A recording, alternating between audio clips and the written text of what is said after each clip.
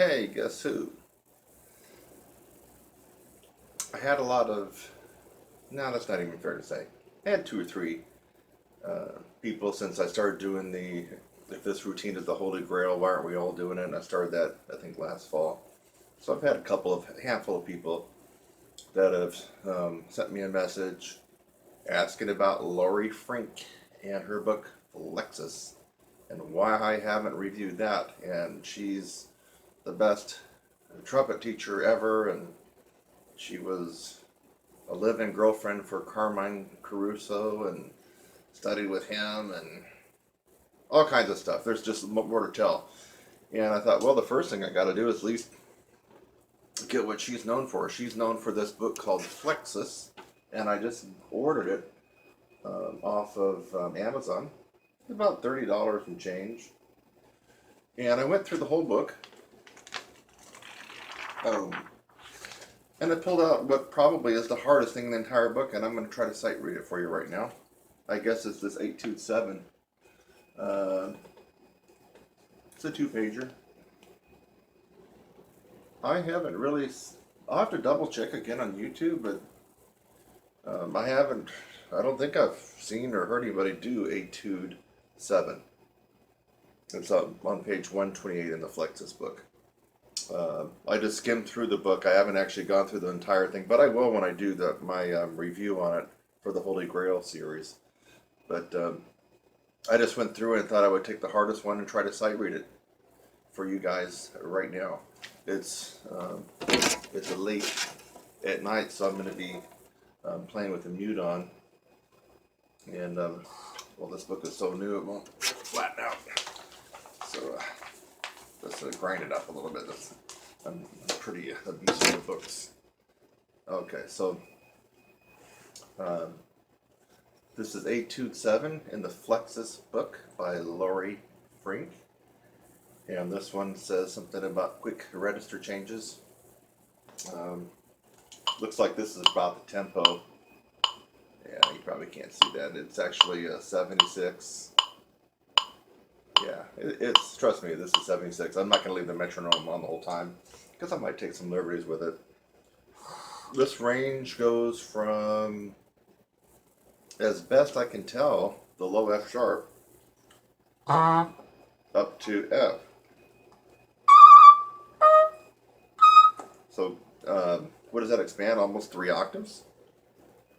And then she's talking about quick register changes. So there's a mixture of tonguing and slurring and best I could tell going through here. It looks like, as I can look through, there's lots of accidentals, and usually when I see lots of accidentals, that tells me that the piece I'm about to play is going to be actually in a different key than what the register suggests at the beginning. You know, the key signature. At the beginning it suggests that we're either in C major or A minor because there's no flats or sharps in the key. But with all the accidentals, of which there are a ton of them, it's got to be in different keys, or at least one different key than C or A, C major or A minor, and it might be more than that. So let's just see what happens. I am working with my mute. I can't blast right now. It's late at night, but I just thought I would go ahead and go through this before I move on to other things. I got a really important video coming out for female brass players, and I'm working on that one. That's the one that's going to be the sweet spot, I think. At least it was a couple of years ago. So, and I didn't make a video a couple of years ago, so I'm excited about that. But so I wanted to see what I could do on this one, sight reading, and put it up there, because I noticed people were trying to do some of her stuff, but you know, I haven't seen any. But this is the hardest one in my opinion. I can't find anything harder. So let's just see what happens.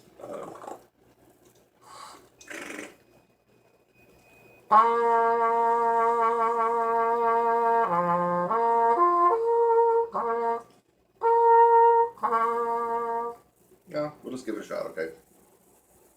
Where was that metronome marking at? Yeah, right around there. I'll probably stay somewhere around there. Maybe it's a little slower. I'm sight reading now.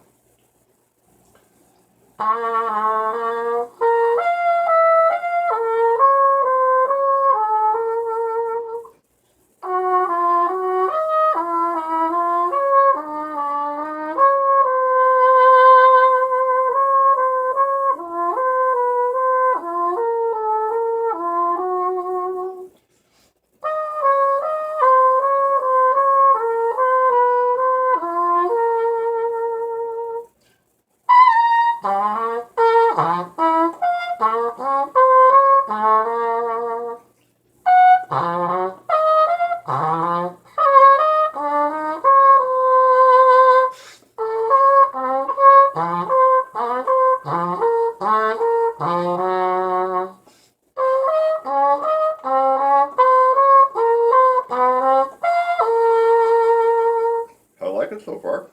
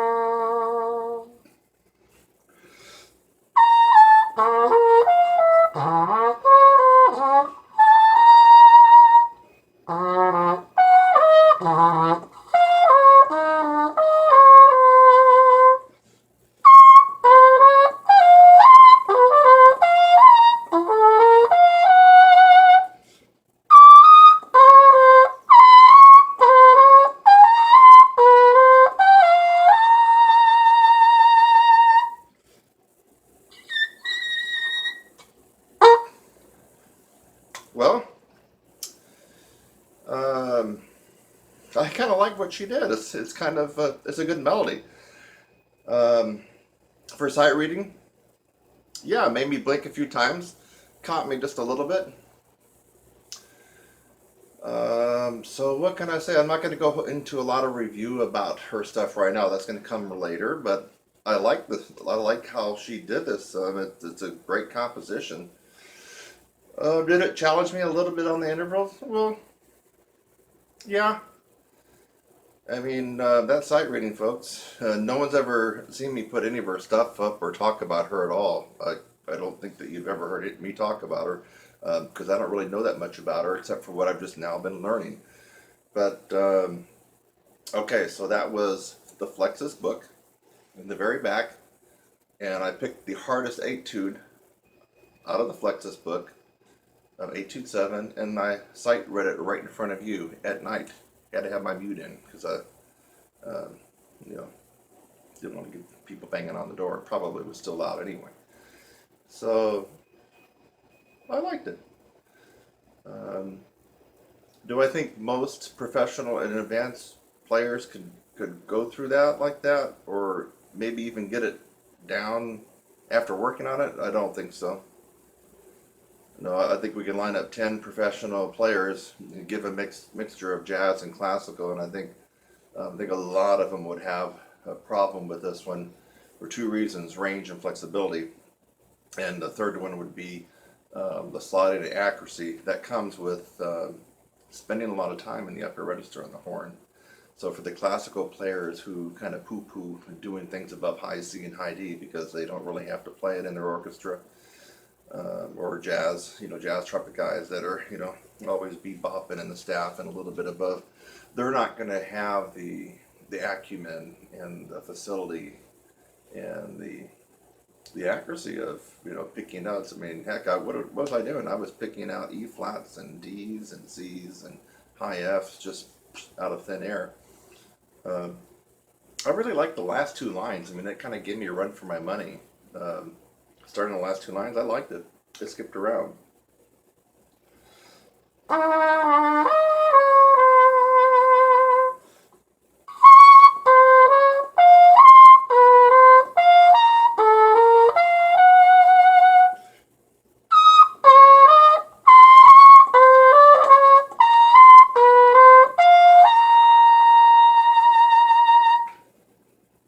like it.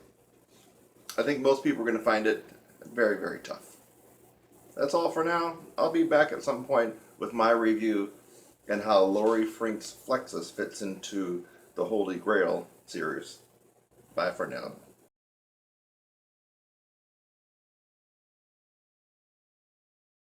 Hey, this is just a little video commentary on why musicians, almost all musicians, are average. And you're going to find out right now why that is. Right now, it is about, I don't know, I think it was around 8:30 at night. And I'm at a college. And I wanted you to check something out.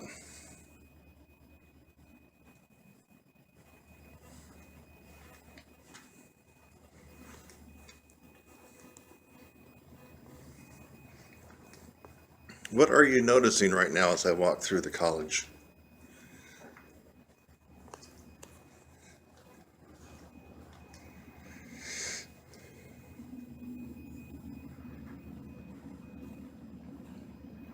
Did you figure it out?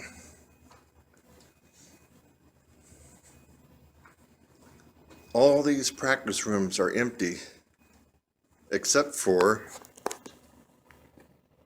me. So now you know why most musicians are average. I mean, what the hell?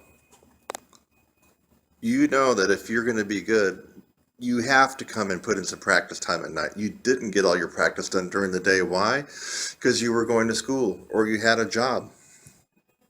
Or if you're a non-traditional student, you have a family. You have a wife or a husband or kids. Look at this.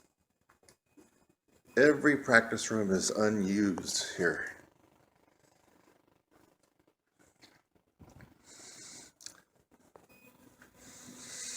And it's like this practically every time that I come here in the late afternoon or evening. No one's here. When I was a freshman in college, my typical practice time was 6 p.m. until about midnight.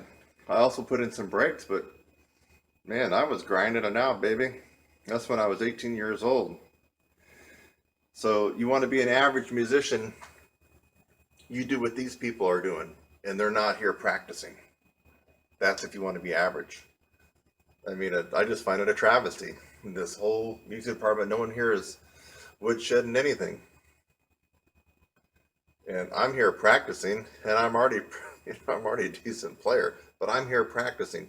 That should tell you something right now.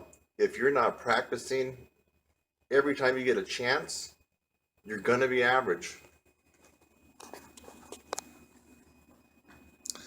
This is an example, this gorgeous practice room, of why I don't have a lot of competition. An empty practice room. Isn't that sad? I guess it's good for me. But it's really a sad state of affairs that people don't have enough work ethic to get their butt in here and start doing some practicing. It's sad. But anyway, now you know why most musicians are average. Most don't rise to the top. Most don't get recognition as being world-class caliber. Is exactly what you're looking at. Empty practice rooms at a decent hour of the evening when people should be here working their butt off. Thanks again for watching this video. I hope that you got something out of it. Sometimes I make a video just to make you laugh. A lot of times I make a video to educate you on something and maybe even help solve a problem. So I hope something like that occurred for you in this video. And while you're at it, again, subscribe, click on my website link, and go on to the next video. It's lovely out here. Have a great day.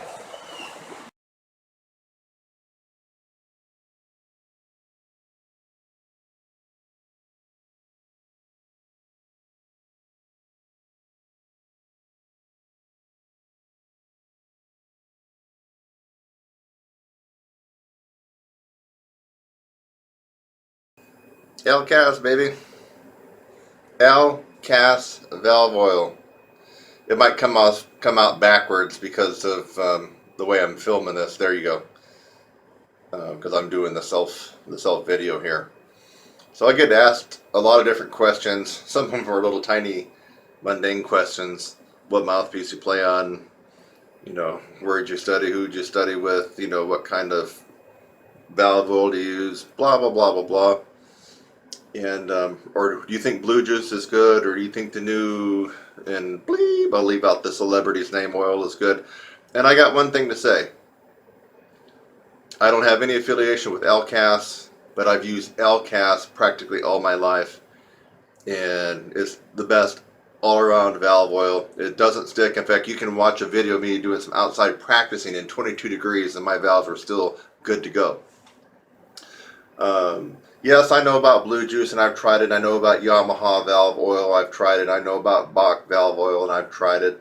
And Schilke, and on and on and on and on and on. And then there's the Blue Juice and the newfangled this and that some of the known trumpet players and celebrities. Don't buy into all that bullshit. You need LCAS. That's it. In fact, right after this, I'm going to put a clip of my fast fingers, and I tell you what. My fingers and the demand that I play on this instrument is probably twice as fast as anybody else promoting their own valve oil. In other words, they can't play as fast as me, and their demand for fast fingers and fast valves is not where I'm at. And I'll put a couple clips showing you how fast I play and what's required for me to be able to play that fast. A one, two, a one, two, one.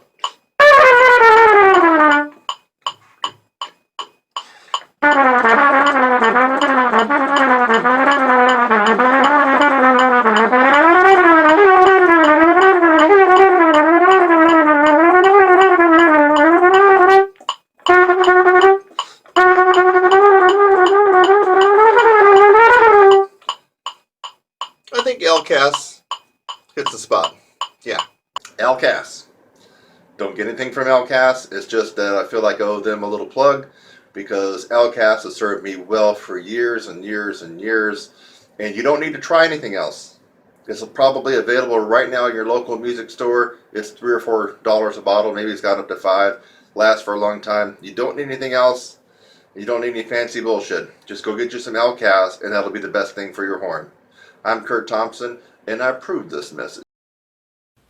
Hey, this will be a discussion about brass embouchure and the differences in embouchure, and how even if you think you might have a bad embouchure, it can be overcome by strengthening your embouchure from all different kinds of directions. And I'm going to play some embouchures that are bad for me, and that typically, for me, I would not be able to play very well using these type of embouchures. Now, one thing to keep in mind, no one embouchure is really bad for an individual. And so what that really means is what might be bad for me and I sound horrible on might be really good for you. And so it depends on, if you look carefully, your lips, how long they are, how short they are, how narrow they are, how thick they are, how thin they are, your teeth, how much of an overbite you have, how much of an underbite you have, if they're crooked, if you're wearing braces, so if maybe you have a partial denture, so it can include a lot of different things, and also your bone and jaw structure. That's why I think that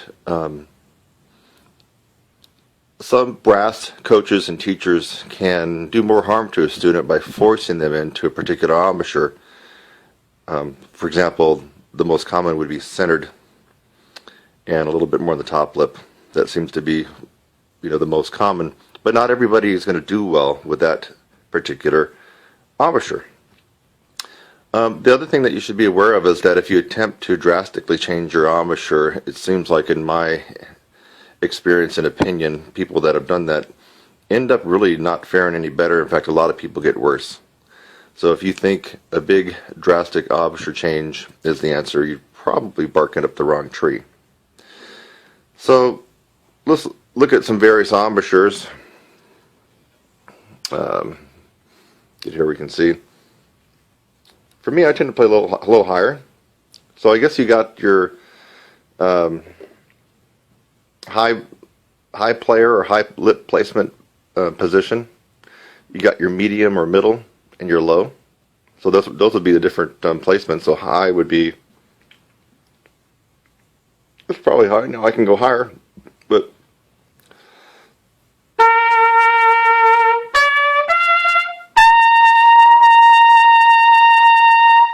that's probably close to where I normally would play. Now what happens if I wasn't playing that way and I was using an embouchure that was bad for me? Let's try something. Let's drop it way down. So I'm up here. Let's go on way down. Way down. Hear the difference in tone quality?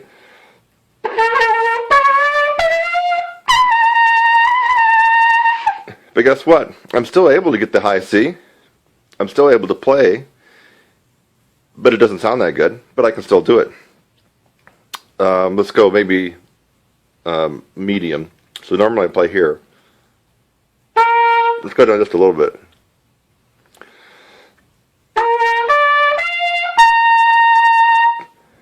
Seemed like it noticeably flat on the high C. I think I was flat on the first one too, but so I'm still able to play. Now I'm gonna be tying this all into a huge point here.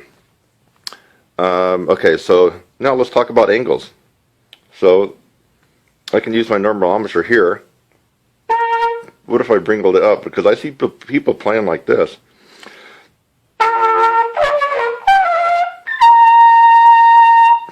Okay, it had a significant high angle to it. One of the most interesting embouchures I've ever seen is by Stan Mark, the famous lead trumpet player for Maynard Ferguson. I don't know how he can play the way he does. Take a look at it. It's like he puts the trumpet up straight, and then he comes up to the mouthpiece. You really got to watch him do it when he's playing live. It's very interesting. He's got the trumpet here, and then he'll come up. So the trumpet's actually straight out, but he's coming up at this angle.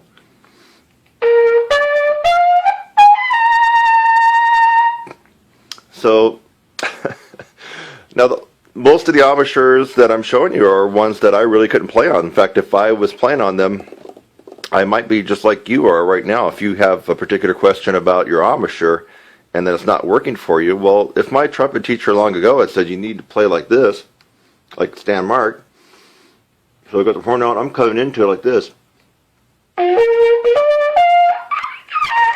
Well, I mean, if I was using that embouchure all along thinking that was how it was supposed to be, I would be having a lot of trouble, and I would be wanting to look at a video like this to change my embouchure. Thanks again for watching this video. I hope that you got something out of it. Sometimes I make a video just to make you laugh. A lot of times I make a video to educate you on something and maybe even help solve a problem. So I hope something like that occurred for you in this video. And while you're at it, again, subscribe, click on my website link, and go on to the next video. It's lovely out here. Have a great day.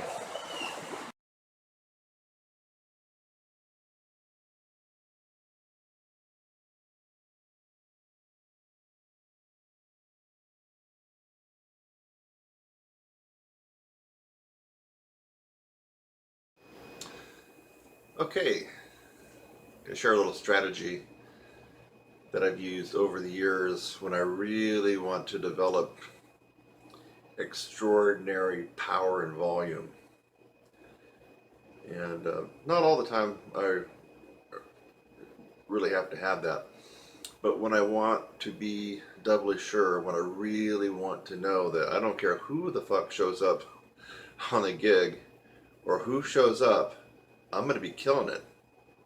Okay? And that one technique that I use consistently to just totally kill it with a wall of sound. It's so simple. You probably already thought of it before. Want to take a wild guess what it is? Come on now.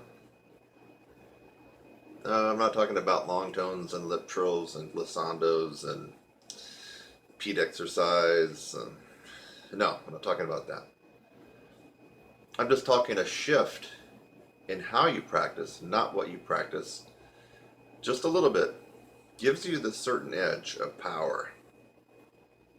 Ready? Practicing outside. See, it was so simple, it was right in front of you the whole time. Of course, you don't want to practice outside all the time, and you can't. It might be raining or snowing or freezing.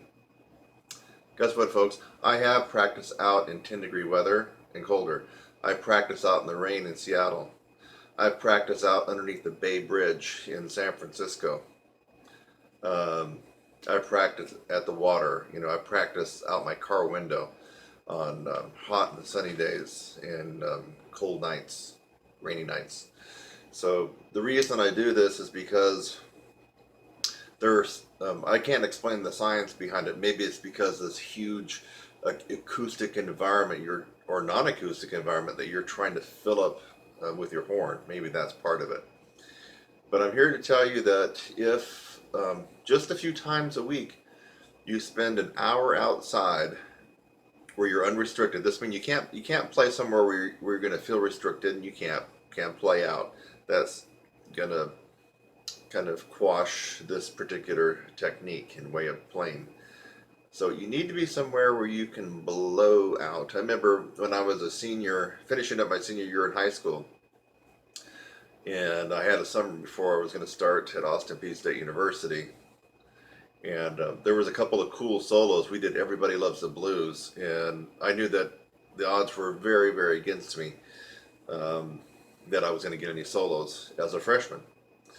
And so I ended up practicing out, I would say out of a 7-day week, I spent 4 to 5 days at a farm. I didn't even know who owned the farm. There was just a farmhouse there in the middle of nowhere in Tennessee. This was in Hendersonville. It was god awful hot. I would take my horn out there, and I had a Chevrolet Chevette. And at least an hour a day I would pop in my Maynard tunes, and I would just play as loud as I could with as much power, but still trying to sound good and still trying to be in tune, still trying to be accurate with a good tone, but I would just blow it out as much as I could without any restriction. And I'm here to tell you that when I started marching band season as a freshman, pimply-faced 18-year-old kid at Austin Peay State University, man, I came in there and killed, annihilated. I mean, I just played probably twice as loud. Ask anybody there. I mean, and guess who got the solo? I got the solo on Everybody Loves the Blues. So I achieved my goals, but I came in there almost overkill. I mean, I was just so powerful and loud. I mean, I could really just almost bury the marching band if I chose to at that point. Of course, I didn't know what the hell I was doing. But I did know, I just stumbled on this particular technique. So if you've been doing a lot of different things, let's say that you even took my course and you added 3 or 4 notes to your range. You can't stop there. I mean, I'm not stopping. So let's just say that you already got a good range and you're watching this tutorial because you're just killing time. You already got double G's and double A's and whatever. You're a super nice, lovable, likable guy or gal, and you get lots of gigs because of that. Plus you have the range and talent. You're watching this video because you're just killing time.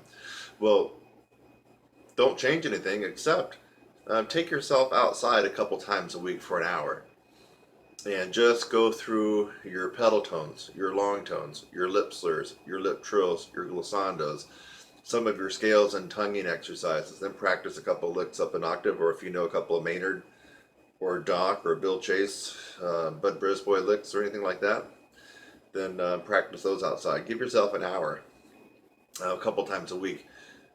I will guarantee you now, I'm not saying that maybe, I'm saying guaranteed your sound and the power and the volume that you can pour. Wait a minute, this is kind of counterintuitive. This in the apartment, I have to use these because, man, I play so loud when I'm going for it. The power that's going to come out of this bell of your horn will increase. There's just no doubt about it.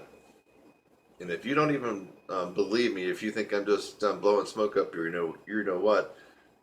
Try an experiment for 2 weeks. I'm talking to everybody here. For 2 weeks, pick 2 days out of the week, where for an hour a day, could be at night or during the day, you're going to go outside somewhere. You got to find some place that you can go and just blow as loud as you want to. and not have to worry about someone yelling at you or chasing you away. So here's your experiment. Take 2 weeks, 2 days per each week, 1 hour on each of those days, and just fill up this horn and just fill up the whole sky and the whole environment and the atmosphere with your sound. And you come back to me after 2 weeks of doing that and tell me that you didn't get anything out of that nothing changed. You're not going to be doing that. You're going to be coming back and you're going to be going, I was trying to prove you wrong, Kurt, but oh my God. When I go into the big band now that I play in my Monday night rehearsal, I have to hold back because I just have this wall of sound now that's just coming out the end of my bell. So there you have it. It's not exactly what you're practicing, because I have all that covered in a lot of other tutorials. It's how you're practicing. So if you practice in a little tiny stuffy room in a music store, you know those music stores, they have those little tiny, 40 square foot rooms. It's like a closet, just barely enough for you and a student to fit in, and it's just horrible.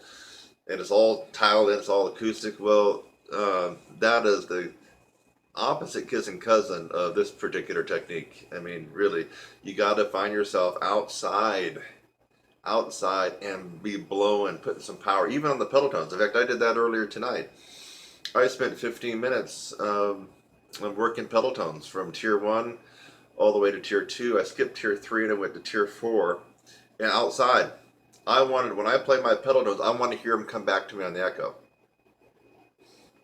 Especially the tier 2 and tier 4. I played as loud as I could, and I want to hear that snap back from the reverberation, the echo, just from the environment. And I got it. So anyway, this is one technique that you need to highlight, and try. And once you try it and you become a believer, you need to dedicate once or twice a week. Twice is my preference, but at least once a week, let loose. Get outside.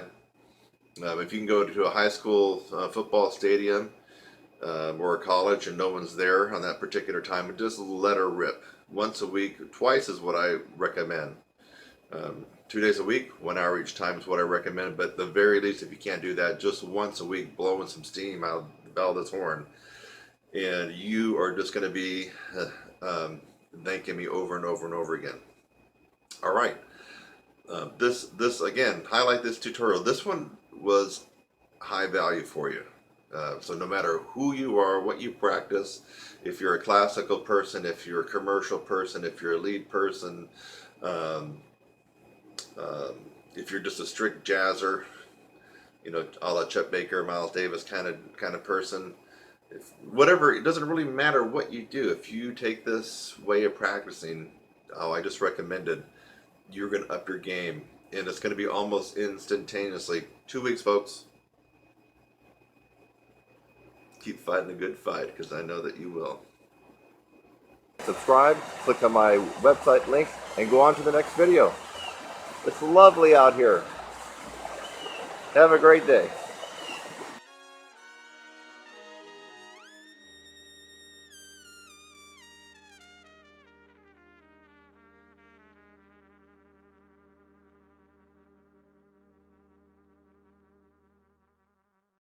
When it comes to equipment, a lot of people are always asking, not just me, but just about anybody, should I play on a large mouthpiece? Do I need to play on a large bore horn, And band directors who don't know shit will say, yeah, I want you to play the largest mouthpiece as possible so you can get the best sound. And I want you to play on the biggest bore horn so you can get the biggest sound. Well, they don't know their ass from the hole in the ground. Let's just face it. My idea of playing is to play on the smallest equipment you can to get the biggest and best sound. So last part again, to get the biggest and best sound. Okay? So if your clarinet band director thinks you need to be playing on a 3C or 1.5C because that's just what he learned in his one semester of brass class in college, you can just play and say, yeah, that's great, I'm going to look into that. No. You want to play on what feels most comfortable and what allows you to play the best with the best sound. In most cases, it's not going to be a Bach 1.5C. To play a Bach 1/2 C and do it all: commercial, jazz, rock, swing, big band, marching band, symphonic and wind ensemble, and Broadway and pops. It won't be a 1/2 C for most people unless you have super duper thick lips. Okay, or if you have a very small bore horn or a medium bore horn. So that brings up my next topic. So it turns out that a lot of times when you mix and match sizes, you get a much better response. So, for example, this is a Bob Reeves. Probably can't see it. Let me see if I can tilt it a little bit. I still don't see it in the camera.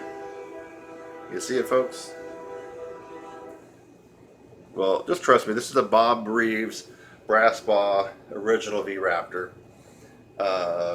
This is a .468 bore, which for most trumpets, that's a pretty large bore horn. But I have a customized Bob Reeves mouthpiece. Relatively shallow. Got a very wide rim because that's my original rim. And it's put on a Bob Reeves. Oh, it's a Bob Reeves 42 SV, 42 Sam Victor, and I've got a number 2 sleeve. So the body of it, the cup and the back bore and the sleeve would be a Bob Reeves 42 SV number 2 sleeve. This is a Neil Sanders rim, which is really super duper. It's wider than a 1C rim, but this is shallow.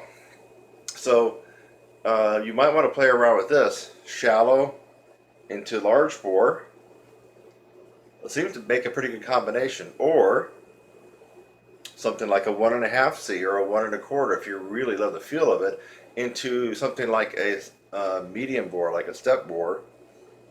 Say like the right off the cuff is a Yamaha 8310Z.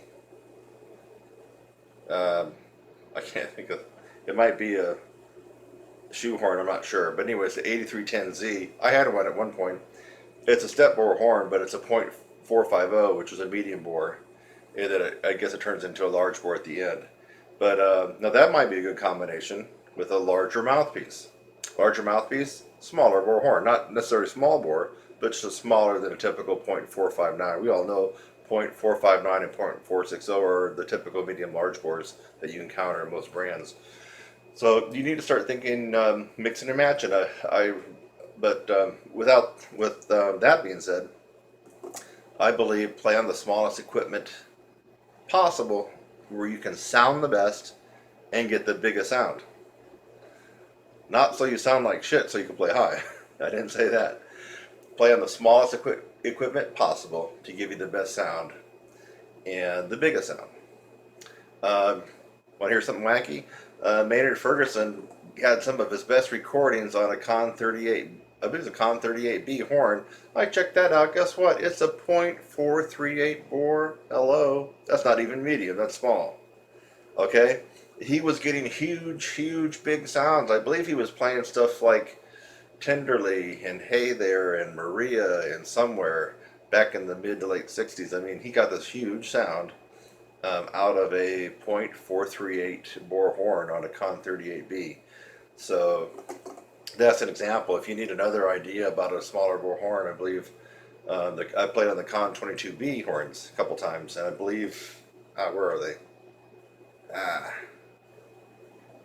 You're gonna have to look that up. It just slipped my mind right off the cuff. It might be a .433 bore. It's a real small bore horn, .433. Another one would be the Con Coprion, spelled Coprion. You can look that up. The Con Coprion. Now these are all back from a long time ago, the 30s, 40s, and 50s. Of course, you're going to use a larger mouthpiece with those horns, and that's the kind of mix and match what I'm talking about. So to leave you with a couple of summaries, play on the smallest mouthpiece and horn possible to give you the best tone and the biggest sound. Another strategy would mix and match a larger mouthpiece with a smaller bore horn. Or in my case, I have a huge large bore of a horn, .468, and a relatively small mouthpiece. And I really like the combo that the setup is with this one. I just feel like if I want to turn it up, I will turn it up. And I can really be loud on this baby if I want to, especially when I'm above high C. So there you go. That's how you figure out what size of mouthpiece to play on and what size of horn. And as always, that's my stories, baby, and I'm sticking to it.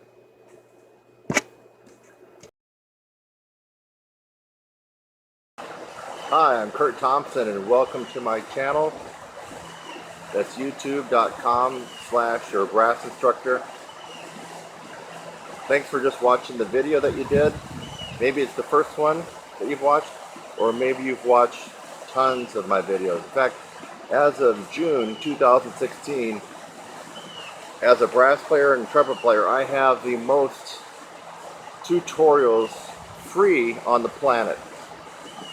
I have over 600 videos on my YouTube channel currently, all free.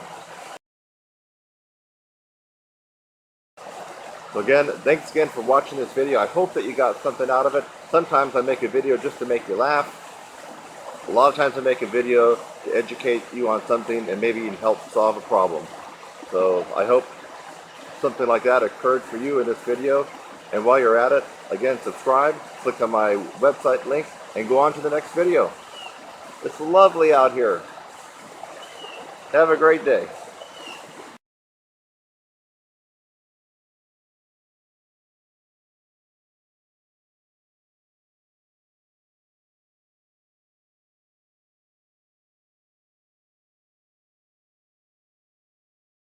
This is the final part of the 3 stages of compression. So, what was the first stage? Diaphragm. Second stage, the bottleneck here at the throat and in the tongue arch. Now the third stage, what do you think that may be? Third stage of compression. Tick, tock, tick, tock, tick, tock. Right here. The air's got to come out some way, right? And it comes out through your lips, not your nose. It comes out here. So we build up this tremendous amount of pressure in the diaphragm. Of course, that goes up to here, and the air doesn't come out of our head like a blowhole in a whale. So it's actually bent here, which would meet some resistance here, and then as your tongue arches, it meets even more resistance. Now we've really got an amazing amount of compression on this air, just an amazing amount. This air is coming out very, very fast, very cool, very compressed. So the third and final stage of compression for air is the aperture. And don't let aperture scare you. It's just the fancy word for the opening, the little crack, little hole between your bottom and top lips.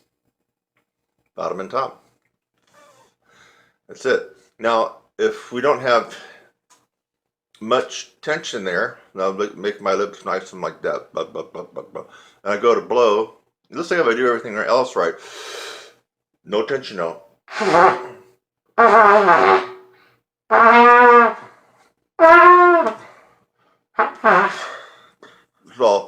That's all flimsy, right? You can see how this is quite important. This will destroy the good work that you've done on the first 2 stages of compression. So if you got those down, but this is weak, you know, like wet spaghetti noodles, just weak.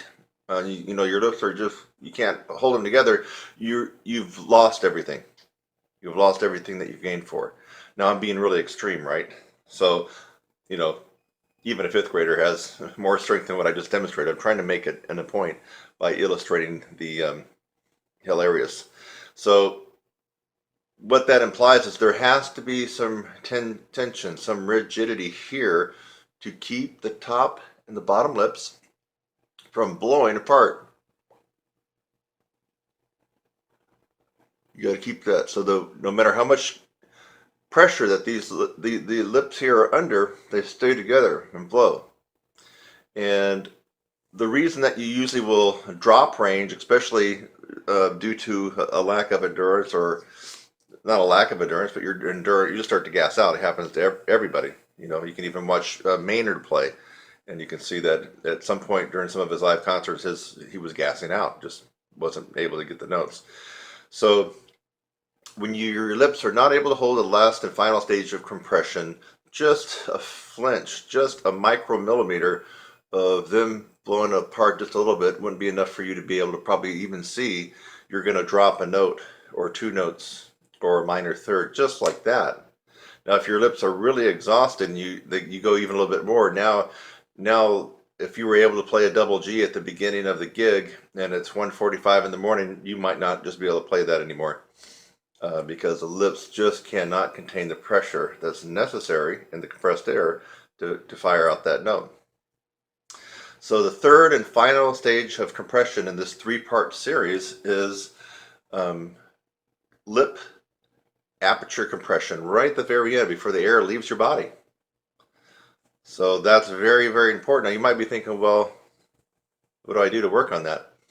And here's where it gets a little bit ambiguous, because a good chunk of professional musicians, brass musicians, and teachers lump all this into embouchure. All of it. Lips, everything. Except, I don't. I know better. So, yes, your lips are connected to the muscles around your lips. But the reason I know it's different, not only from a playing experience, but also looking at a cadaver, a human body that was donated to science, a medical facility, usually at a university. And when they pull your skin off, which is another weird thing, this is not musical, it's weird. It's like we are all wearing a mask.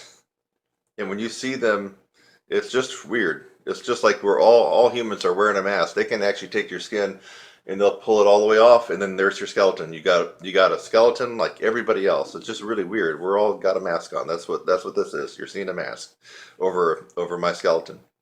But when they do that and they start going through and making different dissections and different observations of the musculature, you don't have to be a medical student to look carefully at the muscles that are right here and how they connect through the face. But then you get to look at the lip muscles, and it doesn't even look like a muscle. It looks more like gristle. So what you're doing is when you look at this, you see the feather-like striations around,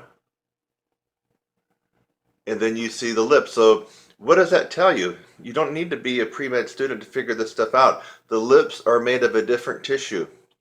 There's a different thing going on there, a different contraction. They're a little bit more independent of the rest of this, but they are all still linked together. Your lips, obviously, there's not a separation between your lips and the corners and your chin, all this stuff. So for the people that lump it all into just embouchure, they're really making a grave mistake and a really grave disservice to their students, because there is a difference. And the way you can prove that there's a difference is you can actually target and work on the corners in the embouchure, and you can target and work on your aperture and the lip strength. In the final stage of this three-part series of compression, that is what you want to be focusing on.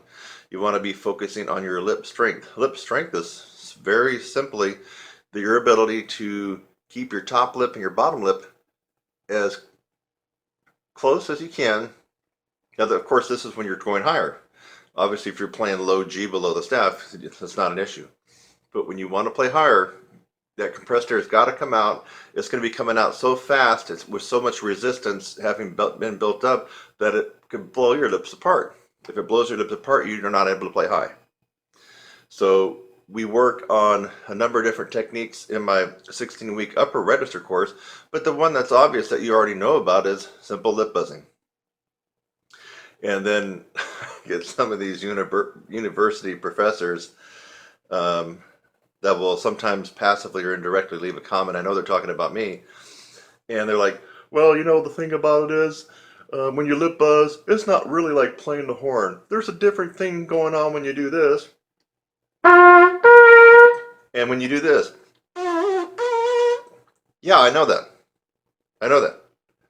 So when you play into the horn, we're not lip buzzing into the horn. Hello? I already know that. Lip buzzing is a tool. I mean, I've demonstrated some, some cool things about buzzing. And keeping it going, that's more of a tool, more of a technique. It has nothing to do with what we really do on the horn. That's a whole different animal. So, but we have to do the lip buzzing to build up this gristle that's in our lips. Check out some of these autopsies and medical cadavers. You'll see I'm not lying. This is kind of a gristly type material, and this is the fine little feather-like muscles around. We have to do something to strengthen this up. And so lip buzzing works amazing for that. As you may have seen in a couple of my other videos, lip buzzing is a poison. And you can watch that tutorial. I'm not going to go over that again, but simply said, there's kind of a fine art and science and method to lip buzzing. And it's just a little dab will do you. You do it too much, and now you get the opposite of what you wanted. Your lips are stiff. You've weakened them, and now you don't have range because they can't hold the air compressed coming into the mouthpiece. Which brings me up to another point. I think was just slipping my head. Oh, the other reason for lip buzzing is responsivity. If your lips can't vibrate that fast in a buzz, see if that's a C. Yeah. Middle C. High C. Double C. Well, there's a certain responsivity in your lips to be able to vibrate so fast at that frequency. You can understand that.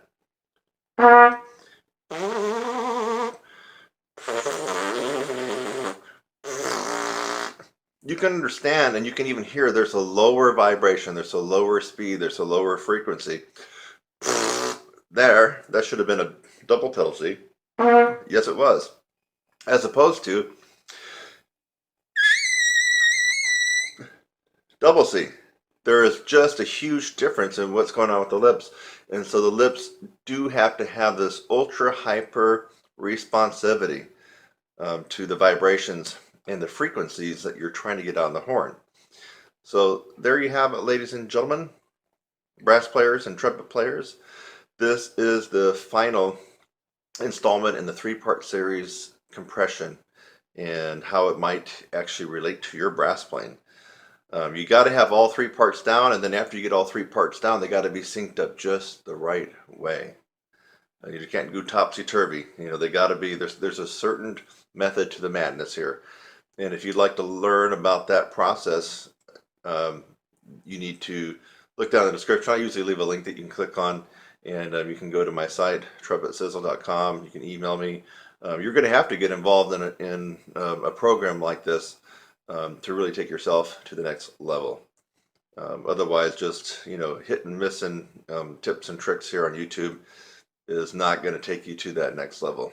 You're going to get a little bit better, but you have to go through the process. You don't go through that process, then you're going to be spinning your wheels for however long that you don't mind spinning your wheels until you actually buckle down and go through that process.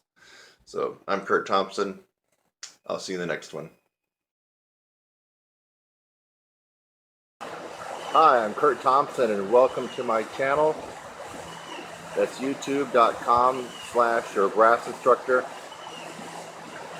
Thanks for just watching the video that you did. Maybe it's the first one that you've watched, or maybe you've watched tons of my videos. In fact, as of June 2016, as a brass player and trumpet player, I have the most tutorials free on the planet. I have over 600 videos on my YouTube channel currently, all free. So again, thanks again for watching this video. I hope that you got something out of it. Sometimes I make a video just to make you laugh. A lot of times I make a video to educate you on something and maybe even help solve a problem. So I hope something like that occurred for you in this video. And while you're at it, again, subscribe, click on my website link, and go on to the next video. It's lovely out here. Have a great day.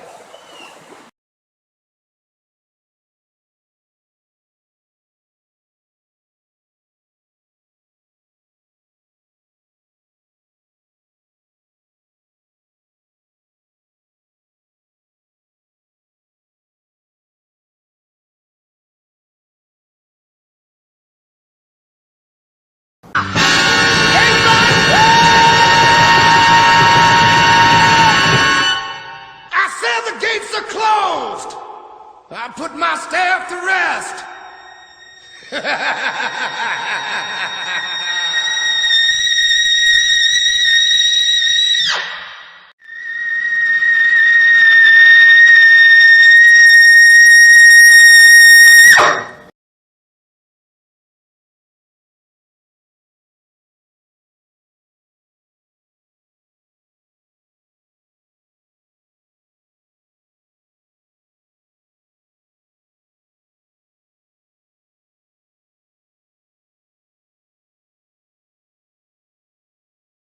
The first part is soft to loud, or if you want to write piano to forte, that's fine, or P to F.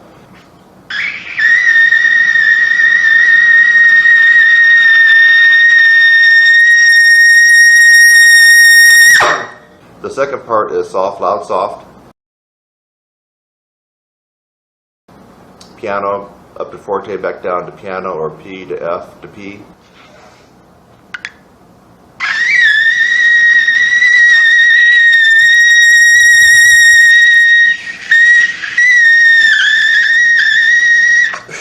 The third part is loud, soft. So you can write forte or fortissimo down to piano, or just F down to piano.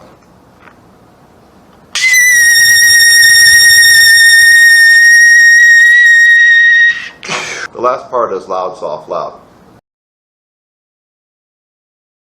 So forte down to piano, up to forte, or if you want to write just F to P to F.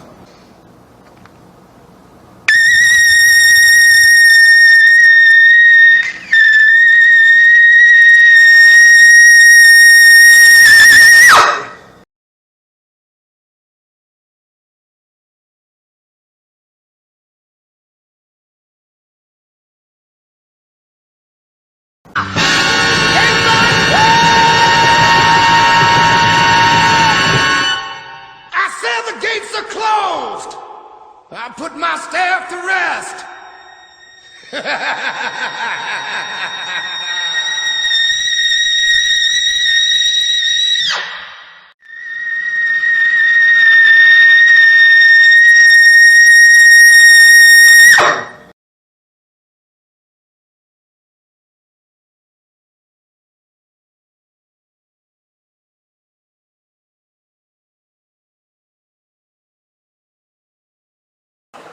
Hi, I'm Kurt Thompson, and welcome to my channel. That's youtube.com/your brass instructor. Thanks for just watching the video that you did.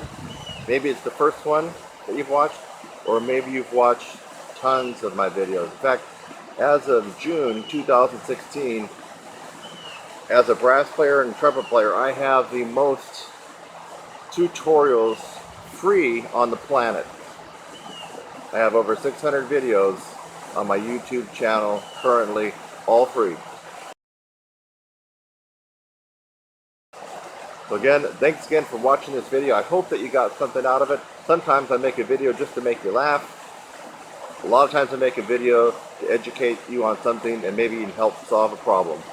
So I hope something like that occurred for you in this video. And while you're at it, again, subscribe, click on my website link, and go on to the next video. It's lovely out here. Have a great day.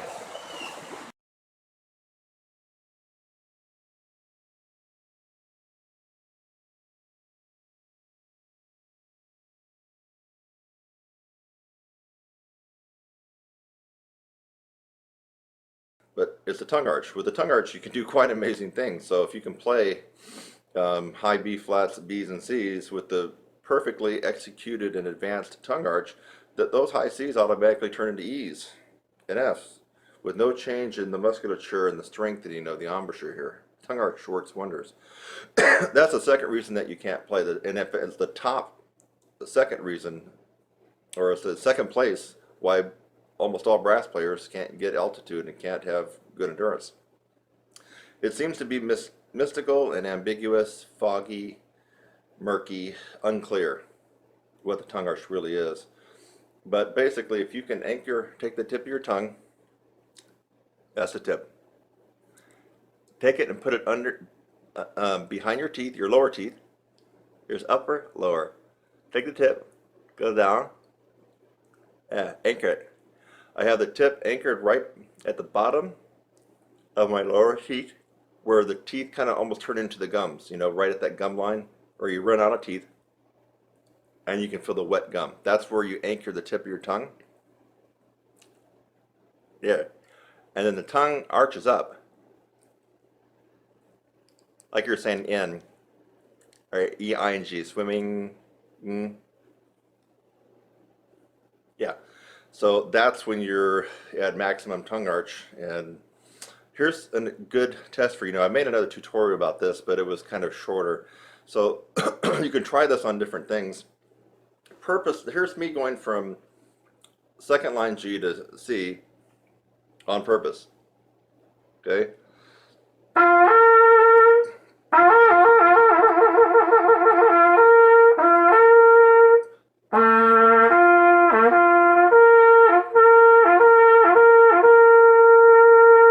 Okay, you're seeing movement here. I'm also adding a little extra tension when I'm going up to give it push. The way to really get the feeling of tongue arch, so it's not theory, is actually something real that you're doing, is to purposely try not to get the top note, yet raise your tongue in an arch position.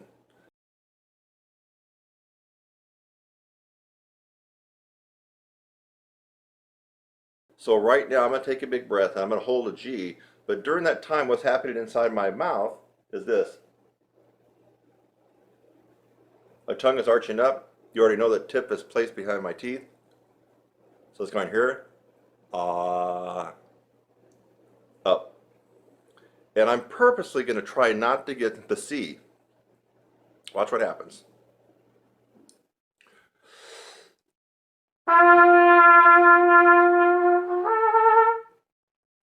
Hear that? Of course it didn't sound good, but I'm purposely trying not to get the C. I don't want the C to come out.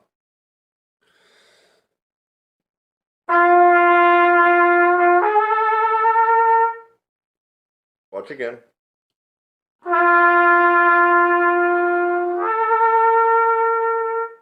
Again.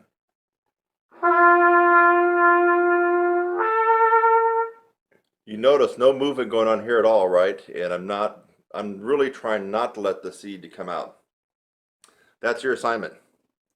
If you can get that to happen, you've executed the tongue arch quite perfectly. Now, it doesn't stop there.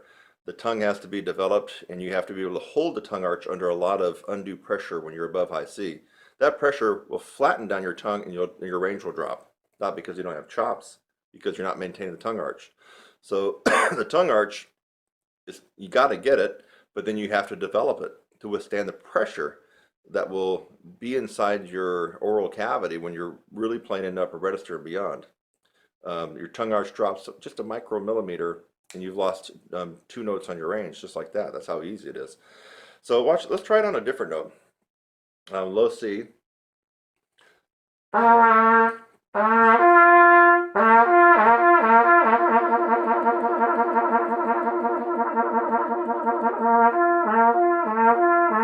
I'm trying to do that, right? You can tell.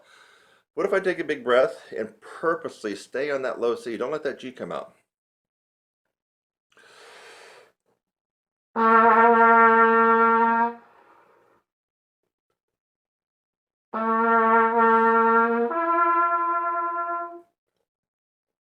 Take a bigger breath this time. The first one came out air because I didn't have any air left.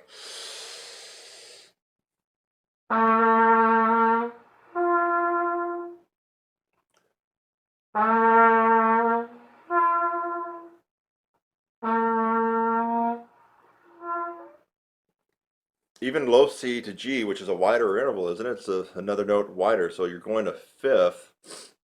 Um, Now, a lot more air is coming out on low C than it is on G because you have the placement of your jaw and your tongue even lower. But still, you could hear that something was happening. In fact, the air started to cut off. On that first one, did you hear that? It was almost no air. I mean, it was just air coming out. But the low C would not come out. So don't think that was a mistake. The low C would not come out anymore. Let me just see if I can go for the air again because that was pretty important. I'm raising the tongue up to the point where the low C will not vibrate anymore.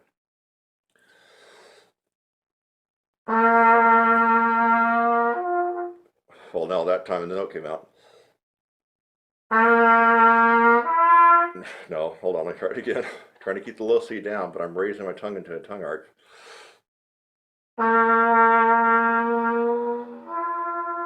No, it's not going to do it this time. I guess it was kind of a fluke, but still, that was important um, to realize I'm trying to play the low C, which even beginners can get. So you know something was going on inside here. I mean, if I can't play the low C, something really is bad. Something bad's gonna happen. Maybe the end of the world tonight. I can't play a low C, and if you can't play a low C, it's probably the same thing. Now, if I'm playing a low C and I do something inside my mouth that causes the low C not to come out, you know I'm doing something. You know something is going on. You just have to know that. So I was probably speeding up the air too fast for the low C to come out, and it was in the little twilight zone area right before the G was going to snap out. So I'm not even sure if I've even tried this on C to E. Now, I'm thinking that as you get more narrow in intervals, it's probably going to come out easier. So I'm not sure if this will be the best demonstration or not. Let's find out. So middle C to E. Oh, normally.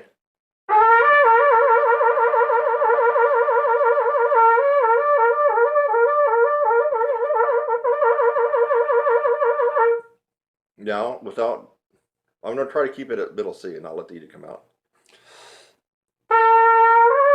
Oh no, okay, it gets easier as you go higher, actually.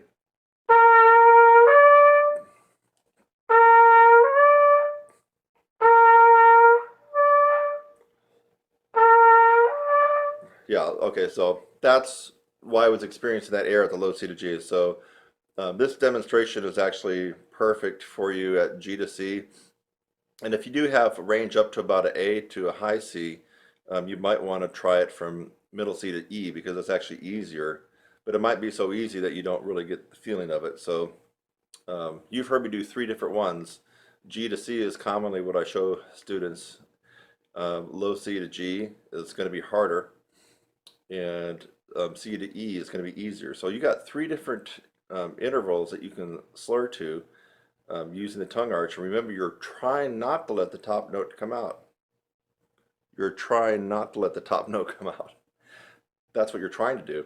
But you're arching up, you're trying to arch the tongue as high as it will arch, but with the goal of not getting that top note. Because if you have the goal to get the top note, then you might add a little bit more pressure here. You might blow harder. You're going to be doing some things unconsciously that you've just already trained yourself to do to get the note to come out. That's why it's important to really, it might go against your ego, but really do not let that top note come out. Just keep arching the note up and hope it doesn't come out. And when the top note does come out, if it does for you, then you know that you've got the tongue arch decently perfected, but just not strengthened. I mean, the tongue arch, you either get it or you don't, right? There's not really a gray area. You got to perfect it, you can do it, or you don't have it at all. There's not really a middle ground. You either got it or you don't. After that point, it's about developing your tongue and the tongue arch to really be refined and just amazingly versatile when you're playing. That's where I come in. Have you ever heard that I got a website called TrumpetSizzler.com and that I teach a lot of people, especially a lot of advanced and professional players that want to get better with endurance and range? Well, if you haven't heard about it, you're just hearing it now, I actually do that. That's kind of actually what I'm good at. And I do I'm good at some other things too, but I kind of have this natural knack for helping people out with that. So if you'd like to learn more, you can definitely look at more videos here. And if you're watching this, why not go ahead and subscribe? You can support me. You're going to get an instant email when I put up new videos like this. And I don't know, I think that you're going to learn something and become a better player.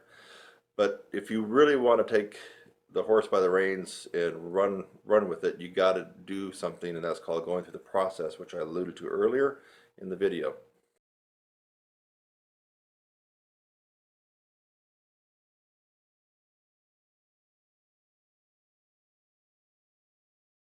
So, but this tutorial on tongue arch should help you.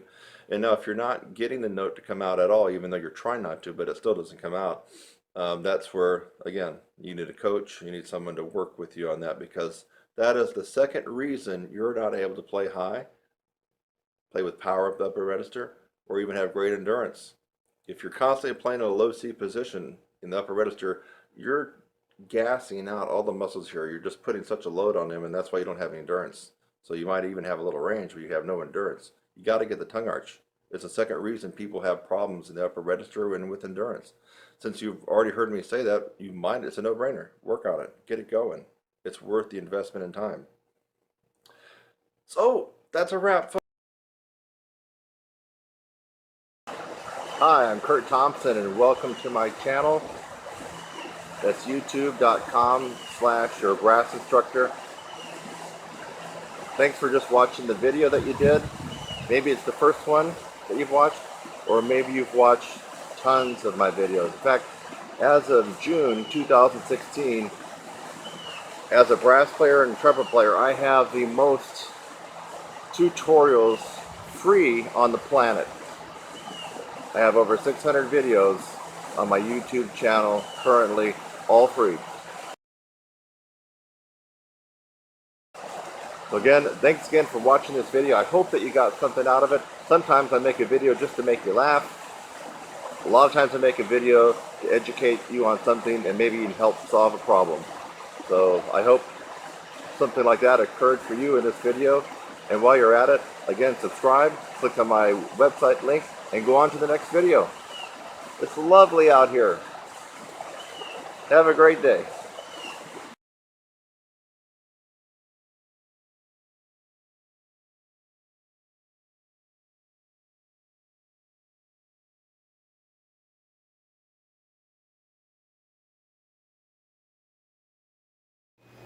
So, if Bob O'Neill's casual double high C method was the panacea, the holy grail to trumpet playing, why aren't we all doing it?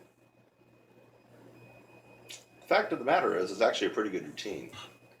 The fact of the matter, it actually does work. In fact, I have a little bit of essence of that extreme soft playing in my 16-week upper register course. But there's a disconnect in Bob O'Neill's casual double high C routines, because the whole thing is about playing extremely softly in the upper register, and he's got all these different scales, and there's a lot of cool stuff actually. So also he's got it priced right. I mean, the last time I looked, when I got his method years ago, it was like under 30 bucks. So maybe it's gone up to 50 or 60, I don't know, or maybe even 100. But if you can get his method, if it's under $100, go get it. He's got some good stuff in there. You're going to like it. Now, the disconnect is, wait a minute. If you're playing all this extreme soft stuff, how do you get into the Maynard Ferguson band and blow your head off playing the lead? You know, Bob, how'd you do that? So that's the disconnect that I have, unless Bob just used the extreme soft playing to develop a hyper responsivity in his chops, which is needed to have your lips vibrate really fast at that high frequency when you're talking about above high C. So if that's what he did it for, then I can understand that. But otherwise, there's kind of a disconnect when you just talk about all this practicing real soft and gaining range. He's on the right track, playing softly. It's hard to control, play softly. And I'm actually playing on I don't even have my normal mouthpiece sitting over here. I'm playing on a 3C Kelly plastic or whatever it is, just kind of screwing around with it. But, you know, playing soft takes control.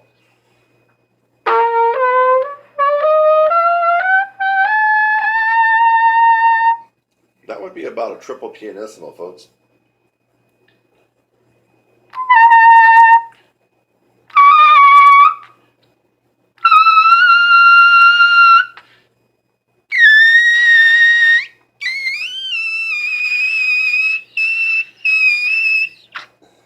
Okay, that was really soft, but I was able to get up there, not quite to the triples.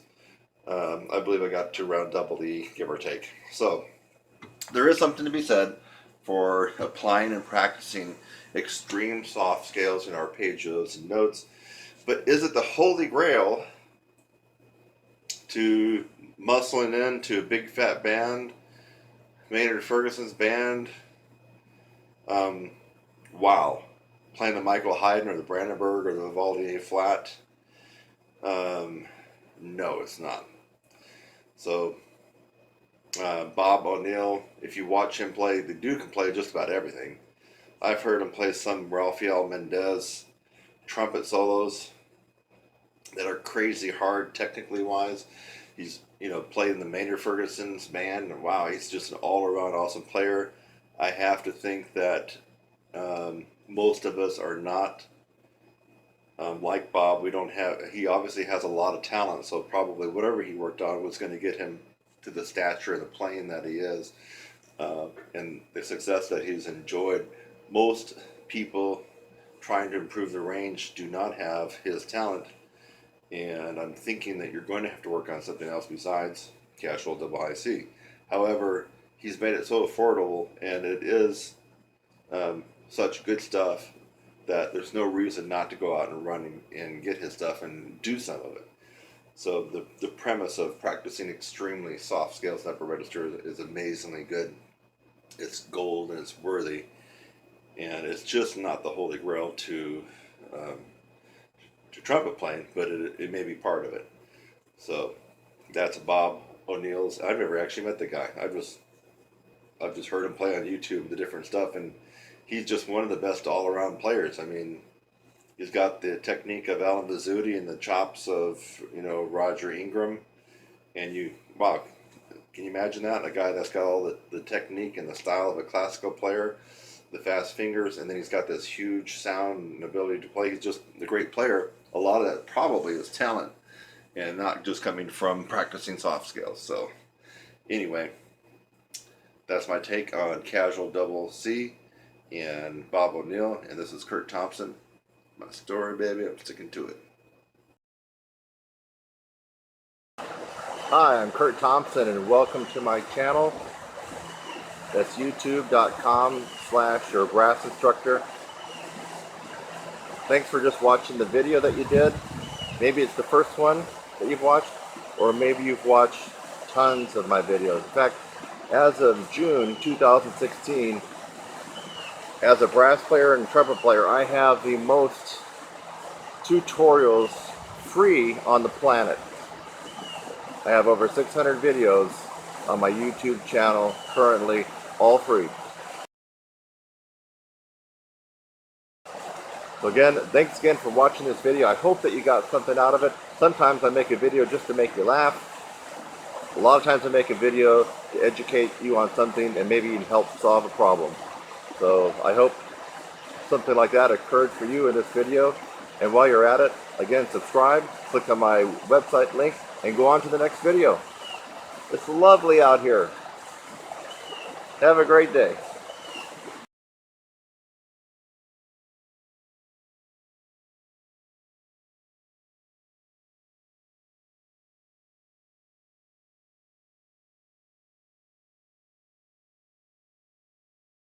Now a bonus one to really work the tongue. My tongue's about ready to fall out of my mouth right now, but dit tonguing. Anybody tell you about dit tonguing? D-I-T. Dit tonguing. I might splice this and make it a separate video just for people who already know the other stuff and just want to learn about the dit tonguing. Dit tonguing is about being unmusical but being physical.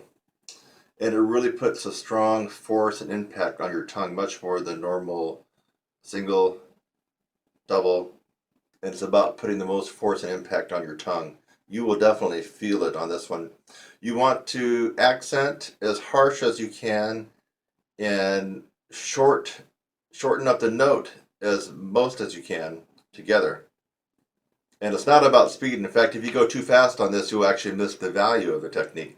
So you don't want to go too fast in the dit tonguing because you're going to miss the value. Another way to think about it is try to shove this through your mouthpiece. Jam your tongue right through the hole in your mouthpiece. That's what you want to be thinking. Like I said, it's not very musical, but boy, it sure impacts your tongue. Here we go. Dit tonguing, D-I-T. The reason it's called dit tonguing, it sounds like dit, dit, dit, dit, dit, dit, dit, dit, dit, dit, dit, dit. Sounds just like that.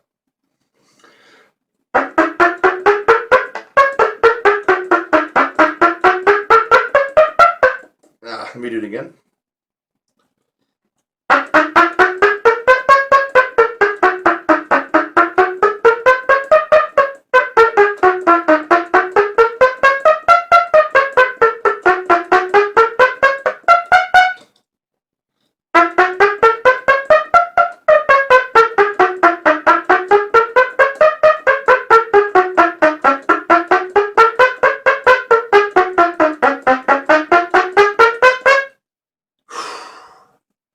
That took a lot of energy, and it really impacted my tongue quite a bit. Maybe almost as much as the other ones put together. Almost. So that's dit tonguing. Hi, I'm Kurt Thompson, and welcome to my channel.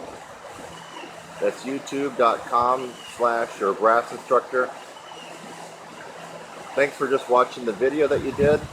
Maybe it's the first one that you've watched, or maybe you've watched tons of my videos. In fact, as of June 2016, as a brass player and trumpet player, I have the most tutorials free on the planet. I have over 600 videos on my YouTube channel currently, all free. So again, thanks again for watching this video. I hope that you got something out of it. Sometimes I make a video just to make you laugh. A lot of times I make a video to educate you on something and maybe even help solve a problem. So I hope something like that occurred for you in this video. And while you're at it, again, subscribe, click on my website link, and go on to the next video. It's lovely out here. Have a great day.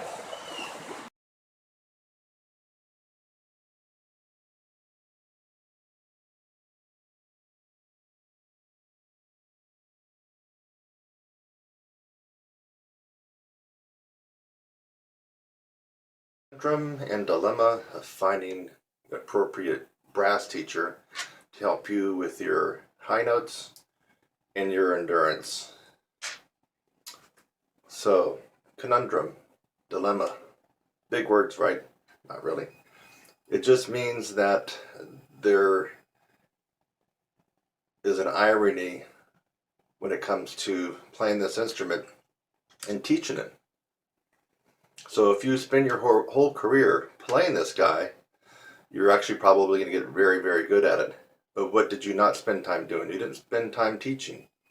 And teaching is not just a craft, it's also an art. And you actually have to do a lot of it, and unfortunately cut your teeth and make your mistakes hopefully early on and not screw too many people up before you start getting things right. So what is the conundrum and the dilemma of a student, typically an advanced student or maybe even a semi-pro, wanting to increase the range on their brass instrument? Doesn't matter if it's trumpet. Tuba players, have you heard of Roger Bobo? Hello?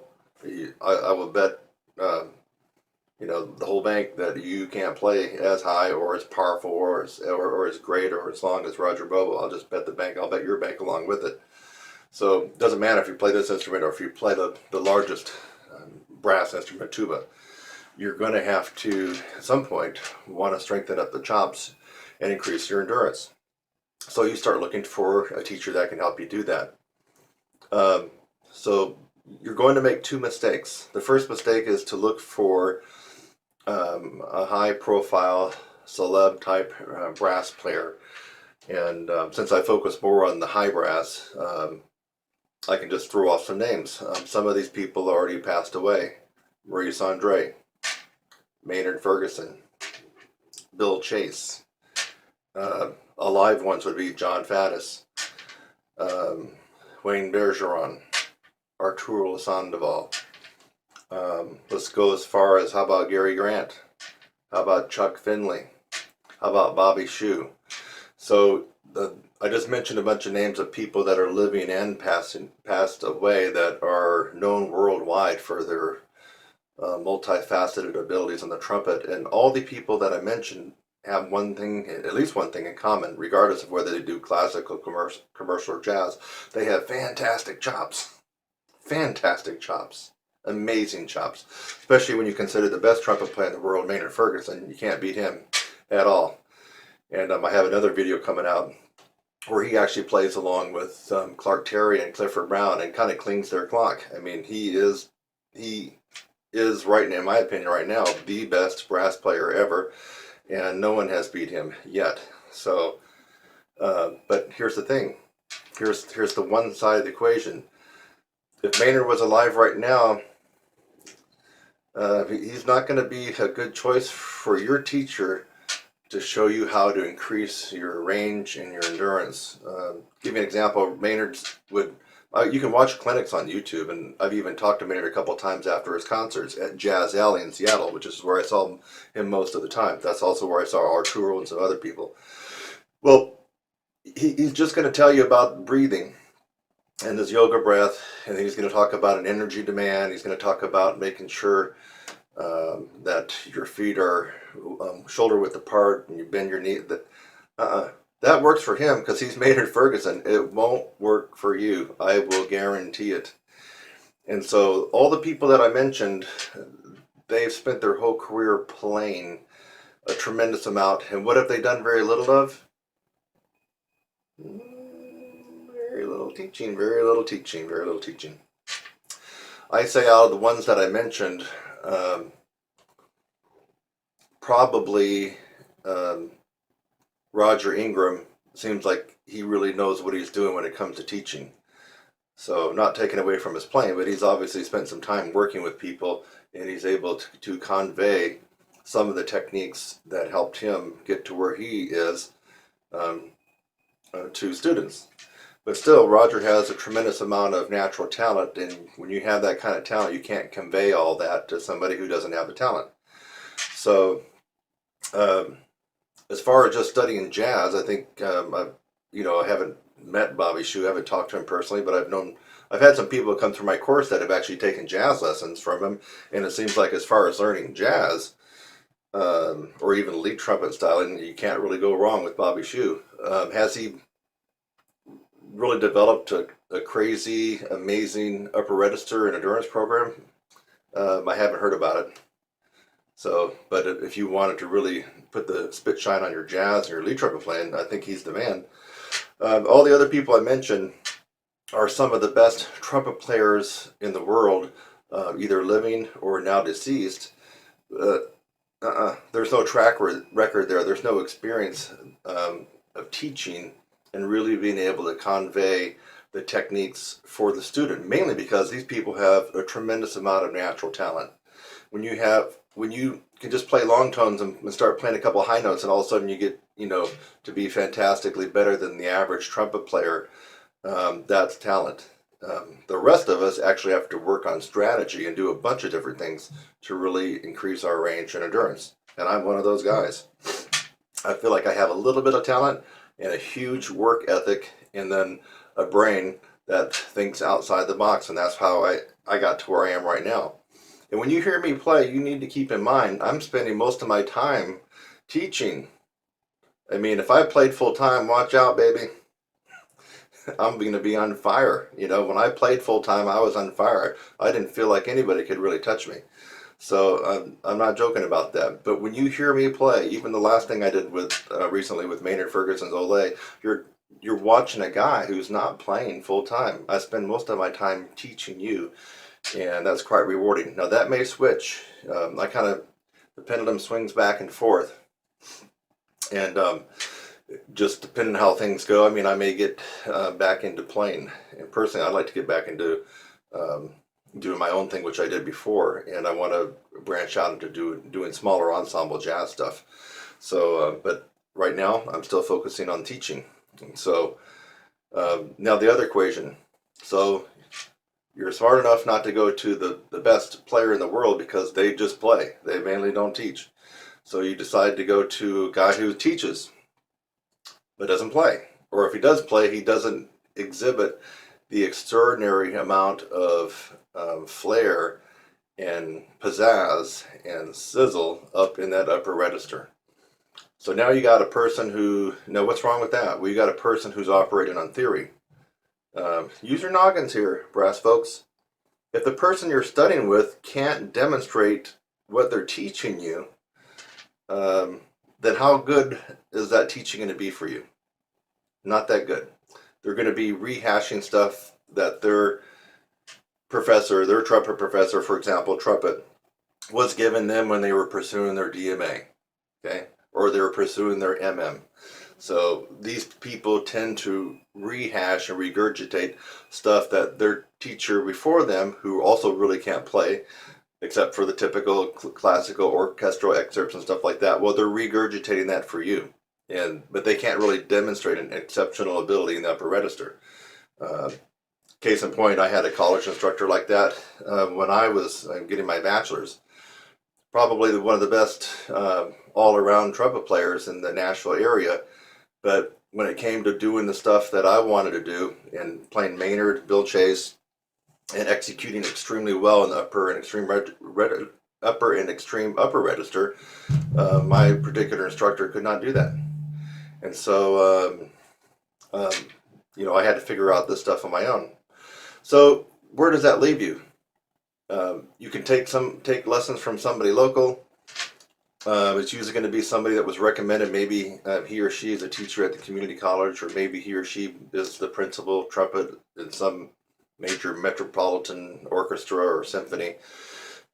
Yeah, those kind of teachers are going to be good for working on your musical phrasing, your style, your tone, your sound, maybe even your power to some extent, your technique, your fingers. If I didn't mention accuracy and sight reading and etudes and all this kind of stuff, they're not really going to help you too much in pursuit of upper register endurance.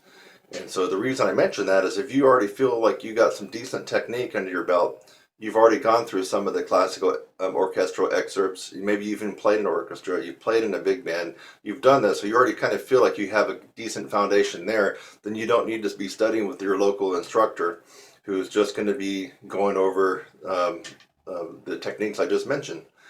You're going to have to find somebody who can do both. And unfortunately, that's the conundrum, the dilemma. That's your plight, is to find somebody who can do both. And that's very difficult to find.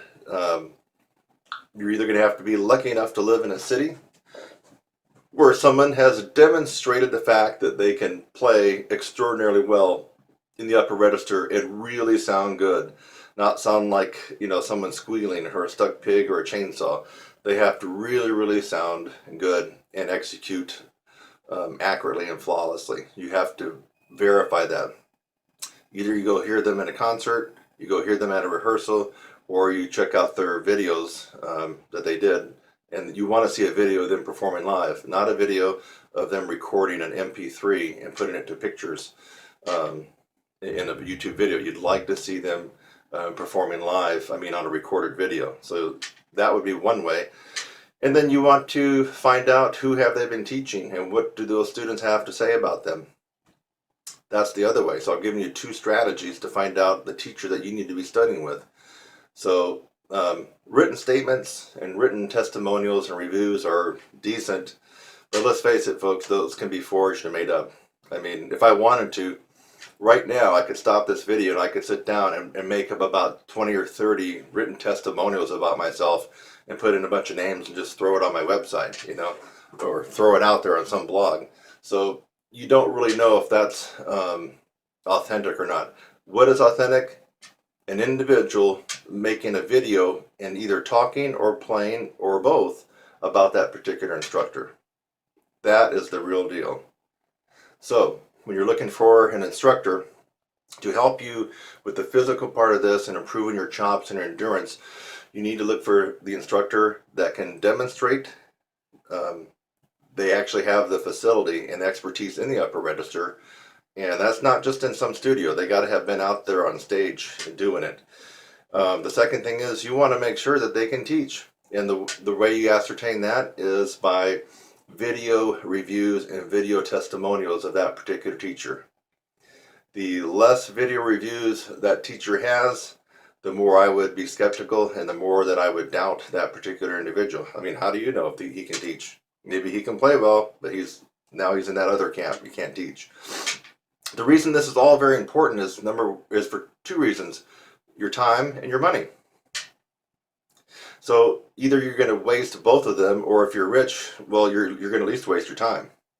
So I mean, if you get with a local instructor or somebody in the symphony or the DMA and trumpet professor at your local college, university, or a guy that has his MM at your community college, well, the reason, if you didn't do your homework on this right, you might study with this person for 6 months and pay them $50 a lesson once a week, so that's $200, right? 6 months, now you spent over $1,000 on this particular instructor, and you realize after 6 months you've gone nowhere. You've gotten nowhere.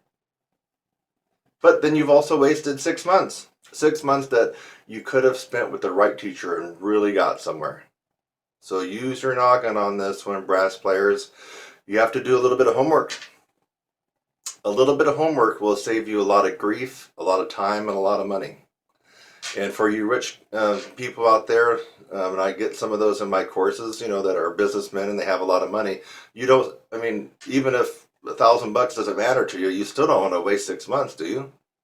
I mean, we all have, you know, a value on our time, and you don't want to waste 6 months studying with somebody who's really not going to help you out, regardless if you don't care about the money.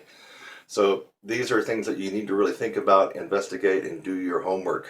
So to recap, there is a conundrum, a dilemma for most brass players, most advanced brass players seeking to improve their range and endurance on the instrument. And we already notated that the celeb trumpet players, the most fantastic brass players in the world, have spent their whole career playing and not showing others how to do it. There's a whole world of difference in playing and teaching, folks. Just because you can play this like Maynard Ferguson doesn't mean that you can teach little Johnny who just got into college, you know, how to improve their endurance and range. It doesn't work that way. You might think it's logical, but no, it doesn't work that way. The other thing is finding the teacher that can actually teach you and who can also walk the walk. And we already mentioned that most teachers that you're going to go to, your local teacher, the guy or gal at the community college level with their masters, the university professor who has their DMA, the guy that's playing your major city orchestra, they're not really going to be able to teach you unless you follow the homework steps I gave you. Watch them in concert exhibiting amazing abilities in the upper register and sound and tone and accuracy, or watch videos of them doing it live when they were recorded live on a video. Hope this helps out. This video is an important one because it could save you a tremendous amount of money and a tremendous amount of time. People don't really think too much when they're taking an hour lesson once a week and they're just given 50. It doesn't seem like a whole lot, you know. Or let's just say you got a deal of 40. It doesn't matter, 40 or 50, and you're doing that once a week. You do that for 6 months. You've given somebody over $1,000. I mean, over $1,000, and all your time. And so a lot of people are just not thinking about that, and then it catches up with them, and they realize that they've spent over $1,000 and they got zip to show for it. Think about it. You're smart. You can do this. Hi, I'm Kurt Thompson and welcome to my channel. That's youtube.com/your brass instructor. Thanks for just watching the video that you did. Maybe it's the first one that you've watched, or maybe you've watched tons of my videos. In fact, as of June 2016, as a brass player and trumpet player, I have the most tutorials free on the planet. I have over 600 videos on my YouTube channel currently, all free. So again, thanks again for watching this video. I hope that you got something out of it. Sometimes I make a video just to make you laugh. A lot of times I make a video to educate you on something and maybe even help solve a problem. So I hope something like that occurred for you in this video. And while you're at it, again, subscribe, click on my website link, and go on to the next video. It's lovely out here. Have a great day.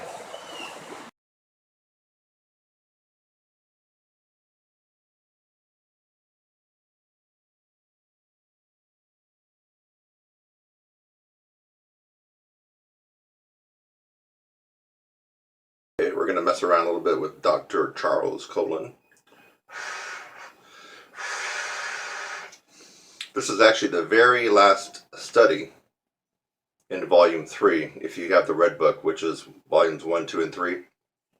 Big red book with white lettering, Dr. Charles Colin, Advanced Lip Trills and Lip Flexibilities. So I'm just willy-nilly picking out about 3 of these. But what you do is when you get done, you do a power double pedal note at the end. And so you got this tessitura that's from here.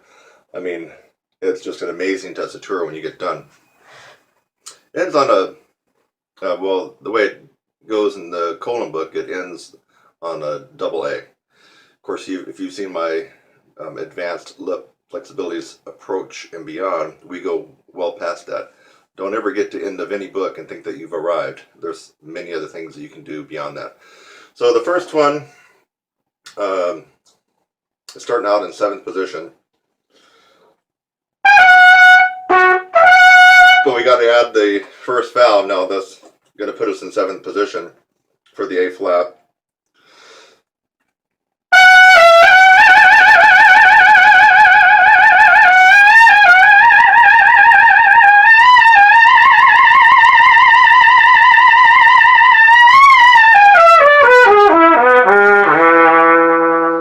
Big breath.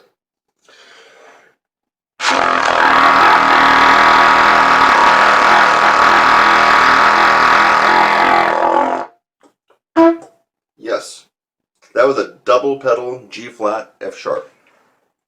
By the way, for those of you who are wondering about that G flat F sharp kind of thing, what is that called? You know what it is, right? Starts with a big E. Enharmonic. Same note.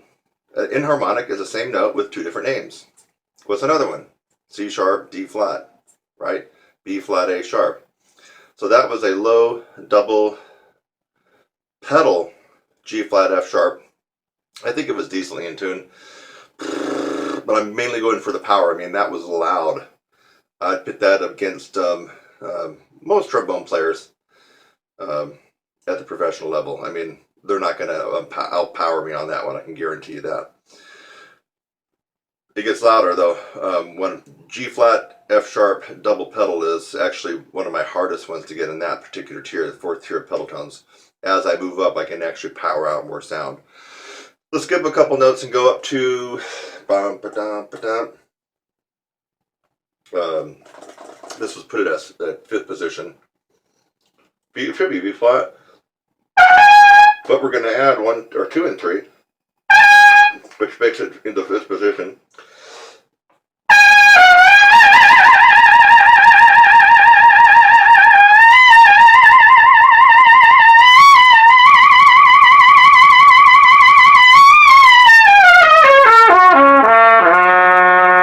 Big breath.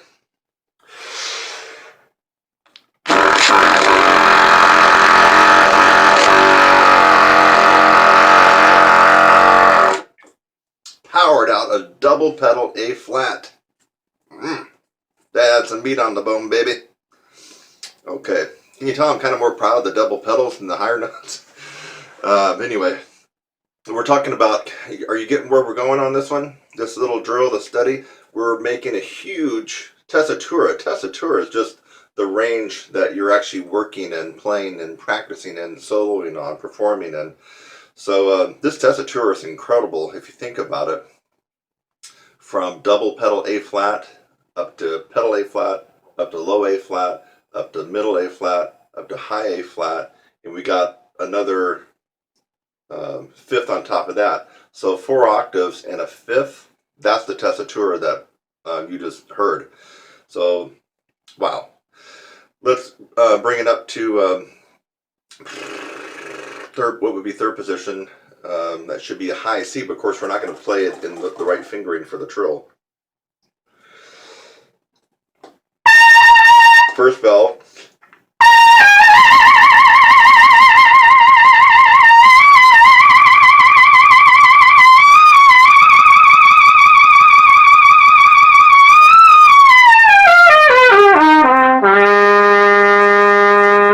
Big breath.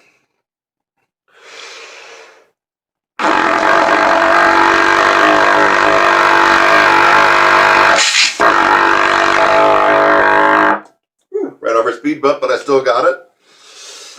And this wears you out. I've actually done this before I started the video.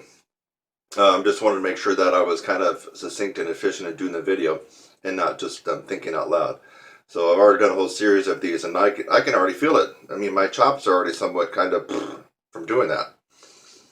So you always want to keep things coming at a different angle, right? Different angles. You can't do the same damn long tone routine, flexibility routine, high note routine. You gotta always mix stuff up, or you end up hitting a plateau. You get stuck in a rut, and you're going nowhere fast. And then it actually gets worse after that. You know that, right? Because after that, then you start having more bad days, more days where your chops can't go all the way to the end of a rehearsal or performance. More days where you feel like you're just playing right on your teeth. There's no cushion in your lip. So you got to keep mixing it up. And this is, I'm showing you something here that you could throw into your routine. This doesn't take too long. If you take all my talking out and just put in some normal rest, it really doesn't take that long. Probably, we're talking less than 5 minutes for the whole shebang. Okay, so we're going to end on open position in this particular study. But of course, we're not going to play it first. Now you know that's a high D.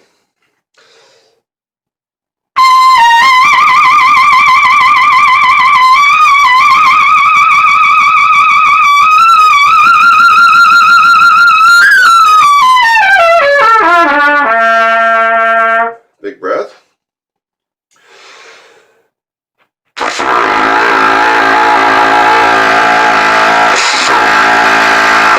Woo! Man, I'm putting out some power on that one.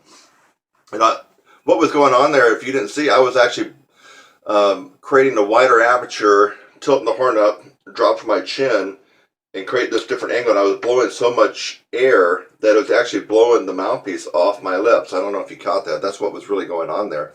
My lips quit vibrating for just a split second, and the air kind of pushed the mouthpiece off my lips. Let's see if I can do that last one more time and keep it from doing that. I think maybe if I come in with a little bit more narrow aperture, but still pivot the horn up, which, you know, you can't use your normal embouchure for any of the double pedal tones. They're just not really going to come out the way we want it. Tilt the horn up, draw down. You're also sliding the mouthpiece up higher on the top lip, regardless of what typical mouthpiece placement you use.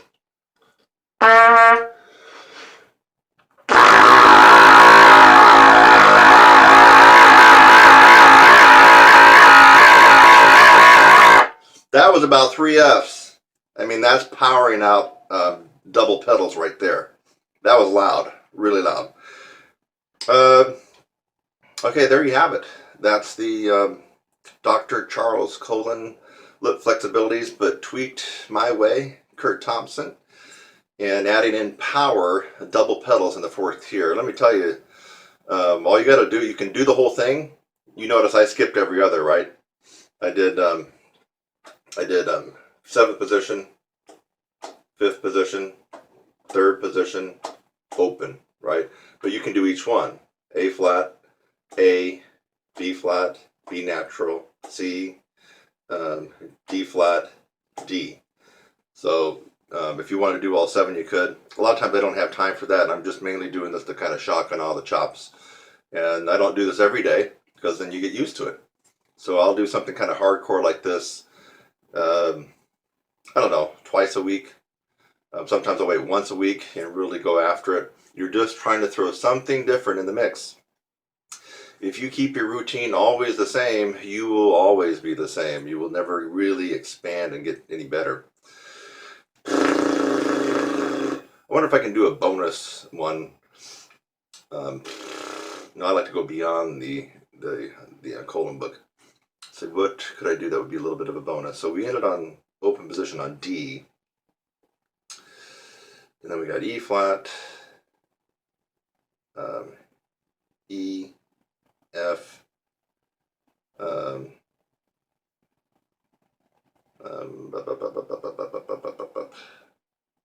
we could try one on F. So I'm going to play, I'm not going to use the alternate fingerings. See, bum, bum, bum. I'm just going to use the real fingering for F. I think as you get beyond upper register, it doesn't really matter so much anyway. You can almost play any valve and it's still going to come out. Yep, right on it.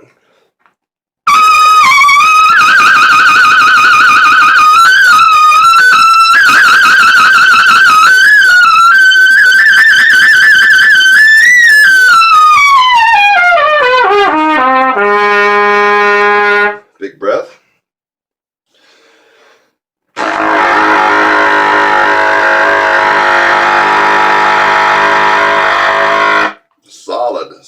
Solid right there on the double pedal B flat.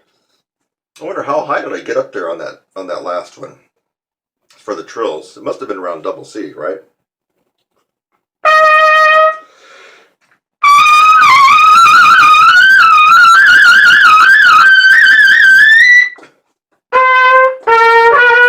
So it's coming out like a double D flat. But anyway, that's not easy. Especially after doing these power double B flats and double pedals. You know, well, actually I did more than that, right? You can count them. Go back and rewind the video. So this is a more advanced tutorial. So I don't care what level you play at. Let's just pretend you play at the top tiered lead trumpet level, or you're some symphonic dude or principal trumpet of New York Metropolitan Orchestra. You do this one, and you're going to blink. I'll see you in the next one. You know I will. Hi, I'm Kurt Thompson and welcome to my channel. That's youtube.com/your brass instructor. Thanks for just watching the video that you did. Maybe it's the first one that you've watched, or maybe you've watched tons of my videos. In fact, as of June 2016, as a brass player and trumpet player, I have the most tutorials free on the planet. I have over 600 videos on my YouTube channel currently, all free. So again, thanks again for watching this video. I hope that you got something out of it. Sometimes I make a video just to make you laugh. A lot of times I make a video to educate you on something and maybe even help solve a problem. So I hope something like that occurred for you in this video. And while you're at it, again, subscribe, click on my website link, and go on to the next video. It's lovely out here. Have a great day.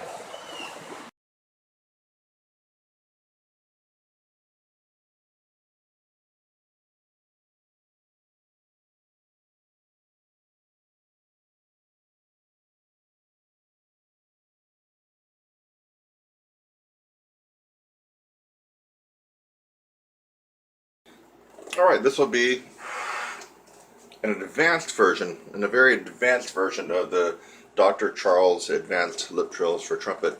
This is coming out of the very back of the book, but I've tweaked it my own way to be highly advanced. And so I guess what I'm trying to say is, once you finish that book and you've mastered up to lip trilling up to double A, you're not done. You're really not done.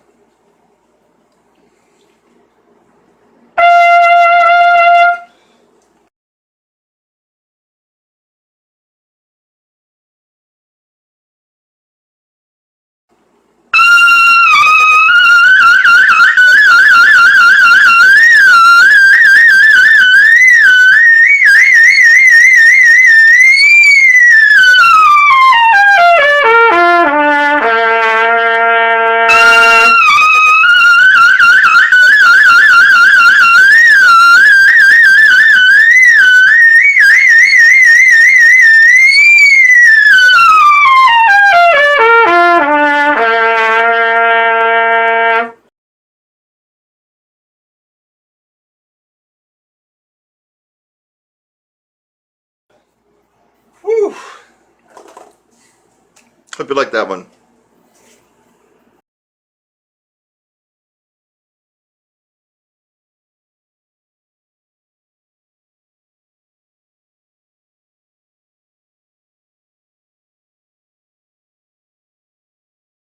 Page 48, number 184. Herbert L. Clark says, the following is my daily endurance test. It should be practiced 4 times in one breath. All right. 184.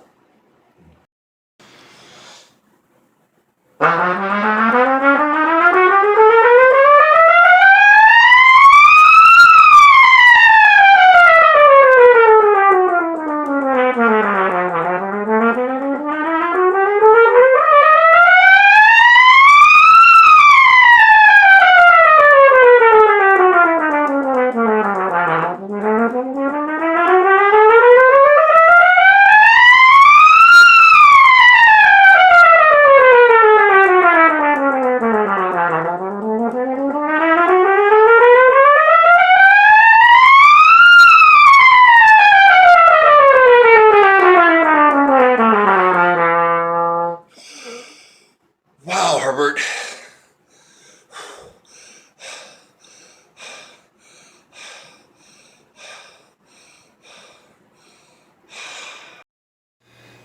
Louis Maggio.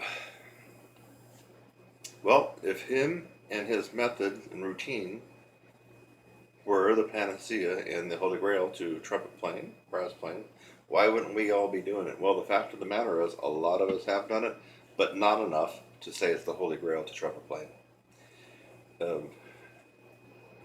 Along with stamps, I feel like there's some similarities with stamps and the Gordon. Some mouthpiece buzzing, lip buzzing, long tones, and things like that. He does talk about certain embouchure positions like forward jaw position, just some other things like that. His stuff is worthy of taking a look at, worthy of maybe even possibly incorporating into your daily practice. Do I think if you just practice only Louis Maggio that you're going to become the world's greatest lead trumpet player, the world's greatest trumpet player playing the style of Maynard Ferguson, the guy that, or the girl that can get on the piccolo trumpet and do the Michael Haydn, the Brandenburg, and the Vivaldi in A flat? No, I don't think by just doing Louis Maggio that you're going to do all that. So it is not the Holy Grail to brass and trumpet playing, but it is worthy of taking a look at. It has helped many, more than just a few. The Louis Maggio system has helped more than just a couple, more than a handful. It's helped a lot of people. It's helped me a little bit. I like this stuff. If I compare it to Claude Gordon, no, for me, well, Gordon helped me out more than the Maggio. I mean, but I also spent 104 weeks on the Claude Gordon. But Louis Maggio stuff is good. So that's my take on Louis Maggio. And I'm Kurt Thompson. That's my story. Sticking to it, baby. Hi, I'm Kurt Thompson and welcome to my channel. That's youtube.com/your brass instructor. Thanks for just watching the video that you did. Maybe it's the first one that you've watched, or maybe you've watched tons of my videos. In fact, as of June 2016, as a brass player and trumpet player, I have the most tutorials free on the planet. I have over 600 videos on my YouTube channel currently, all free. So again, thanks again for watching this video. I hope that you got something out of it. Sometimes I make a video just to make you laugh. A lot of times I make a video to educate you on something and maybe even help solve a problem. So I hope something like that occurred for you in this video. And while you're at it, again, subscribe, click on my website link, and go on to the next video. It's lovely out here. Have a great day.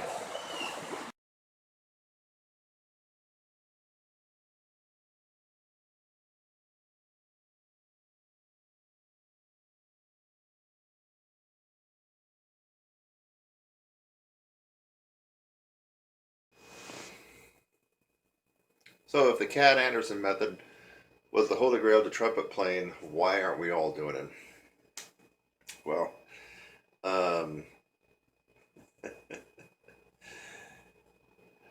let's just put it this way. To go through all 13 studies in the Cat Anderson method, you already need a fantastic embouchure, a fantastic upper register, big time chops. I mean, I went through the original chicken scratch Cat Anderson method years ago, and it gave me a run for my money. And I have really strong chops and can play in the extreme upper register. And it's a method that I think it was revised a couple years ago by a guy named Jeff Winstead, I believe, spelled not Jeff, but Geoff. And I tried to look up his playing and videos. I didn't really find much. And before he kicked me off his friends for Facebook, I kept saying, wow, if this method works that great, where's your playing at? And he talked about stories about Cat Anderson rooming with him and him butting around with Cat Anderson. That's all great stuff. But the fact of the matter is, Jeff Winstead ended up admitting that he hadn't been able to go through the entire Cat Anderson method himself, the one that he revised and revamped. So what does that tell you? That tells you that Cat Anderson method is nowhere close to being the holy grail for trumpet players, because most trumpet players can't even go through it. It's that freaking tough. Not even the guy who revised it, Winstead, can go through it. So what does that tell you? If you already have superb, fantastic chops, you're probably playing in the professional arena like I am, then you want to challenge yourself, buy the damn Cat Anderson method, buy the new one from Jeff Winstead for all I care, and go through it, and you're going to go, holy crap, after you go through about 3 or 4 of those. Holding out a G for 20 minutes, holding out a middle C for 20 minutes is just part of the fun you are in store with. So, Cat Anderson does have some worthy techniques. I love the 20-minute whisper quiet G, just love it. I don't love too much else about it. For me, I guess, if I want to challenge myself, I'll go through some of his later studies, like 10, 11, 12, but it's a challenge for me. It's not going to really do anything. It's not going to make me get that much better. Definitely not the holy grail to trumpet playing. That's the Cat Anderson method I just reviewed, and I want most people to shy away from that one unless you want to tear yourself up to pieces. I'm Kurt Thompson. That's my story. Sticking to it. Hi, I'm Kurt Thompson, and welcome to my channel. That's youtube.com/your brass instructor. Thanks for just watching the video that you did. Maybe it's the first one that you've watched, or maybe you've watched tons of my videos. In fact, as of June 2016, as a brass player and trumpet player, I have the most tutorials free on the planet. I have over 600 videos on my YouTube channel currently, all free. So again, thanks again for watching this video. I hope that you got something out of it. Sometimes I make a video just to make you laugh. A lot of times I make a video to educate you on something and maybe even help solve a problem. So I hope something like that occurred for you in this video. And while you're at it, again, subscribe, click on my website link, and go on to the next video. It's lovely out here. Have a great day.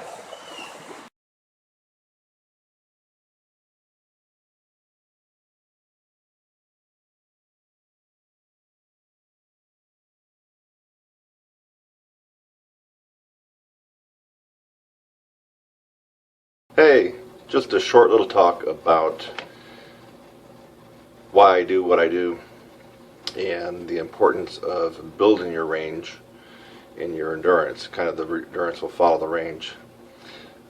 Believe it or not, I do get quite a lot of haters. Some of them will comment right on my post, and some of them will email saying that all I care about is playing high notes and being cocky and egotistical and all that kind of stuff. And there's more to this instrument, there's more to music than playing high notes.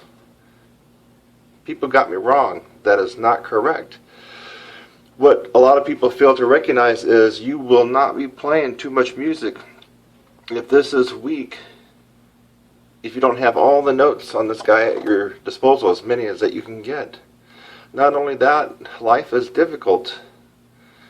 And this thing can start to hurt after a while if you use too much pressure. And you're also limited on what you can do as far as the different styles. So I just happen to have this natural knack when it comes to upper register, but instead of being born with the talent like some of the celebrity trumpet players that have a fantastic range and seem to never get tired, I actually had to work at it. I had to figure out how to build my range up. There was no high note trumpet teacher when I was growing up teaching high notes. So as far as just building, you see my stuff and it says, you know, increase your range for 4 notes, or learn how to play a little higher this, or strengthen your lips or your chops. And some people are like, man, that's crazy. I want to spend time on making music. Well, this instrument is a physical instrument, folks, and I'm here to tell you, man, it is unforgiving. You can have a lot of fights with this instrument. It could also be a trombone or tuba, it doesn't matter.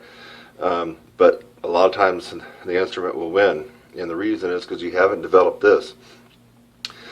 And just because you increase your range and got all these high notes at your disposal, does that mean you got to be a screaming fool? No. So when I'm talking about adding high notes to your range, I'm not going around trying to beat everybody over the head saying you get these high notes because you're going to be able to scream and hang over at the end of songs all the time. No. Just because you have, if you're playing trumpet, if you have a double high C, doesn't mean you ever got to play it if you don't want to. It's just nice to know that you got it. And if you have a double high C range, even if you play in the symphony, everything else is going to be easier. Your tone's going to be better.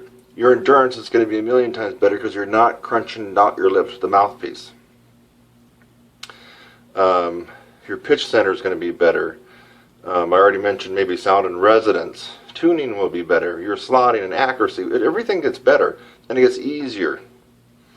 Just imagine right now, for most people watching this video, how easy it is to play like low C up to second line G.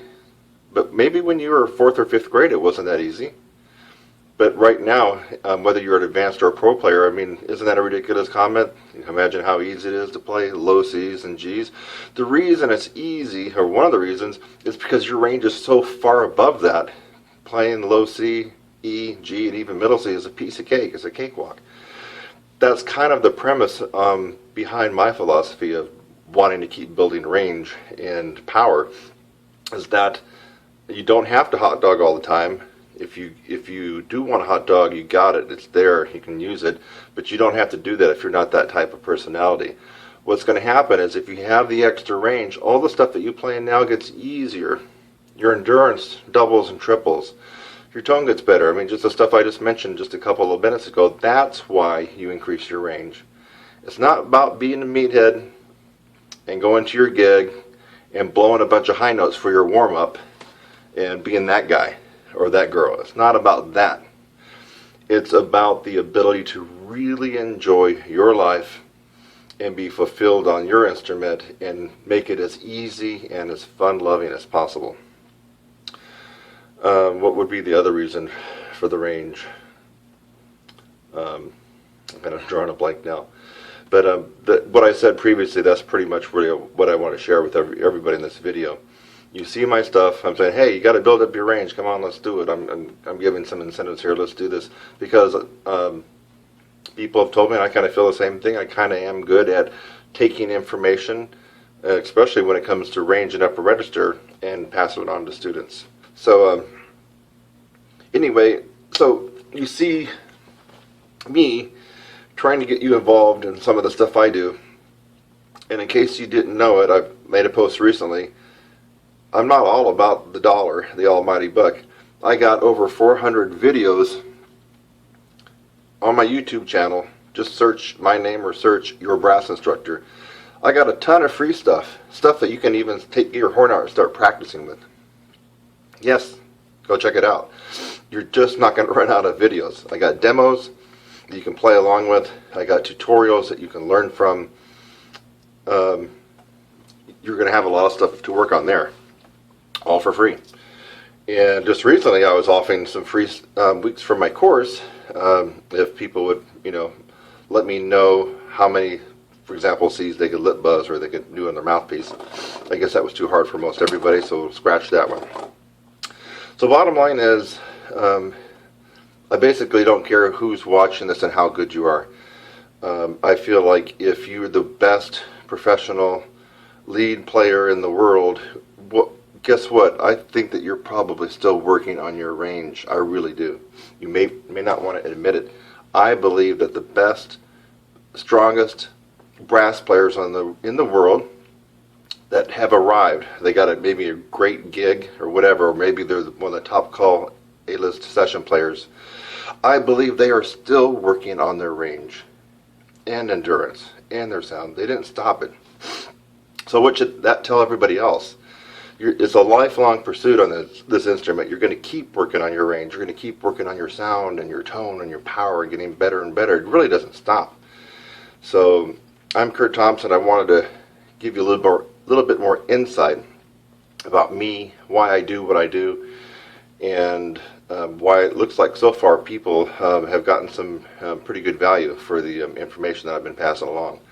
So if you got extra time, go to youtube.com/yourbrassinstructor and dig in.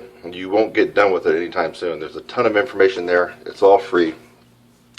And anyway, then you know about my other courses that I'm always throwing up here on Facebook and LinkedIn and other places. And so those are always there for you too if you really want to get serious and pull the trigger and be totally wowed as to what will happen with your range. Remember, you got this much range, and if you play down here, life is easy. If you got this much range and you play here, life isn't so easy, folks. See ya. Hey, class is in session. And you should just know that there's just a lovely, lovely, lovely, huge oil painting that I got from my place a couple months ago. Just absolutely love it. Yeah, it is on oil on canvas, but we're not here to study art. At least not this kind of art. We're here to study this kind of art. Ooh, did you catch something there? What'd that say? Can you correctly name these notes for trumpet? Can you? By the way, I've noticed some of you on Facebook aren't subscribers at my YouTube channel, and I'd love for you to go over there and show your support. It's very easy to do. Just go to YouTube and you can click on a link, or you can put my name in it. And anyway, I come up pretty decently at YouTube, and once you get to my channel, just click on subscribe and you'll get notifications instantly when I put stuff up online, or seen on my website. Okay, there's a problem all across the planet, and most of the problem lies with professional classical trumpet players, symphonic and orchestral trumpet players, and university professors. They can't name the right notes. And we're going to find out why that is. Why even somebody that's 80 years old, or looks it, and he's a university professor, or maybe even she, and they can't get the name of the damn note right. So this is going to be some brutal logic for these people. First of all,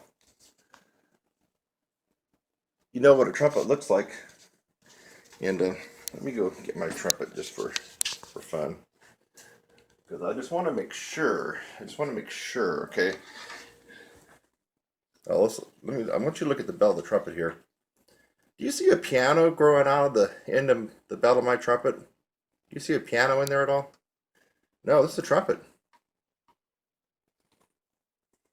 Now here's going to be a pop quiz for anybody, but really If this is being shown in a classroom where there is a university professor, you got 5 seconds to give me the ultimate definition for the question I'm going to pose. Here you go. You ready?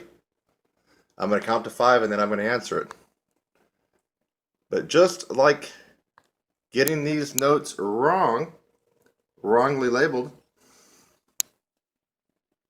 the university professor and even the classical symphonic trumpet player is going to get this wrong. We're not going to be able to come up with a good answer. Give me the simplest and most accurate definition of music. 3, 4, 5. Music is the organization of sounds through time. That's it, folks. You can't get more accurate and more simple than that. It's not music as an organization of sound and piano and how all the other instruments and voices on the planet relate to that instrument. No, ma'am.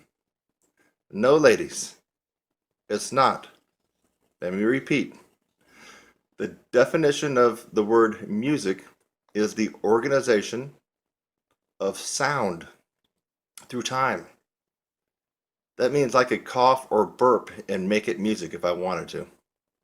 It would have nothing at all to do with piano. Zero. Got that straight? Now, we don't play piano. I'm talking to trumpet players. We happen to play an instrument called trumpet. And we have our own notes. And I'm a trumpet player and speak to trumpets. Now, if I was a band director, I might have to give you a code word to let you know what you're going to be playing. Or so I'm speaking your language, and you know that code word is, everybody, right? Concert. So the band director would say, I want everybody to play concert, whatever, concert B flat or concert F. Well, the trumpet players know that they're not going to play B flat. They're going to play their C. Okay? Big deal if the piano happens to have the C note come out when you strike a C, and we happen to have a B flat. We're playing a different instrument, folks. Not trying to be like piano. Now let's go to this little tutorial. Let's find out what we're dealing with here. Let's find out why so many of the advanced players in the hierarchy of academia get this wrong. Okay. So what's the name of this note, anybody? Right there. It is, I'm holding the camera, low G. Okay. You agree with that? You agree with that? Or is that pedal G? Look carefully. It's actually low G, ladies and gentlemen, boys and girls. Now think about this brutal logic that's going to kill a lot of people. Now we're playing our instrument. That's a low G for trumpet. I don't care what it is for bassoon, didgeridoo, piano, harpsichord, color to a soprano. I don't care what it is for anybody else but for me and for people who play trumpet. Now what do you suppose the next note above it is? Right here. Is that also low G? No.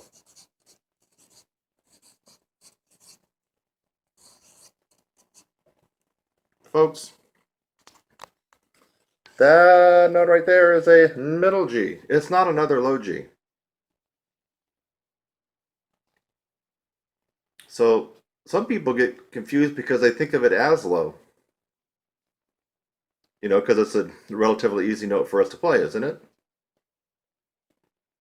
But a G sitting on the second line in the trumpet clef staff is definitely not a low G. We already have a low G. There it is. There's low G. There's, middle G. You following the logic here, folks? I know it's tricky. Now, what do we got coming up right there? The little goose egg sitting on top of the staff. What is that note? Come on, you can get it. If you said it's another middle G, you'd be wrong, because this is actually high G. Boom. That looked like a G, kind of. All right. So, no, that is not another middle G. You got low, middle, high G. Now, the reason people get this confused too is because when they play that G on top of the staff, they don't think of it as that high. Ask any alto or soprano, or let's be more specific, alto or mezzo soprano in a choir, if that note would be considered a middle note or a low note. They're going to say, no way, that's a high G, right? Of course they will. They're not going to say that's a low or that's middle.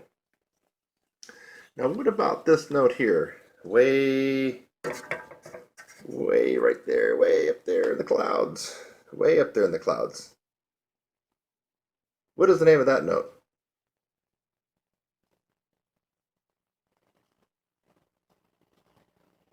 Is it high G?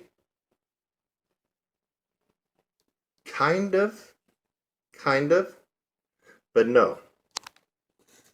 When you already got a high designated note like high G, you are confused to say that's also high G, so there has to be another wording there.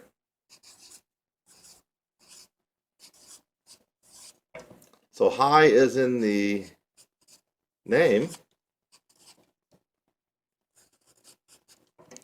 But folks, that's what we call a double high G. There's high G. If you take that an octave over, we double the highness of it. We can't call that note right there a high G way up in the clouds, because that's a high G there. So to make it simple, we call this note double high G, and some of us jazzers call it double G, double G, double G. Does any of this make sense? I bet there's someone out there with a PhD or DMA right now who this does not make any sense. But for the rest of us, it should make sense. There might even be some principal trumpet player that's been playing in an orchestra or a symphony for the last 30 years and about ready to retire who would look at this and say, no, that doesn't make any sense. How is he coming up with all this? It just can't be. The G on top of the staff is not high. It's got to be middle. And therefore the G way up in the clouds, that's got to be a high G. Wrong. We got low G, because that's not a pedal tone. Low G, middle G, high G, an octave higher, double high G, or double G. You getting that, folks? Now, why do you suppose so many classical players, especially, and university professors, and let's just face it, folks, probably 90% or more of all university professors, trumpet professors, are mainly classical trumpet players. Let's just face it. There's not too many crossover lead trumpet, jazz trumpet, and classical trumpet players at the higher education level. Not really that many. So more than 90% will be mainly classical. So why is there such a problem? Well, one reason is most classical trumpet players do not play in that range all the time. They don't play too much above high C and high D. And when they do play those notes, what are they using? They're not using a big B flat trumpet. They're using their piccolo almost 100% of the time. If they're playing Fs and Gs, it's on a piccolo. Okay? So you have to consider they are definitely not the expert in upper register pedagogy upper register speak or notes in the upper register. And that's one reason that they get it wrong, because they're just not playing up there that much. But let's give you the other reason why. Let's go over to this. Now, what do we got here? We got kind of almost the same deal, except it's lower. Okay? So, let's take a look at that. These are all G's. What are these notes? What is that note? We know what that note is, right? Let's just start with that note. What's that note? A couple more seconds.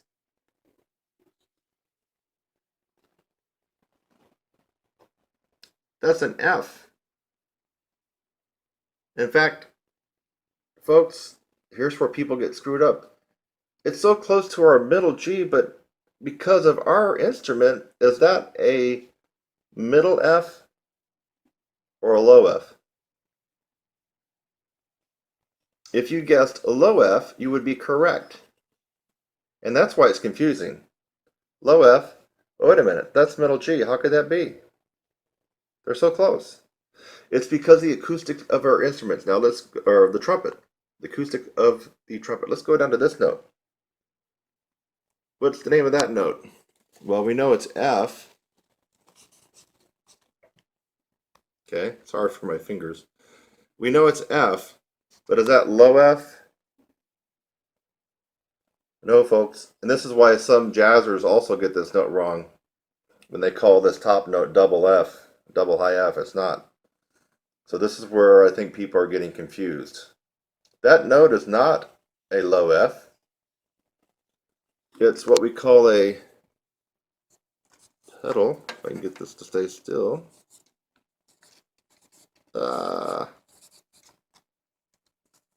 There we go. Pedal F. The acoustics of the trumpet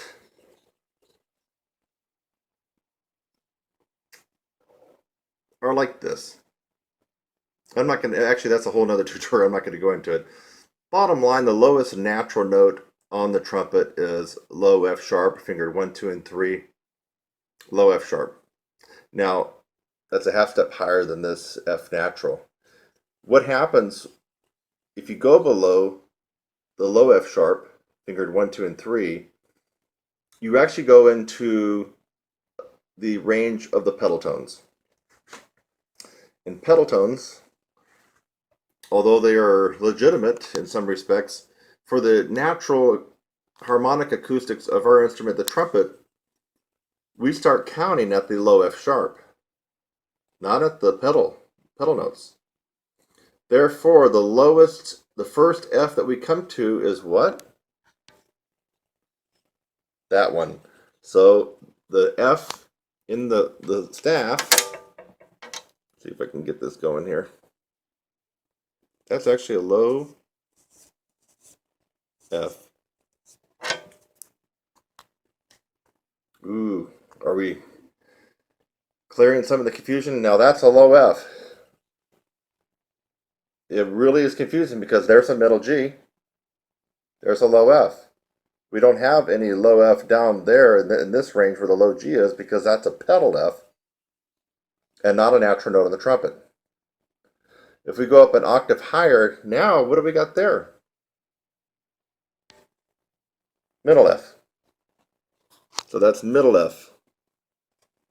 Let's see if I can get this paper to stay still.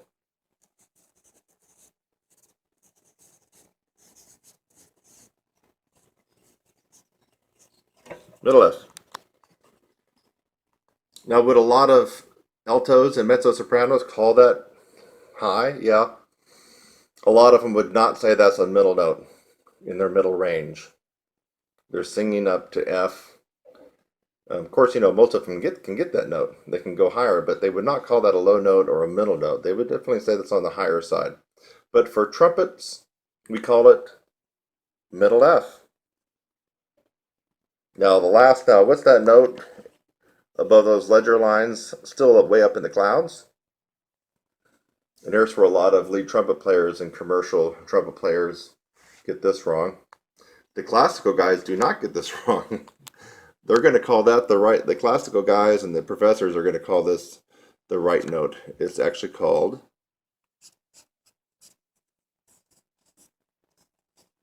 if this paper would just stay still. Okay. So that note is high F, and most university professors and principal trumpet players in orchestras and symphonies and classical trumpet players all around the globe would call that high F. And this is one reason they make the mistake. They go right over there and they go, well, ooh, that note right there is a high G. Because look, high F, high G, high F, high G. Wrong. Look, I've outlined the whole structure of everything for the benefit of people who've been doing this for a long time in telling their students. Can you believe that we're getting spurious facts about what the name of notes are, the real accurate names are? And I've just outlined why. Isn't that crazy?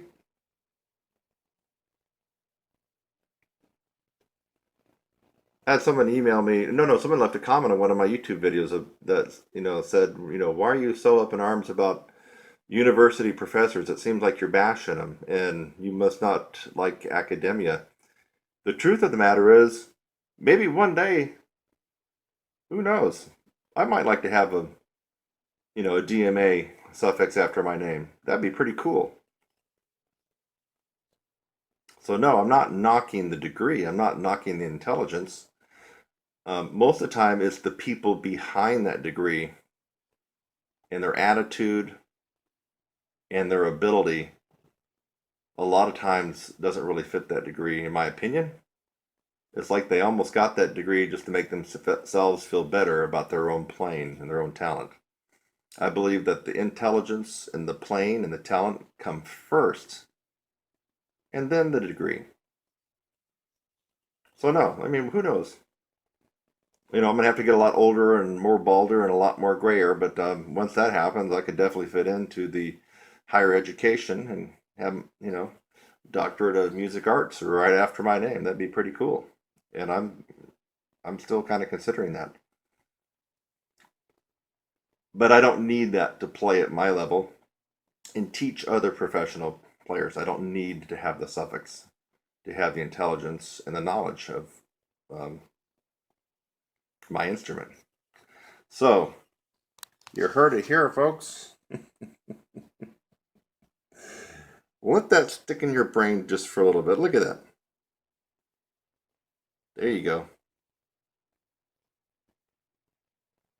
This was called Can You Correctly Name These Notes for Trumpet? Not piano, not soprano, not didgeridoo, or a zither, or a harmonica, but for trumpet. We play trumpet. Let's not confuse things. And if you're a student, you really ought to share this video to your university trumpet professor. I'm Kurt Thompson. Hope you enjoy this on-the-house trumpet lesson for you. It didn't cost you anything, did it? I'll see you in the next one. So long for now.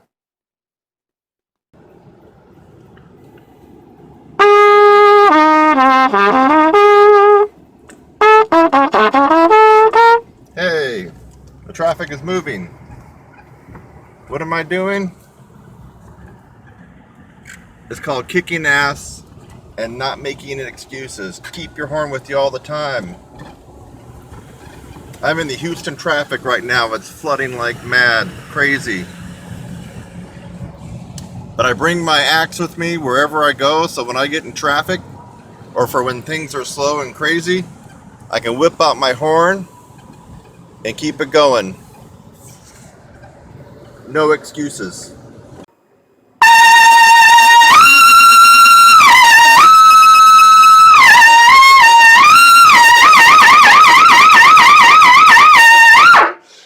Wait a minute, I'm not done. I can't leave you guys with that tension in that chord, what I was playing. I forgot 2 notes. Hold on a second. See if I can get them out. Oh yeah, here we go. This should do it.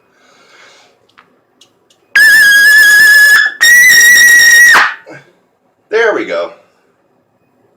Doesn't that make it all better now? Yeah. Okay. So I often get asked,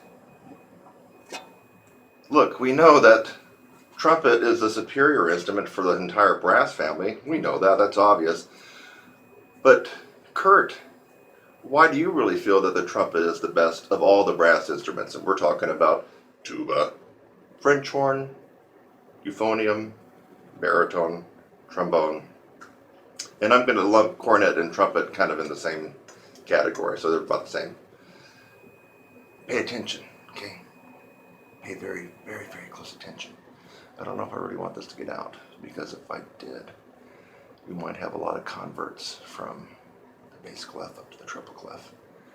And maybe even a French horn player might convert. But here's the main reason that trumpet is the superior instrument of the brass family. Ready? And you're not going to believe this. Yes. You know, how many times have we had an itch on our back?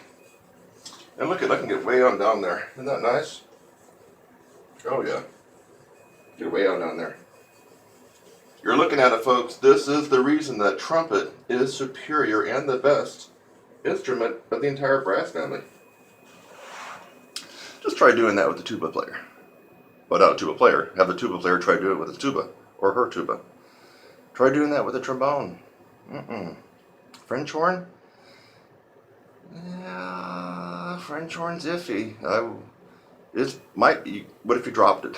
There goes a $5,000 con down the drain. So, you heard it from me, folks. Trumpet is the best and the most superior instrument of the brass family. One more time, you said? One more time? Sure? One more time? Okay, here we go. You just cannot do this successfully with any other brass instrument except for trumpet. That is why when you see a tuba player practicing and you see a trombone player practicing and others, you know that little wooden back scratcher that you can get at 7-Eleven or Circle K, looks about like that long. That's why you see a lot of them with those little makeshift back scratchers, and that's another reason I think trumpet players are actually quite independent. We don't have to depend on another device to scratch our backs when we're practicing. You heard it here first, I believe, folks, because I haven't heard anybody else talk about this. It's a secret that's been kind of on the down low, kind of hush-hush until now. But still, just keep it among your friends, okay?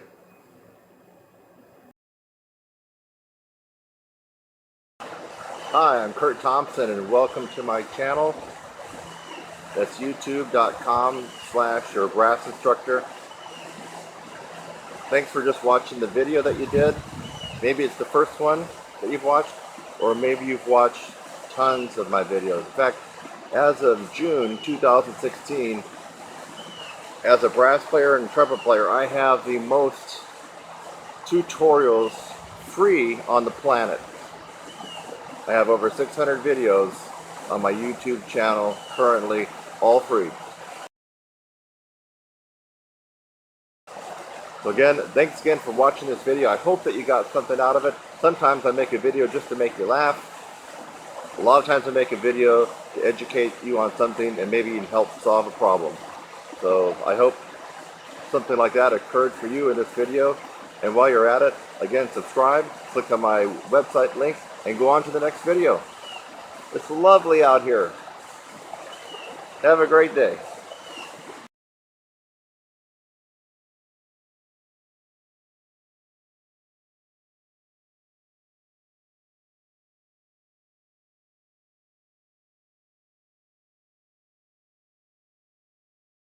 Is in session. Down there. That's right. Class is in session, and some people doubted whether or not that my 90 days to razor sharp technique with the Herbert L. Clark book would actually be suitable for bass clef instruments. Easy for me to say. And they doubted that there was actually a version of the Clark book for them. You can't hide from the Clark stuff anymore, trombone players, baritone players. I haven't tested this out yet on tuba player, but I bet we could still make it work. You might have to transpose down an octave or something like that. This is the guy that made it all happen, Claude Gordon.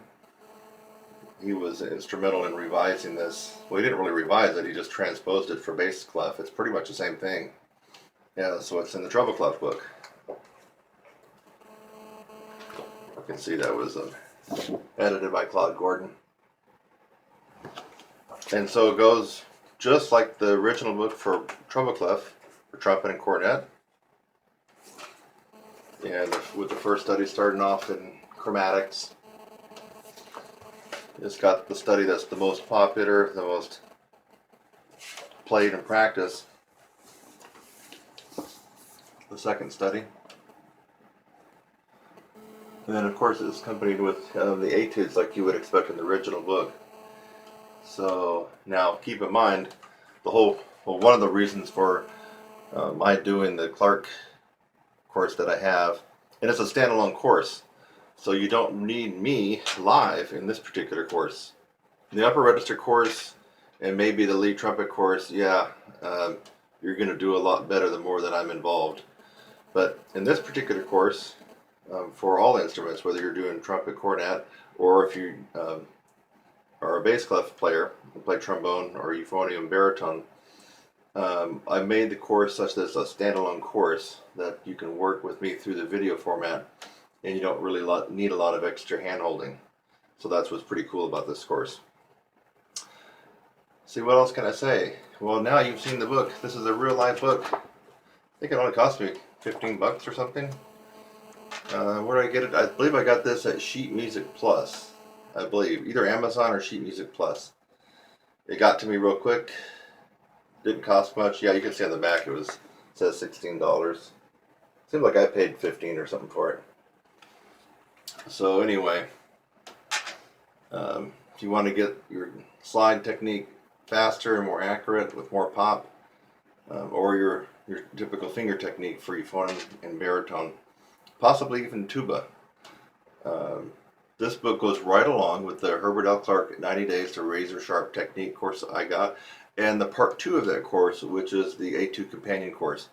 I don't believe in working the etudes and exercises like Clark has you do it, because that bogs you down and makes it more inefficient. So that's why I have it divvied up into 2 parts. Alright. Okay, trombone players, baritone and euphonium players, no more excuses. Get this book, get my course, and start shedding it.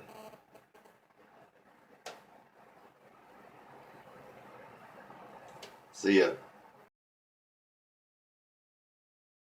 Hi, I'm Kurt Thompson, and welcome to my channel. That's youtube.com/your brass instructor. Thanks for just watching the video that you did. Maybe it's the first one that you've watched, or maybe you've watched tons of my videos. In fact, as of June 2016, as a brass player and trumpet player, I have the most tutorials free on the planet. I have over 600 videos on my YouTube channel currently, all free. So again, thanks again for watching this video. I hope that you got something out of it. Sometimes I make a video just to make you laugh. A lot of times I make a video to educate you on something and maybe even help solve a problem. So I hope something like that occurred for you in this video. And while you're at it, again, subscribe, click on my website link, and go on to the next video.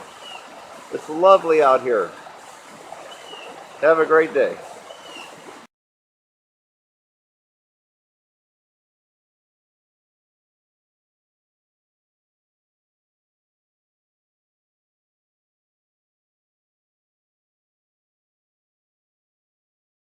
if balanced embouchure was the holy grail to trumpet and brass playing, then why aren't we all doing it? Good question. So balanced embouchure, aka Jeff Smiley. I bought his stuff quite a long time ago. I think he came out with it around 2001, 2002, maybe 2003. Anyway, when I first went to his website, he made some pretty interesting claims. One was that this was like the method that would work for everybody, especially the people who have tried and failed other methods. He also had a little blurb on there about how not to bother him about his, lack of playing demonstrations. Well, I went back and took another look at his website before I made this review and tutorial about the holy grail to trumpet playing and brass playing. I noticed that that language was no longer on there. In fact, he's saying that, keep an open mind and check out balanced embouchure. It may or may not work for you. So he's changed the language of that. He still doesn't have any links to his playing, or if he did, I missed him. So that's one thing I like to see in a routine and a method is the person that authors a method that tells you you're going to be strong and start playing higher and better and your embouchure is going to be great. Well, I want to see that person in action demonstrating that they can do that. And in this particular case, I don't really see that. So it could be he's out there and maybe I've missed it. And I guess if I have missed his incredible version of the Michael Haydn, some of the craziest, highest, most electric Maynard Ferguson stuff, or anything else, some fantastic lead playing that he did with Buddy Rich or Woody Herman. I guess someone's going to probably point that out to me in some kind of negative hate email that I'm going to get. But basically, I haven't seen that at all. So I got this method and it has some CDs with it, and I'm trying to remember. It's quite a long time ago. I did try to change everything to the balanced embouchure. And you spend a lot of time in the double pedal tiers, tier 4 I call it, double pedal C down a double pedal G flat. You spend a lot of time there. You spend a lot of time also doing some glissandos from that point. He doesn't really promote tier 1 and tier 2 and tier 3 pedal tones, which you're kind of leaving out a lot if you don't do that. But tier 4 are pretty decent pedal tones to be working on, so he does have you do that. He does have the process that you're going to go through. So I guess what I can say about this for myself, I didn't get anything out of it. But I imagine if you've tried other routines and you kind of fell flat on your face, that the balanced embouchure could be the one that works for you. And I think that's even what he says for these players that were not able to play first chair and they've always had problems.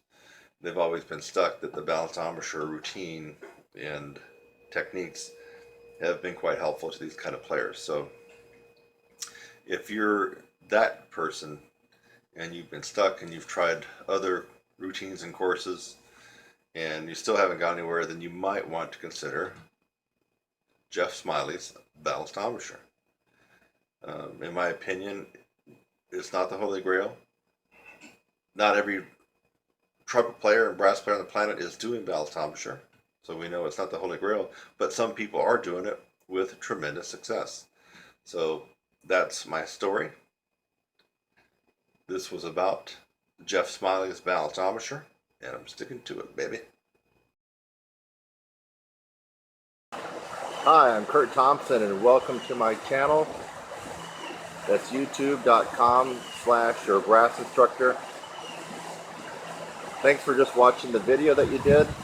Maybe it's the first one that you've watched, or maybe you've watched tons of my videos. In fact, as of June 2016, as a brass player and trumpet player, I have the most tutorials free on the planet. I have over 600 videos on my YouTube channel currently, all free.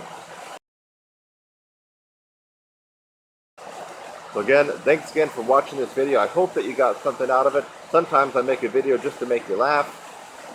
A lot of times I make a video to educate you on something and maybe even help solve a problem. So I hope something like that occurred for you in this video. And while you're at it, again, subscribe, click on my website link, and go on to the next video. It's lovely out here. Have a great day.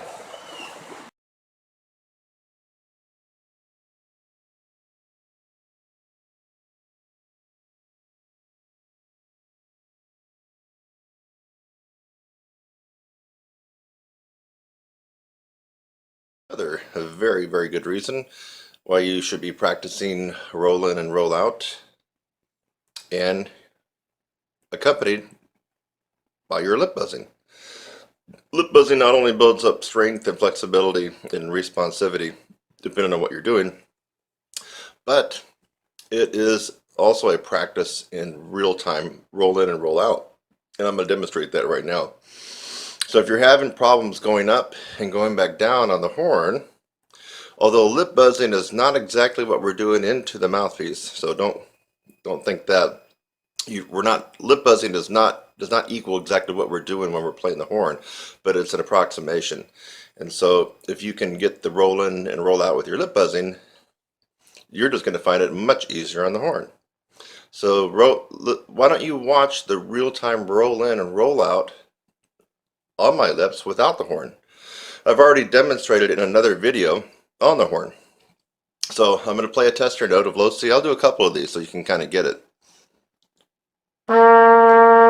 Concert B flat low C. I'll buzz it. Now I'm going to roll out.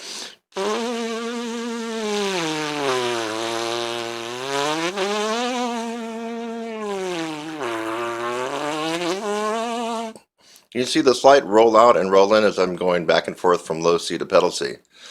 What if we take that up an octave? Middle C.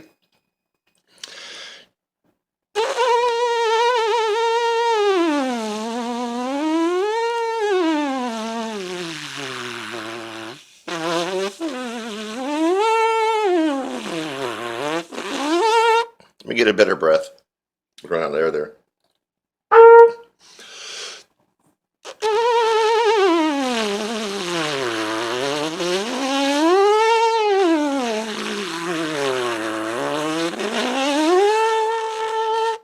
So there I was rolling out and rolling back in 2 octaves on my lips.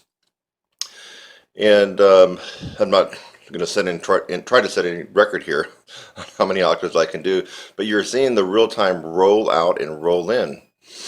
And if you're having trouble doing that on the horn, you might consider doing a little bit of lip buzzing.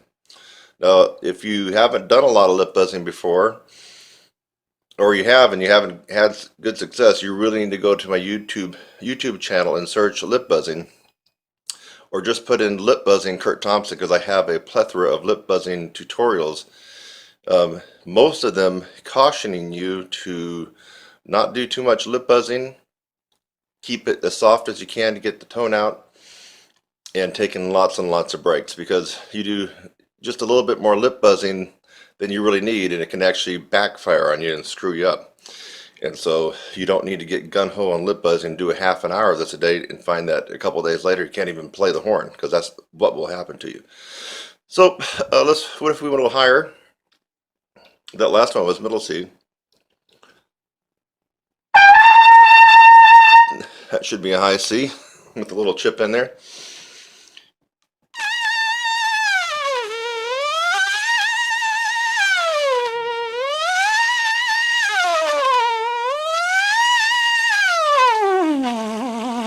Take a breath, see if I can get that back up.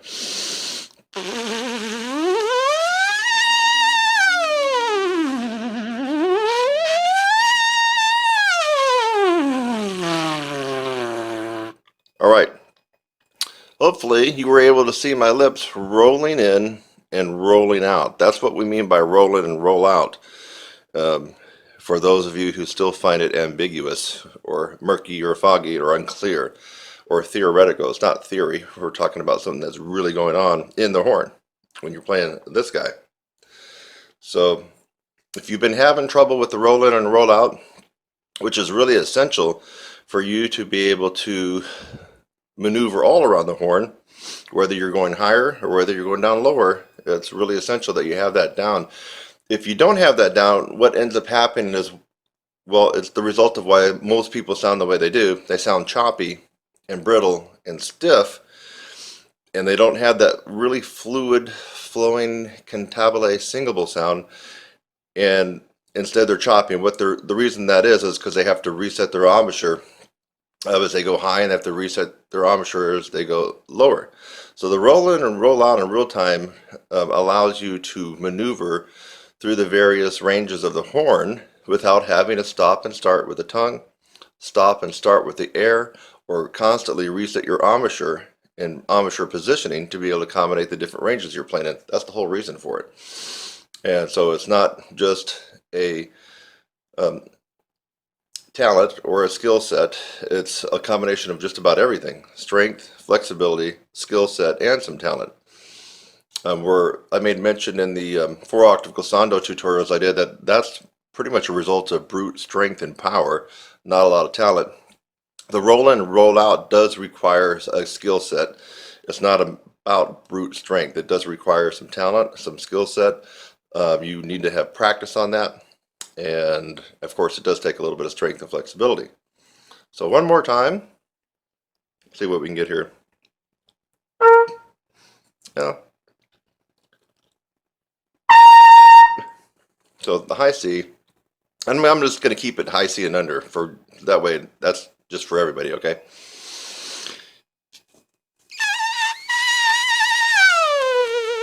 That should be a middle C.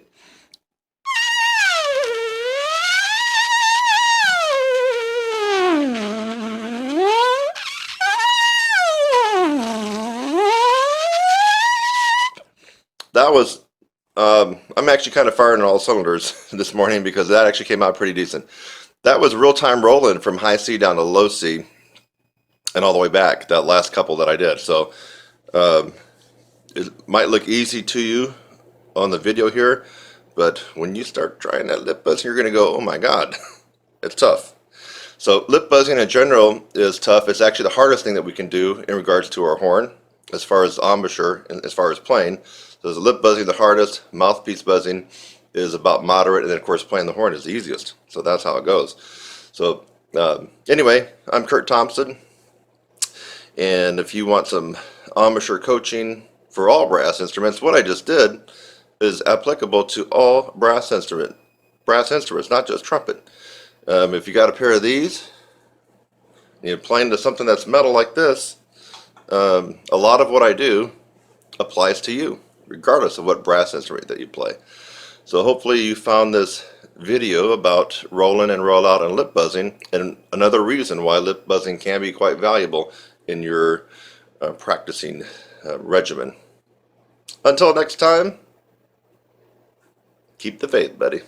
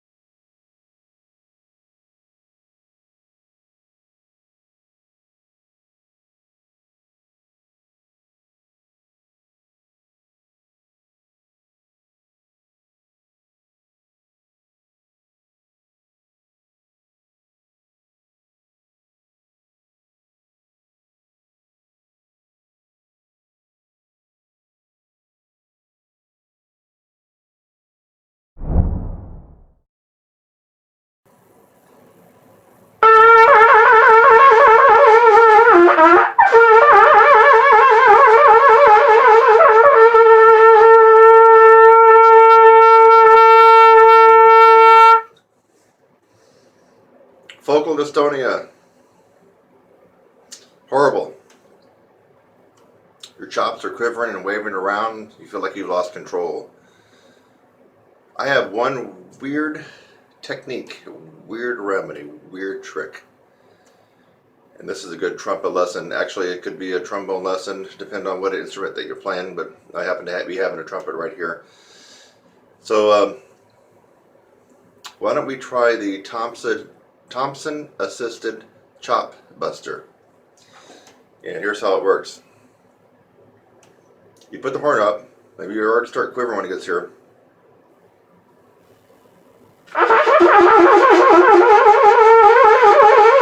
Okay. You're going to bring your hand underneath, and your fingers on the right, on this side here, your thumb on this side here are going to add pressure and stability to the chops, and you can add more to the side. If one side quivers more than the other, you can add more to that. And what you're going to do is hold your chops enough that you can start to get normal tones out. And that should bring in some stabilizing muscles that over a period of time, a shorter period of time, you should start to notice a more steadiness in your tone and chops, and watch some of this dystonia dissipate. Say goodbye to dystonia. Okay? Now, this is just one weird technique that I got. If you really want to take care of business, you're going to have to really considerably improve your embouchure strength. And that's not one weird trick or one little tiny remedy. That's a whole process. And when it comes to working with me, that's a 4-month process. So if you really want to take care of business, because you do have that condition, the focal dystonia, where your mouth is quivering all over the place and your lips are quivering and whatnot, you could try this technique I'm giving you right now, because it will work. But it's not a miracle pill, and it's not going to solve all your problems. But it's going to give you that light shining at the end of a tunnel, where you're looking and go, wait a minute, maybe there is something about this, and maybe there is something that can be done to improve my situation. So watch it again. My lips are quivering, when I start playing the middle C.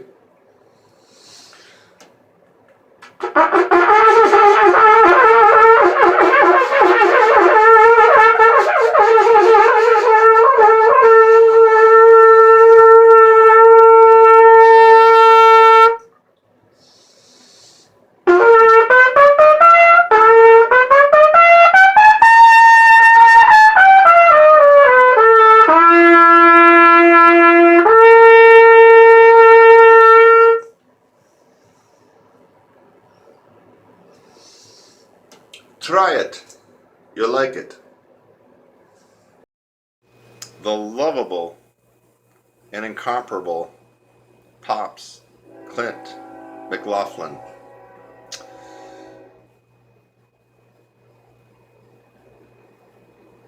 I've actually looked at a lot of the stuff on his site, and I'm just like Mystery to Master. I haven't bought all the stuff that he has there, so I've got to remain somewhat neutral on it. So to answer the question, if all the pop stuff was the holy grail to trumpet and brass playing, then why aren't we all doing it? And I'm like, well, I don't know. It seems like his stuff has the process that one needs to get better. It appears from some of his videos he has some high caliber players that have taken his courses. I saw a video of Andrea Tolfinelli, Keith Fiala. I saw a video with him taking a lesson from Pops. So, and I guess Keith Fiala says that, hope I'm pronouncing the name right, says that Pops Clint McLaughlin turned around his playing. So obviously, I can't say that it's the holy grail to trumpet playing and brass playing, but it seems to have a lot of merit, and his stuff seems to have a lot of value. I haven't really seen Clint do a lot of playing and be featured on a lot of stuff, so that's one thing that I'm not very stoked about. But yet, people seem to know him, and people seem to love him, and he's got a lot of high caliber people talking about his stuff. So I'm going to have to be neutral on this. it could be one of these methods where it could be the Holy Grail to trumpet and brass playing. But since I haven't bought all the stuff, and there's a lot of stuff to buy there, and so until, if and when that day comes where I have hundreds and hundreds and hundreds and start throwing it and buying all that stuff up and going through all of it, I can't really comment and be qualified to say yay or nay. So I'm going to have to be neutral on Clint Pops McLaughlin. But he definitely has a ton of stuff. It seems like for a lot of people, the stuff that he has on there will work and be worthy of your time and money. So that's my story on Clint Pops McLaughlin and his Trumpet College website.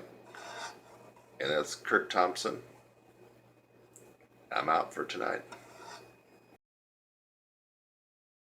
Hi, I'm Kurt Thompson and welcome to my channel. That's youtube.com/your brass instructor. Thanks for just watching the video that you did.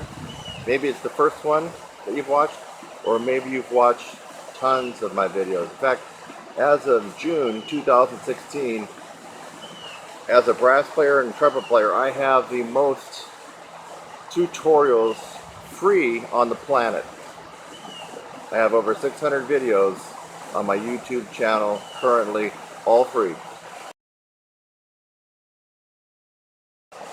So again, thanks again for watching this video. I hope that you got something out of it. Sometimes I make a video just to make you laugh. A lot of times I make a video to educate you on something and maybe even help solve a problem. So I hope something like that occurred for you in this video. And while you're at it, again, subscribe, click on my website link, and go on to the next video. It's lovely out here. Have a great day.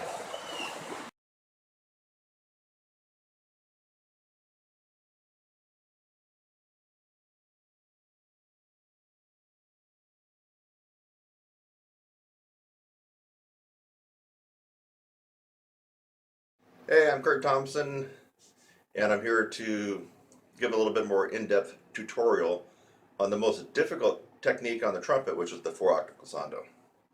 Bar none, it's the most difficult. I don't care who you are, where you live, and how good a player you are. The 4-octave glissando is the most difficult technique to execute. That said, this does not take quite a lot of talent, folks. This takes brute strength, power, and chops. And that actually means something good for just about everybody. We all have varying levels of talent that we were born with, and that we've cultivated. But this particular technique, even though it is the most difficult to perform on trumpet and certainly any other brass instrument, can be developed. You can make yourself stronger. Yeah, so it's not a matter of how talented you are. It's a matter of going through the process. And for most people, they don't know what that process is. You have to go through the process in order to gain this type of enormous strength and power, and being so resilient to be able to go 4 octaves and power off the way I'm going to be demonstrating in these videos. Now, I have a pretty fun video that I've had out for about 8 years, rocketing up to the double C with the 4-octave glissando, but that doesn't really resonate with a lot of people because they can't play double C anyway, much less do the 4-octave glissando to it. So, I decided to go ahead and record some 4-octave glissandos that were lower. So the lowest one that I got is D, going to high D. I also threw in an E flat or an E and an F. I believe also double high F sharp, and then finally the last note in upper register for trumpet, which is a double high G.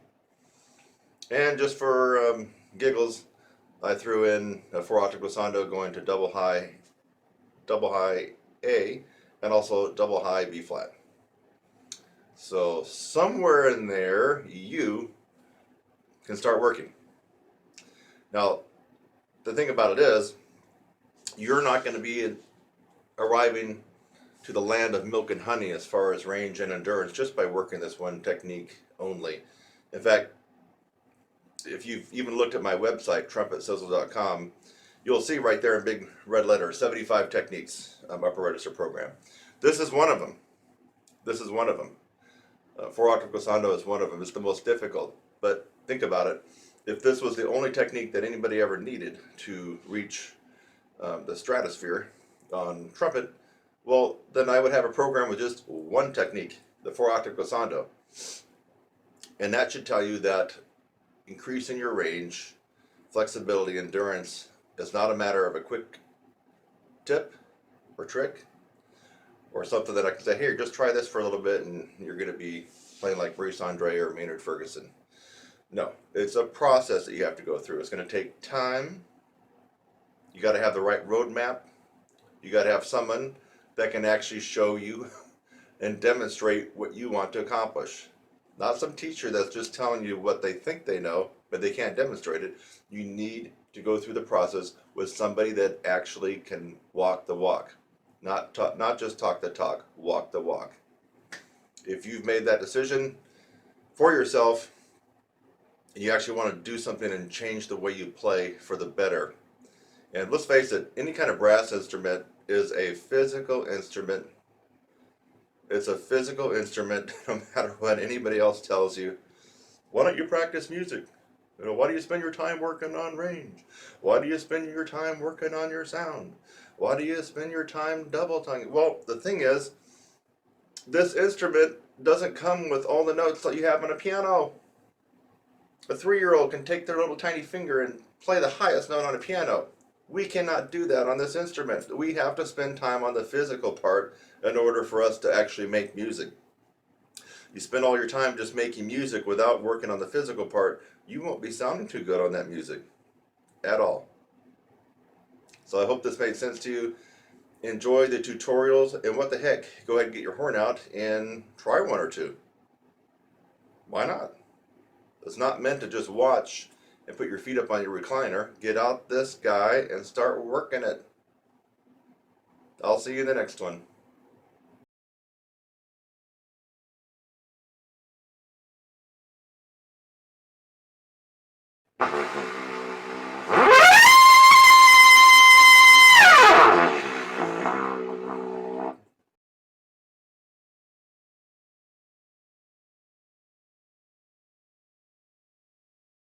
Try the four octave glissando on a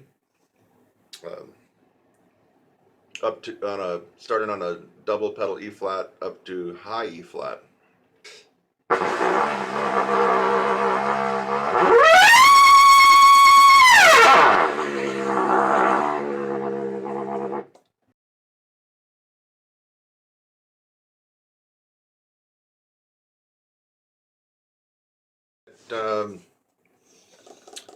Double pedal E up to E above high C.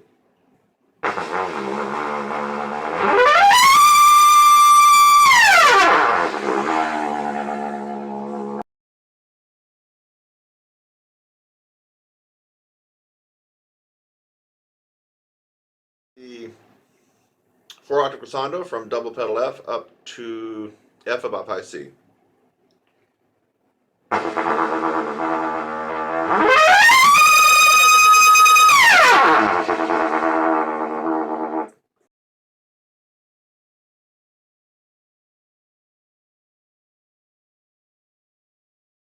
Okay, we're going to try the four octave glissando from pedal F sharp, which is the lowest tier 2 pedal tone that we can get, which is pedal F sharp, before we go into the third tier, which is where I was before when I was on the lower high notes. So pedal F sharp to double high F sharp.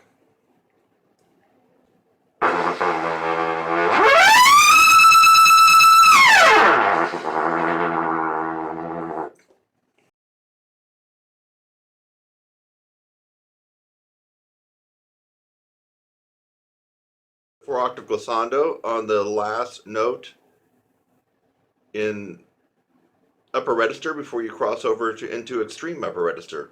So that will be going to a double high G, a pedal G to a double high G.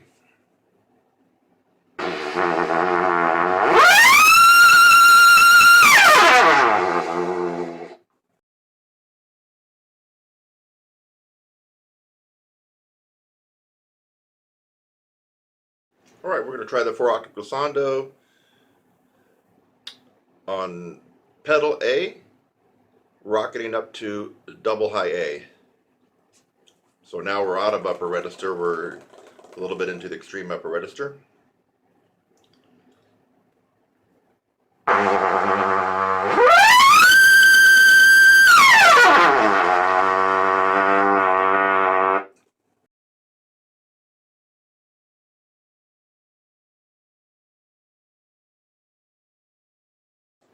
Hey, I'm going to do the 4-octave glissando from a pedal B flat up to a double high B flat.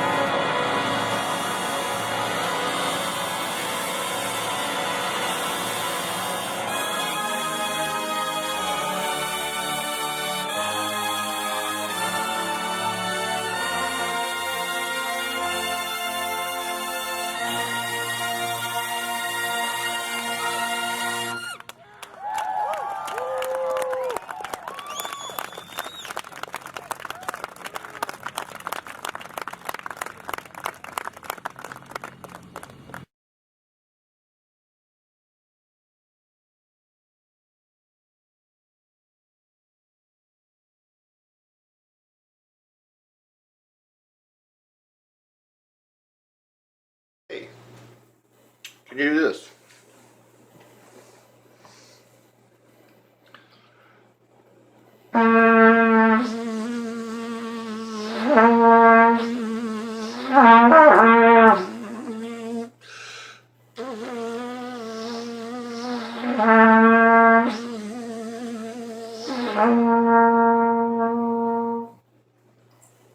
Can you do that? Does it matter if you can? Is it a trick? How about, it's going to get harder going higher, but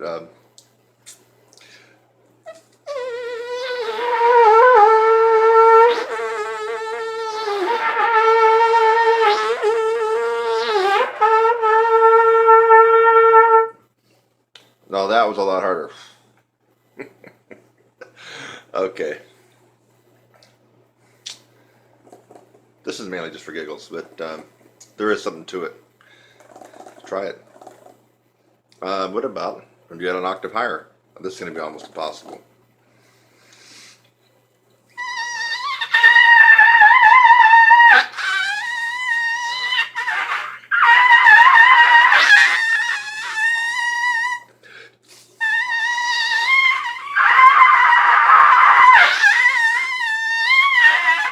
Woo! That's like going up a mountain with a 800-pound girl on your back, folks. So So, and I'm not going to try the octave after that, you know, no way. But anyway, kind of suggests something, doesn't it, about the ease of vibration of your lips in the set and placement of your chops. I wouldn't recommend doing much of that, but you know, once a week or twice a week, you could certainly do what I just did here, and you actually feel it in your lips. I mean, I'm kind of feel that the muscle just kind of got pumped up from doing that. So without the buzzing.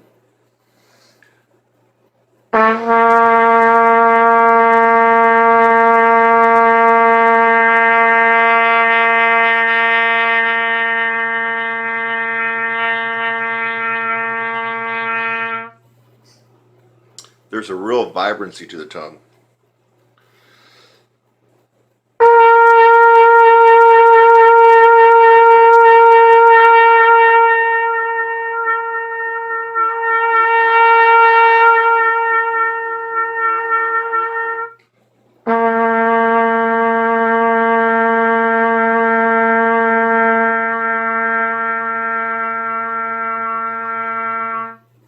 I actually think my low C is sounding better today than my middle C, and that's usually not the case.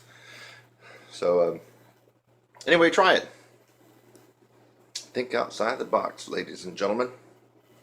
So you're navigating from a pure free lip buzz to immediate transition and tone on your horn, back to the lip buzz. Low C. Go up to middle C. Can you do it? Back and forth.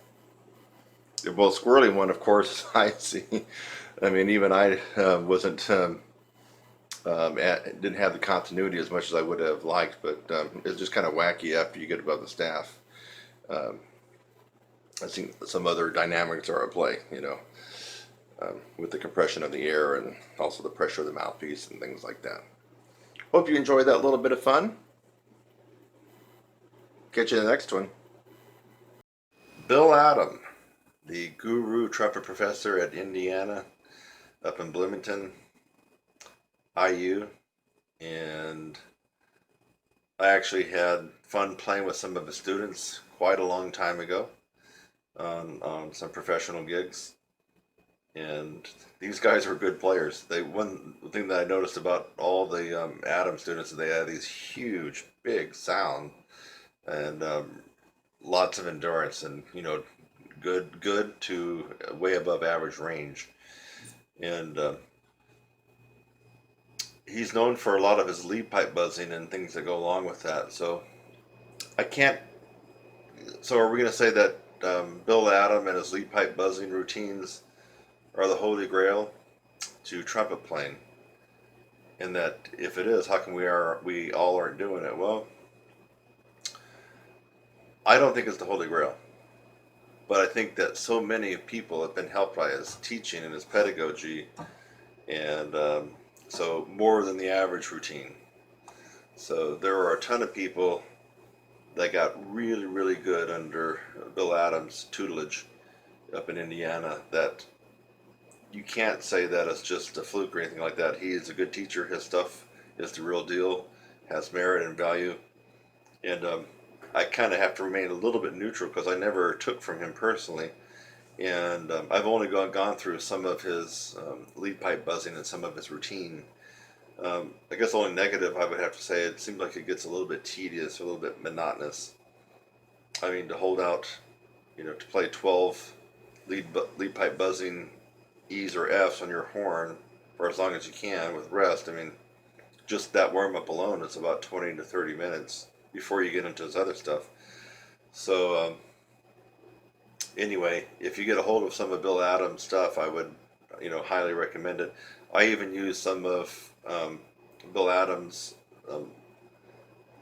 lead pipe buzzing in my 16-week upper register course. It's not a weighted or a big deal in my course, but I do like the lead pipe buzzing, so I do use some of it myself. I feel like it opens up my sound, warms me up, and it does. There is something to it. So I mean, if you played an E in the horn, 1 and 2 E or an F, or you played it without the tuning slide in, there's a different feeling that happens on your chops when you don't have the tuning slide in. So there's no question about that. So anyway, this was about Bill Adam and his lead pipe buzzing routines. And can't really say too much bad about the guy. He's put out so many great players. But I don't consider that to be the Holy Grail, his method to be the Holy Grail. If it was, then we would all flock to his former pupils and we would all just do Bill Adams stuff only. So I feel like that is not the Holy Grail to trumpet playing, but it might be doggone close. Kurt Thompson, that's my story. Sticking to it, baby. Hi, I'm Kurt Thompson and welcome to my channel.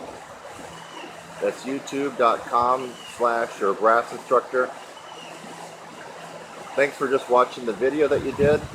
Maybe it's the first one that you've watched, or maybe you've watched tons of my videos. In fact, as of June 2016, as a brass player and trumpet player, I have the most tutorials free on the planet. I have over 600 videos on my YouTube channel currently, all free. So again, thanks again for watching this video. I hope that you got something out of it. Sometimes I make a video just to make you laugh.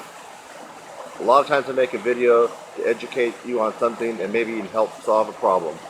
So I hope something like that occurred for you in this video. And while you're at it, again, subscribe, click on my website link, and go on to the next video. It's lovely out here. Have a great day.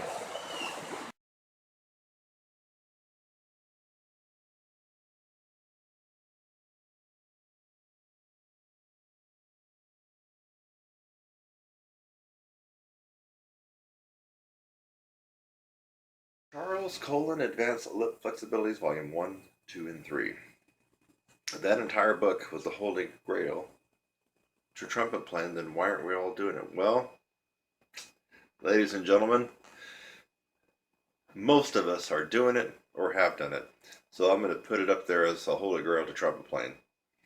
It doesn't really have the complete process, but by God, my money is on the person that went from page 1 to the third study where they're literally up to double A's. My money's on that person. At least range, endurance, and flexibility, and probably sound. So you can't go through that book and do it successfully and not come out a really decently strong player.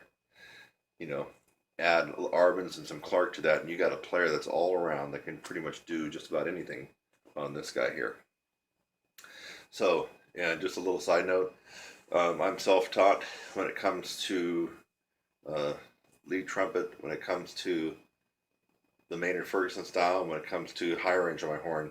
There were no high range methods, except for the ones we've already talked about, like the Claude Gordon, but there was no high range teachers and high note teachers, you know, strong embouchure teachers where I was when I was growing up. And so I had to figure out this stuff by myself and do it on myself. I didn't have someone holding my hand.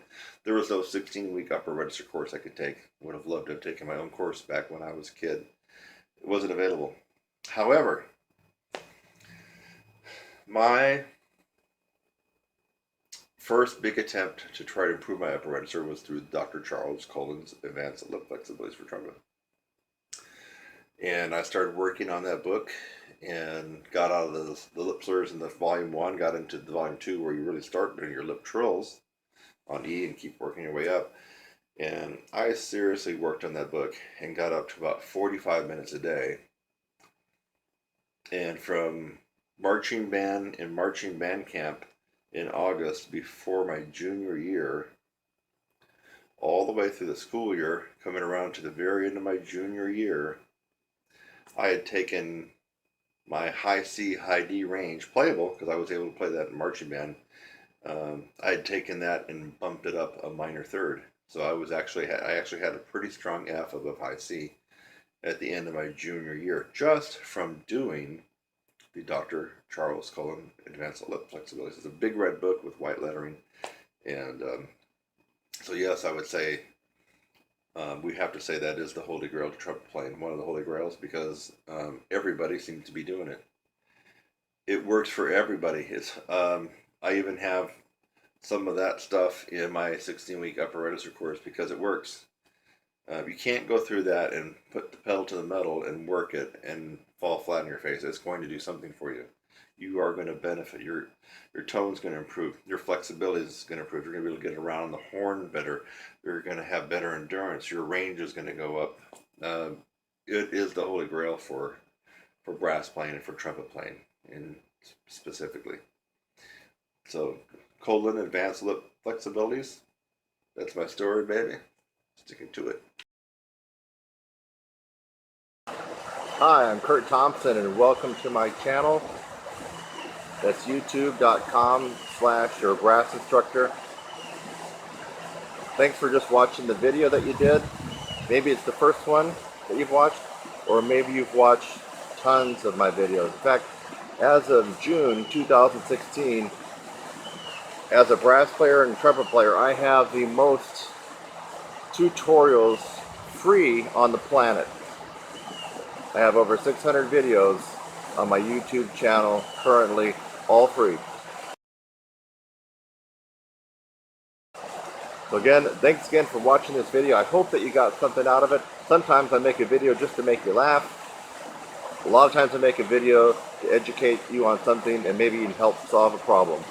So I hope something like that occurred for you in this video. And while you're at it, again, subscribe, click on my website link, and go on to the next video. It's lovely out here. Have a great day.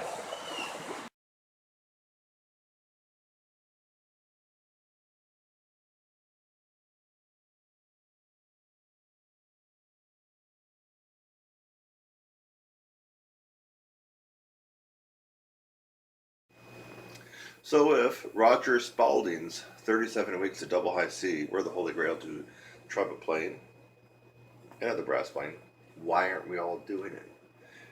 Well, the fact of the matter is, I think several of us have done that. It's attractive. Just thought of it, 37 weeks to double high C. If you look at Claude Gord, it's 52 weeks. So you're thinking, well, 37 weeks, not horrible. The basic premise behind Roger Spalding's method and routine is kind of a bodybuilding or powerlifting approach where you practice hard, you have hard and light days, you're kind of practicing every other day, that kind of thing. And so that there's some worthiness to that, there's some value to that. In fact, there's a little bit of Roger Spalding's 37 weeks to double high C essence in the 16-week upper register course that I run, but essence only. So there is something to that. When you work yourself hard with a lot of intensity, it doesn't make a lot of sense to wake up the next morning, get up and work yourself hard with a lot of intensity. And then you go to bed and you get up and you do it all over again. No. If you're trying to build technique and style and some other things, yeah, that's probably going to work. If you're trying to build super endurance and range on top of what you already have, that's not going to work. There's no power lifter in the world that works out 7 days a week in the gym, constantly trying to pull up 700 pounds in a deadlift or bench press 500 some odd pounds. No, it doesn't work that way. You have to give yourself recuperation. So I like the fact that there's 37 weeks to double high C as this recuperation kind of bodybuilding, powerlifting built into the program. The reason it's not a holy grail to upper register and endurance, it has just this one approach. You're hitting yourself from this one angle. You know, you're not hitting yourself from this angle, from the Stevens, right? You're not hitting yourself from the different pivots of the Reinhardt, and you're not hitting yourself from the Adams lead pipe. I mean, all these other routines, you're hitting your chops and tongue arch and throat and everything from all these different angles. So I can't tell you that the 37 weeks to double high C by Roger Spalding is the holy grail to improving endurance and range, but A lot of us have tried it, just the allure by the name, 37 weeks of double high C. For me, it's not that attractive now, but when I could only play a high D or high E, that was really attractive. When I couldn't even squeak out the note. Are some of you out there at the point where you can't even squeak out a double C? Not even squeak? I'm not saying a usable note. You can't pick up the horn and go,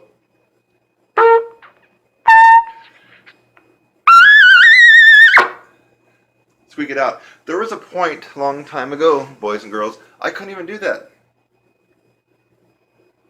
And it killed me that I couldn't get the double high C to squeak.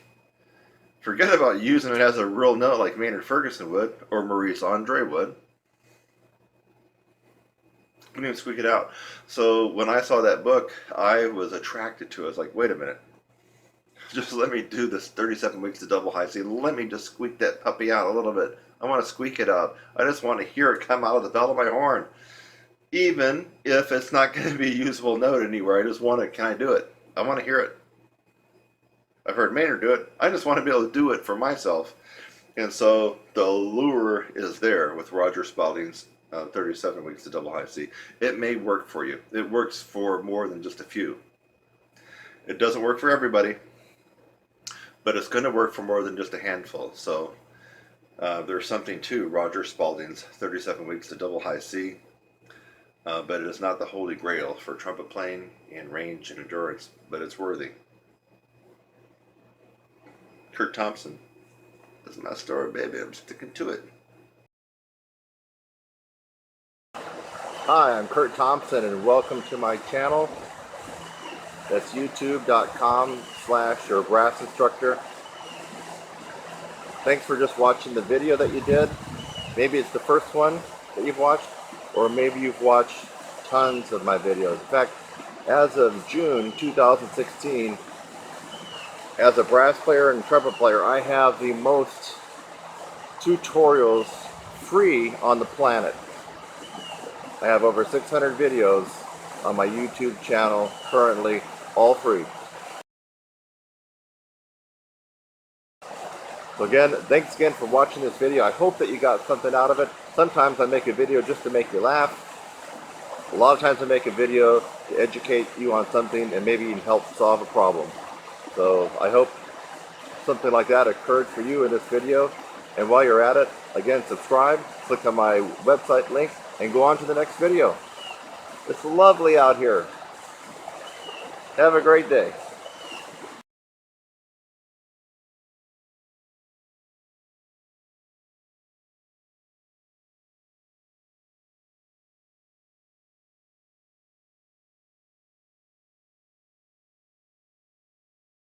So, if Arnold Jacobs' methods and teachings were the holy grail to brass playing, then why aren't we all doing it? I think the fact of the matter is a lot of us are. What's difficult about Arnold Jacobs, I mean, do you know who this guy is? Not the mouthpiece, the guy, Arnold Jacobs. I mean, he was like the principal tuba player with the Chicago Symphony for like 40 freaking years. I mean, dude was amazing. I mean, you play tuba in the Chicago Symphony, you know something about chops, you know something about air, everything else, articulation and style. I mean, dude was awesome. Problem I have with Arnold Jacobs is there's not a lot of written material in regards to his routine, his pedagogy. There's some, yeah. I mean, what's that thing, Song and Wind, or Wind and Song? I'm sorry if I'm kind of screwing that up. And he's got maybe a book or two up, but there's not a whole lot that he put out in writing. I think a lot of his stuff was just actual teaching, live one-on-one teaching, or maybe even master classes and stuff like that. So it's not like you're going to run into a lot of stuff. Like Herbert L. Clark put out a lot of printed material. From his cornet solos to characteristic studies, elementary studies, technical studies. But no, Arnold Jacobs, I think his stuff is worthy, especially when it comes to, I've even quoted him on some of the lip buzzing stuff. He really believed in lip strength and embouchure strength. I think he even does some demonstrations with lip buzzing. He believed in certain, I believe he believed in certain apparatus devices that would help your breathing. I mean, my God, the guy was playing a huge contrabass tuba in the Chicago Symphony. He had to know something about air, something about breathing the right way. So Arnold Jacobs, he's worthy of anything you can find on him. Go get it and look at it. He was playing on this huge bathtub of mouthpiece for 40 years with the Chicago Symphony. The guy is just amazing. As far as being the holy grail to brass and trumpet playing, I probably wouldn't say that, but I would say he's up there. Many of us have actually looked at his stuff. Many of us have applied some of his um, teachings and concepts to our own playing. So Arnold Jacobs really is a guy that you should not dismiss. You should be investigating and buying some of his stuff and going through it if you're at all serious about playing a brass instrument. So this is Kurt Thompson in regards to Arnold Jacobs, former tuba player for 40 years, 4 decades with the Chicago Symphony. Amazing. That's my story, baby. Sticking to it. Maurice Andre. Wow. He revived the whole Baroque trumpet and concerto and piccolo stuff way back in the late 50s, didn't he? I mean, it was dead as a doornail until Maurice Andre arrived on the scene and pumped it all up. And wow, talk about a guy with chops.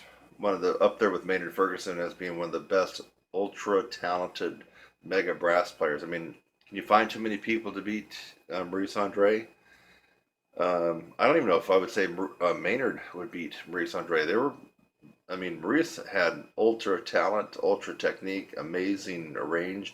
A lot of people don't know that Maurice Andre could tear up double D's and double E's.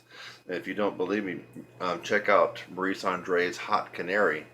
Wow, I mean, he's up there doing the same stuff as Maynard. It's pretty amazing. And then he had all this technique. So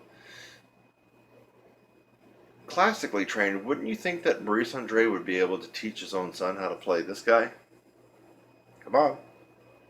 You would, right? I mean, wouldn't you dream to be Maurice Andre's son and be like, oh my God, I can get lessons like 24/7?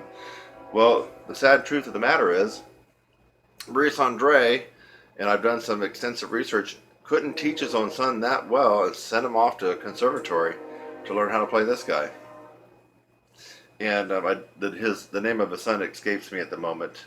Maybe I'll add it in a comment to this tutorial. So the whole premise of this tutorial is the fact that don't get stars in your eyes about taking from the best players, most ultra talented players on the planet, thinking that that's going to rub off on you. It won't. It like 100% won't. Now, if you want to take a lesson with one of the best players, most famous, and put that on your resume, you can. If you want to rub elbows and do some back patting, and shake hands and feel good kind of starstruck kind of thing, yeah, go ahead and do that. You want to do this? You're going to be doing this. 50, 80, 100, 150, 200. Yeah, you're going to be doing that. And are you going to be playing this guy much better? Zero. You're not going to be playing it. You're not going to be playing your instrument better at all by having taken from a celebrity star, ultra talented player, simply because they can't teach you. They're going to tell you what they did, and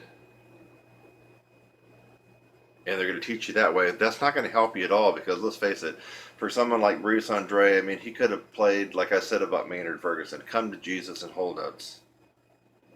He could have played low notes out of the Arbenz book, and he still would have arrived at this amazing, talented, incredible player, Maurice Andre. The rest of us, no, it doesn't work that way for the rest of us. I don't even know if I even have a fraction of the talent that Maurice Andre had and embodied. I don't. I have to work at the stuff I get. Maurice Andre could have just practiced out of a book and never taken lessons, and he would have been better than you and me and every other person that you know. I'll tell you this. I like Alan Vizuti's playing, but I don't think Alan Vizuti would want to take on Maurice Andre in Maurice Andre's prime. I'll tell you that right now. Who can beat Maurice Andre's sound? Who can beat that? Nobody can beat Maurice Andre's sound. Put his technique and his style and all that stuff. You cannot beat his sound. His sound is from the heavens. And even people like Alan Vazzuti, Wynton Marsalis, Sergei Nakarayakov, they would have to agree that even though they have the technique that might be equal to a Maurice Andre, they're not going to be able to outdo Maurice Andre on his sound and his style. I mean, you can't beat the guy on that. Listen to his recordings, and for people who have heard him live, I mean, you're not going to be able to outdo Maurice Andre when you combine his technique and his style and his sound. It's coming from the heavens. He couldn't teach his own son at all, and he had to ship his son off to a conservatory. Isn't it amazing? The best classical player on the planet, amazing, and he couldn't teach his own son. So that proves it right there, folks. Don't go spend $500 on a couple hours of lessons with a celebrity brass player thinking that you're actually going to get something out of it. You're not. You're going to get starstruck, maybe 15 minutes of fame, a little tickle in your tummy, but you're not going to become better at this. And as I mentioned in the Maynard Ferguson overview with his son Bentley, something creepy and eerie. It just doesn't. It's almost hard to imagine. But Maurice Andre's son also perished in a freak fall of a hike, and whether it was cliff climbing or some kind of weird hike, but he perished in a fall, and so did Maynard Ferguson's son. Creepy and weird. Incredible that two of the greatest brass players that ever walked planet Earth, Maynard Ferguson and Maurice Andre, that both their sons would perish in a freak fall at an early age. It's crazy. It's weird. That kind of caught my attention. I was like, wow, how could that even be? I don't even know if Maynard Ferguson met Maurice Andre. I don't know if they knew they probably knew about each other, but I don't know if they ever met each other. So it was really heartbreaking, catastrophic, and horrific to find out that I believe it's both of their firstborn sons died in their early 20s in a freak fall. It's horrible to think about. And anyway, so that's my tutorial on Maurice Andre. Ultra talented guy. Another explanation why you probably should hold on to some of your money and not throw it at a star trumpet player, trombone player, whoever it is that's famous, and thinking that you're going to get something out of this. You're not. That's my story, baby. I'm sticking to it. Hi, I'm Kurt Thompson, and welcome to my channel. That's youtube.com/your brass instructor. Thanks for just watching the video that you did. Maybe it's the first one that you've watched, or maybe you've watched tons of my videos. In fact, as of June 2016, as a brass player and trumpet player, I have the most tutorials free on the planet. I have over 600 videos on my YouTube channel currently, all free. So again, thanks again for watching this video. I hope that you got something out of it. Sometimes I make a video just to make you laugh. A lot of times I make a video to educate you on something and maybe even help solve a problem. So I hope something like that occurred for you in this video. And while you're at it, again, subscribe, click on my website link, and go on to the next video. It's lovely out here. Have a great day.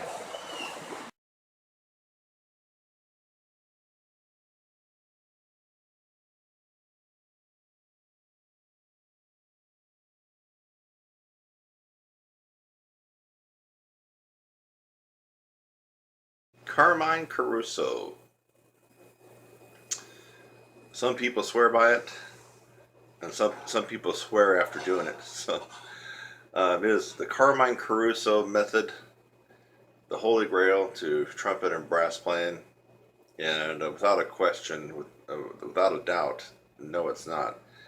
I've had more students come to me with more problems from doing Caruso than just about anything else. The thing about the Caruso method is it does make you extremely strong.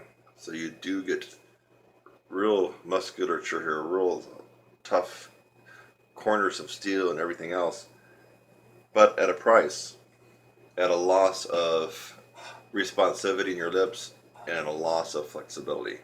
So you do gain the strength, but you're not going to really realize the results of that increase in strength because it's going to be offset and diluted by your lack of flexibility, the brittleness, and the lack of response in your lips. You have to be flexible and have very responsive lips to vibrate at those higher frequencies, especially above high C. And if your lips are thick and dull and tight and they're not flexible, they're not vibrating, you're going to have trouble. Now, has the Caruso worked for some players? Yes, it has. So some people swear by it, but those people are so few, so very, very few. And so I think other people swear at it. That's why I mentioned at the beginning. I've done the Caruso many years ago, and it really screwed up my playing. I actually had to quit playing for I think a week to 10 days. Just play baritone and buzz on mouthpieces, and that's how much it screwed me up.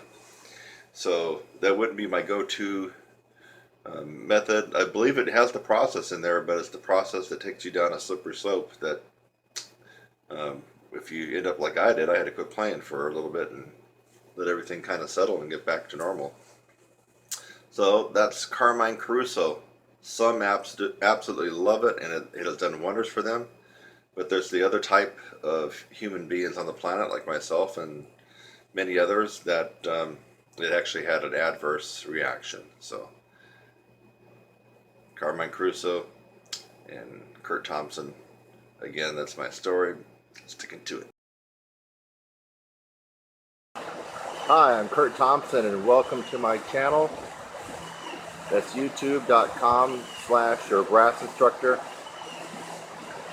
Thanks for just watching the video that you did. Maybe it's the first one that you've watched, or maybe you've watched tons of my videos. In fact, as of June 2016, as a brass player and trumpet player, I have the most tutorials free on the planet. I have over 600 videos on my YouTube channel currently, all free. So again, thanks again for watching this video. I hope that you got something out of it. Sometimes I make a video just to make you laugh. A lot of times I make a video to educate you on something and maybe even help solve a problem. So I hope something like that occurred for you in this video. And while you're at it, again, subscribe, click on my website link, and go on to the next video. It's lovely out here. Have a great day.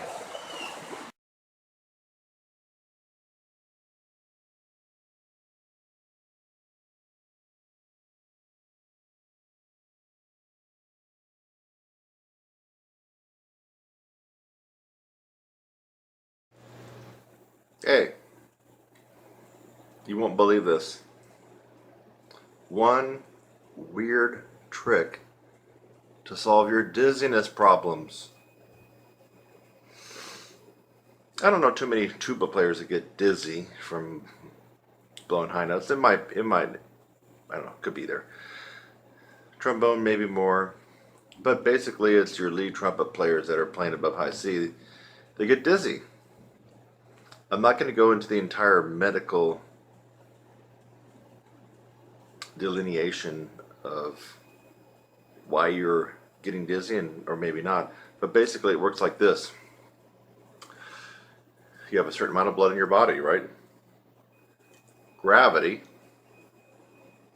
makes a lot of your blood go down to your lower torso. Now, when you blow hard, you see the veins popping out. What's going on? You're blowing, you're spreading the blood away from your brain and your heart. It's going away. Okay? Now, if you happen to have a lot of blood hanging out in your lower extremity, your feet and your ankles and your thighs and your calves. And all the stars line up right, you will get dizzy. And in fact, if you keep blowing high notes, you're going to pass out. Passing out is not a bad thing because basically the body wants you to go prone. It's your body's way of having you actually pass out, to go prone, to save yourself, so all the blood can immediately be pumped back to your heart and to your brain. So in case you didn't know why you're getting dizzy, that's what's going on. Now a lot of factors come into play too. Your age, your weight, your height. Chemicals like, do you smoke? Drink a ton of caffeine or coffee, Red Bulls and things like that, 4-hour energy. Your water intake, how hydrated are you? Your stress and your sleep. So these factors all conspire against you and give you that feeling that you want to pass out. In fact, if you don't acknowledge that feeling, you will pass out. So I used to be afflicted by that when I was, well, I guess let me go back one more step. Also, if you're playing loudly and for a long period of time near your max range, that will also tend to want to make you pass out. And when I was a younger guy in college, I did notice on some of the lead trumpet charts that I was playing on, that were top tier back then when I was 19 and 20, I would kind of like do this thing. Whoa. After I got done, I was like, oh my God, I'm just about ready to pass out. Well, the reason for that was because back then at 19 or 20, I think I had a good double A, double B flat, double B, double C max range, which is not bad, right? But when you play and butt up against that max range, you're going to probably feel dizzy and pass out, because that was my max range and I was playing at it using the maximum mouthpiece pressure, blowing. And what was going on is the blood from my brain, my heart was being pressed away. And my heart, no matter how good it was, could not pump blood from my feet and my ankles fast enough back up to my heart and my brain. And that's why you get dizzy. Your body really wants you to be forced to go prone. Standing up, prone. So it's not like you're in bad conditions. Your body wants you to do that, saving yourself. So one weird trick that solves this problem. Also, I forgot to mention other factors like heat.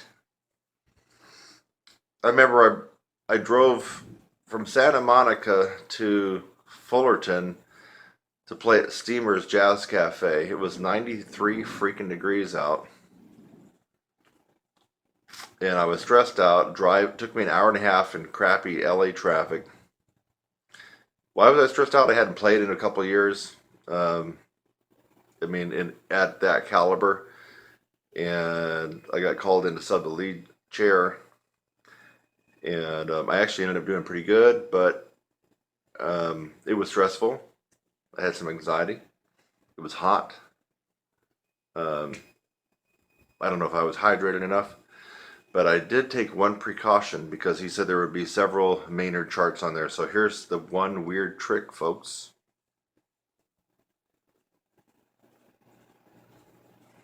Compression socks, baby. They look like women's nylon hose, right? But these guys are medical grade 30, I believe it's 30 milligrams of compression. When they go on really, really tight. There's two of them. On that particular day, just because I knew that I hadn't played, I'd played in a couple bands before, but it was easy for me. Old-timey white tie, wood choppers, ball kind of stuff. I don't really count that as, for me, playing. It was okay playing. But this particular band had a lot of pros in it, and they were going to be playing some really tough charts. And I wanted to go there mainly to be recorded and be able to put those up on my YouTube channel and other sites, and I've done that. And you can see me playing some different stuff on YouTube with that particular group. I think the guy's name was Don Kubik. He's also a friend of mine on Facebook from like 4 or 5 years ago. But yeah, um, he runs a big band in the LA area and made up of mainly working professional LA players. Now, I got called in and played the lead book, baby. Sight read it and nail it down. That's when, the pedal hits the metal, right? And because of the temperature, because of my stress, anxiety, because of what I knew was coming for me, I wanted to make sure that I could go through the whole book and hopefully my chops would hold up. But if not, I didn't want to pass out. And that's why I was actually wearing these. So that particular day, what I ended up doing is right before I got in the car and got in that hour and a half of traffic from Santa Monica to Steamer's Jazz Cafe in Fullerton, which is Orange County, I got on my bed and I put my legs up on the wall like this. So if you can imagine me, I'm laying down and my heels are hitting the wall like that. And I'm letting all the blood drain back down to my torso. And after about 15 minutes, because due to gravity, that's when I put these guys on. And that's when I, dress with my black pants and my attire for playing. So what this does, it grips and is so tight that it does not allow a lot of blood flow back to your lower extremities. And it enables your heart to keep pumping blood at a closer rate and a closer distance from where your heart is and where your brain is. And as a result of that, that is the one weird trick, my brass playing friends. Get yourself some compression socks. Now they make all kinds. They make it looks like socks, like ankle socks, socks that go to your calves. These are actually thigh high. They go up to your mid thigh, and they actually make compression pants that go up to your waist. And I first got turned on to this by ultra marathon and triathlete competitors. Believe it or not, if you see them wearing all black tights when they're running, now that costs a lot more than this, but those are compression tights, and so what that does is it gives them a lot better endurance. Their heart is not working so hard to pump blood from their feet back up here, because those compression tights from their ankles all the way up to their waist is forcing the blood to stay more in their mid-torso. And so I got turned on to this idea that if that works that way, what would it do for people who have a tendency to pass out? So there's no site out there telling you that this is working for trumpet players and trombone players that are playing extreme high lead stuff and getting dizzy. You heard it here. Let me toot my horn on that one. You heard it here right now. I'm the one that discovered that. It's a quirky idea. It's a quirky, weird tip and trick and technique, but it works. And you know what I'm talking about. If you get dizzy, it's a horrible, impotent feeling, isn't it? Impotent. You got the chops to blaze away on that note, but dang it, you can't, because you're going to do this. And that's a very impotent feeling. To know that you got this and you got this, but you can't do it that much because you're going to go, you're going to fall out. Now, with this one weird trick, and it is weird, baby. Compression hose, compression socks. Get them online, because when I first checked this out, I bought them at CVS. Man, it was like 80 bucks for these. I returned them when I found out I can get them online for about a third. These were about 28 bucks. So, yeah, you can go to CVS or Walgreens or Walmart or whatnot, and you're going to pay about, it is expensive. You're going to pay about 70 or 80 bucks for thigh high, 30 milligram compression, medical grade socks. Don't do that. Save your bucks, go online, order them, the same damn thing, and just wait a little bit, and you're going to save yourself 50 bucks. You might as well put that $50 and buy a nice Trumpet Lesson for me. There you go. Yeah. That'd be better use of your money than giving it to Walgreens. You got to give it to starving and low income teachers, right? You got to give something back. There you go.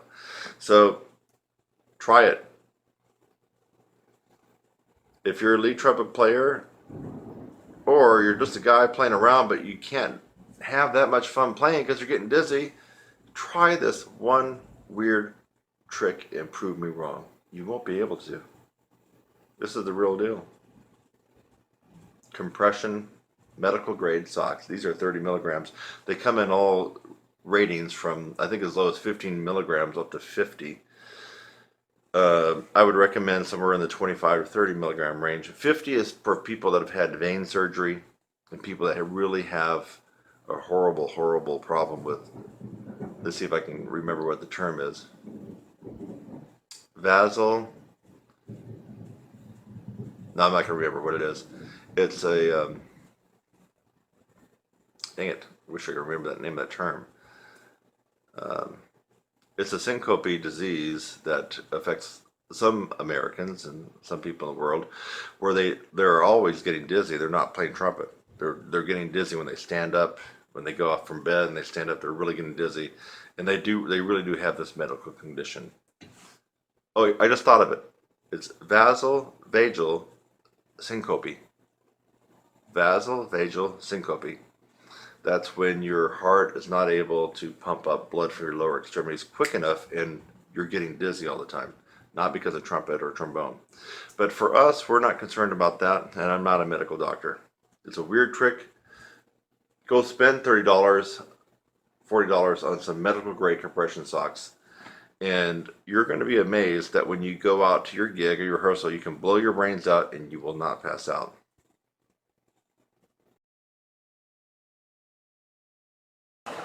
Hi, I'm Kurt Thompson and welcome to my channel. That's youtube.com/your brass instructor. Thanks for just watching the video that you did.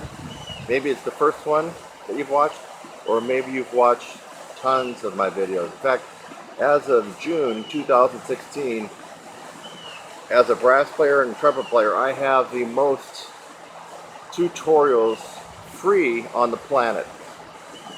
I have over 600 videos on my YouTube channel currently, all free. So again, thanks again for watching this video. I hope that you got something out of it. Sometimes I make a video just to make you laugh. A lot of times I make a video to educate you on something and maybe even help solve a problem. So I hope something like that occurred for you in this video. And while you're at it, again, subscribe, click on my website link, and go on to the next video. It's lovely out here. Have a great day.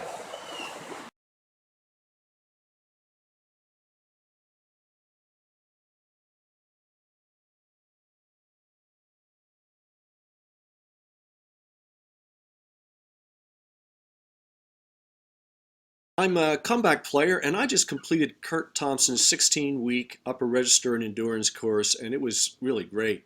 But actually, I'm here today to talk to you a little bit about Kurt and his brand new course, the Ultra Comeback Player course. A little background on me: I started playing when I was 9, played through high school, in college, traveled the world playing lead trumpet with a group, and then I made a decision to change direction, went to business school and went into business, and just stopped playing completely. But more recently, I started thinking I might want to get back into it again, and I started looking for a good teacher in a program. I found Kurt, saw some really good endorsements, gave him a call, and started the course.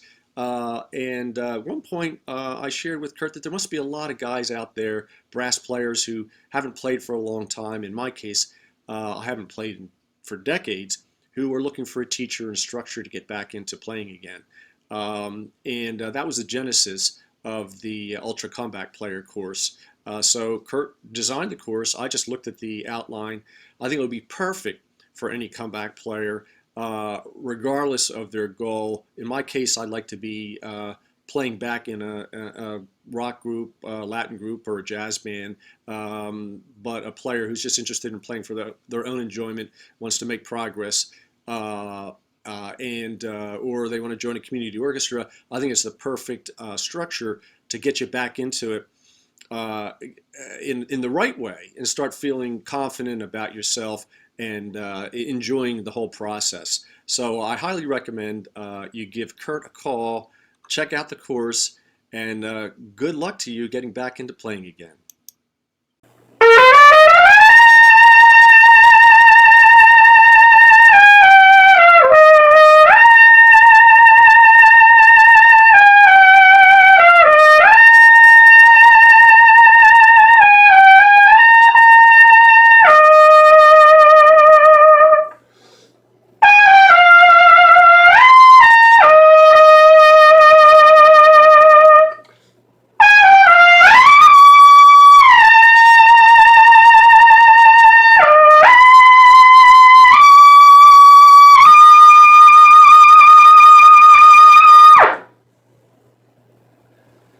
Soren, in the upper register,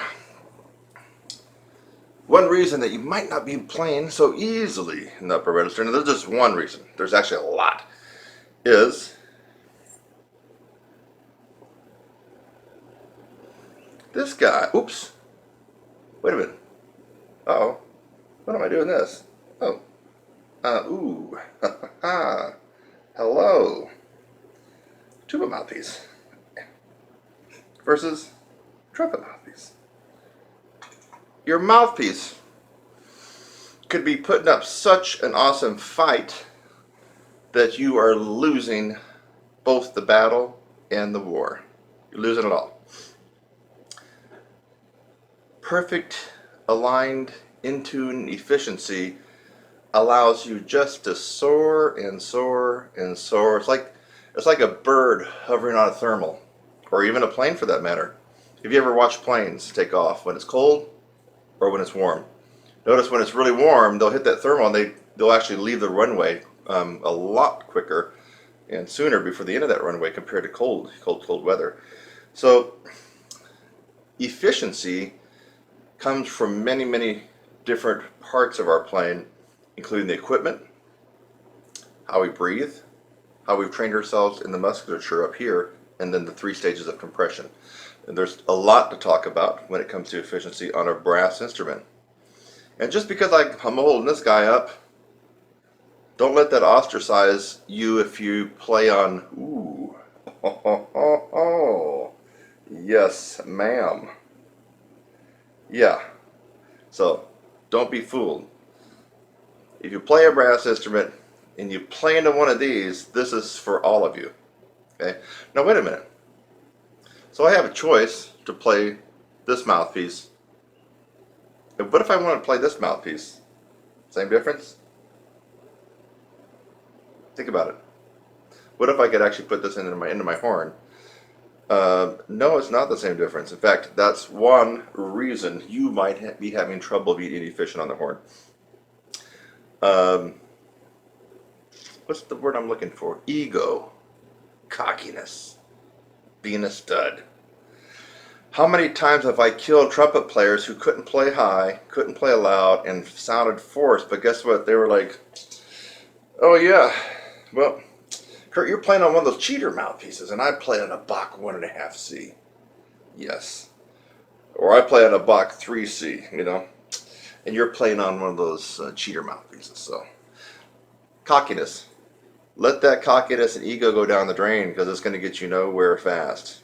You might feel really good going to bed at night knowing that you played on a Bach 1.25C. Have you played on one of those? They actually have a Bach 1.25C. I used to play one because I wanted to feel better about myself. I felt better about myself, but my playing sounded like crap. Okay, so I needed a lot bigger lips than these. Look at my lips. I need lips about twice this size at least to do what I can accomplish on this guy. Okay, so let me explain mouthpieces. So, first of all, if you're playing on the wrong mouthpiece that's inefficient, what's going to happen is, typically it's going to be too large for you. You're going to have too much air, slow air going into the mouthpiece, because the bowl is going to be too big. And I'm making an extreme example with this. I could be holding a Bach 1.5C, not a tuba mouthpiece. I'm making an extreme example, but, so I'd have too much air going in, slow, that would be one thing. my lips won't be able to really hold the last stage of compression, the aperture, because what's going to happen is as they go into a big mouthpiece, they're just naturally going to flap around slower. Sorry. There's nothing to snug them up to. The bowl is so far down.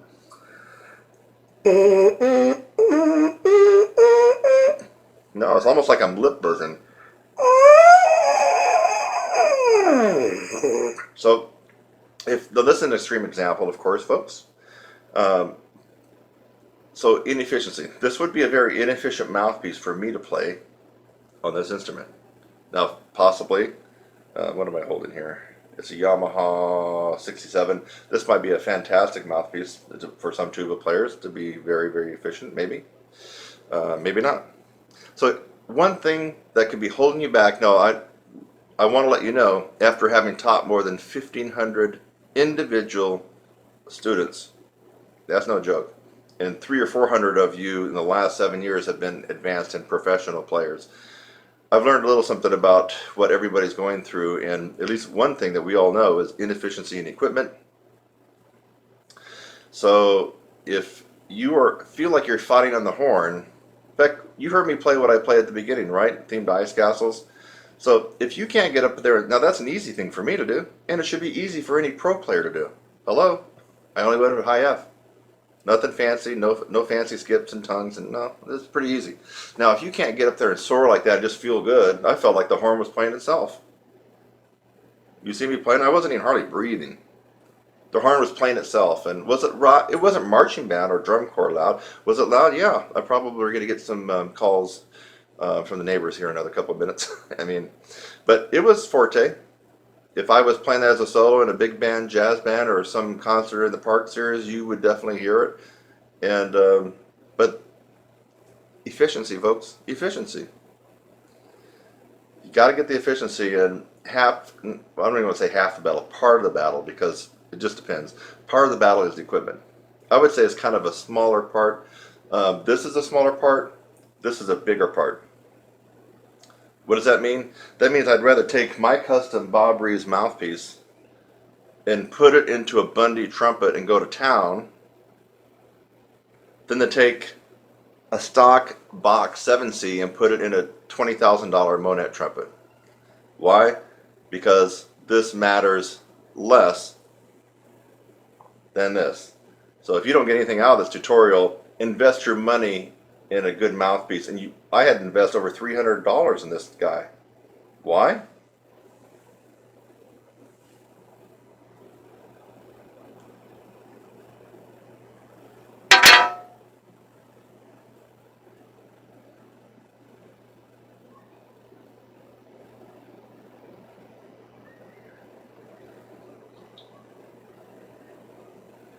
This is a Bob Reeves 43, sorry, 42S, dang it, 42SV, my bad, 42, probably can't even see that, so there's no point even showing you, 42SV, that's like Sam Victor. Okay, this is Bob Reeves. This rim, check it out, see if I can get the, is there anything left on? Oh, there's a little bit. You're not going to be able to see it. This rim actually came out of this mouthpiece. I had a duplicate. This is a Neil Sanders 17S. Yeah, it's kind of dark in here. Sorry. The way I got it set up, you're just not going to see it. But this is a Neil Sanders 17S. They don't make them anymore. Okay, so what I did is I liked this. I liked the rim. The rim felt good.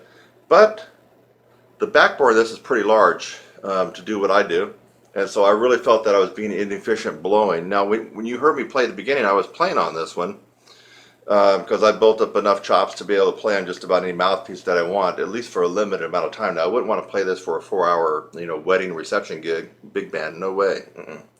But anyway, so you heard me playing on this mouthpiece. It's a Neil Sanders 17S, decently shallow. Is it the most shallow mouthpiece in the world? Heck no. And it's wide. This guy's wide. Very wide. That's a wide mouthpiece. It's probably as wide as a Bach 1C, maybe even slightly wider, but it's shallow. So I like a wide rim, but this wasn't doing the trick for me for everything, and I would get tired on it. In other words, this mouthpiece was somewhat inefficient for me. I spent 3 to 3.5 hours at Bob Reeves' studio, his new studio in Valencia. Am I saying that right? Valencia, California, and that's right across from the Six Flags. And when I used to live in California, I went up to his office, told him what I wanted. What he did was he took this mouthpiece, because remember I had two, and he cut off the rim, put threads on it, and we went to town. And what he did is he brought in tons and tons of these backbores, and he didn't bring in the large ones because I told him I wasn't interested in being. I'm not going to be in an orchestra somewhere. I'm not going to be doing brass quintet. I'm not going to be playing third trumpet in a concert band. I'm going to be doing what I do, and I already told him what I did. And so he threaded this. We started trying all different kinds of backbores, mixing in different sleeves over and over and over again.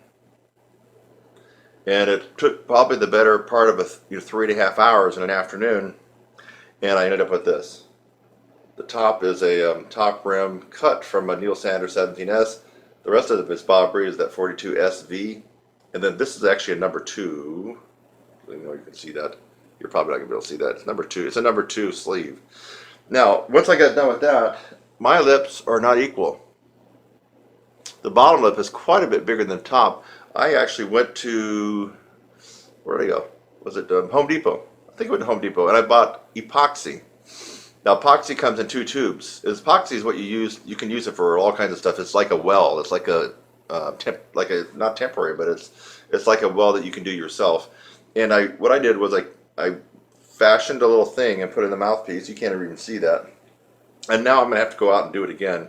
You can see the indentation in the mouthpiece where it used to be. See that? And so it actually went into the mouthpiece like this. Oh, it's not gonna be perfect, but there we go. Perfect. Perfectly like that. Wish you could see that.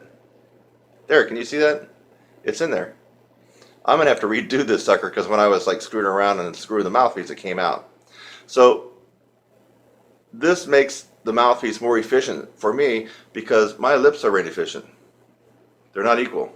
This is bigger than this. And when I put my mouthpiece in, I'm not getting the best compression I possibly can.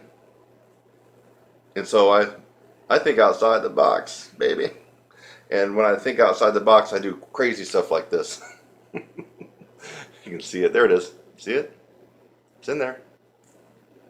That's epoxy, ladies and gentlemen, and it comes in 2 little tubes about the size of, well, probably about the size of my index finger, but a little bit thicker than that, a little bit longer, 2 of them. And what you do is you break them open. It's like Play-Doh. Put them together and you roll them, get them hot, and then you can just start playing around. If your lips are unequal now, like mine, if both of your lips are equal, you don't need to mess around with it.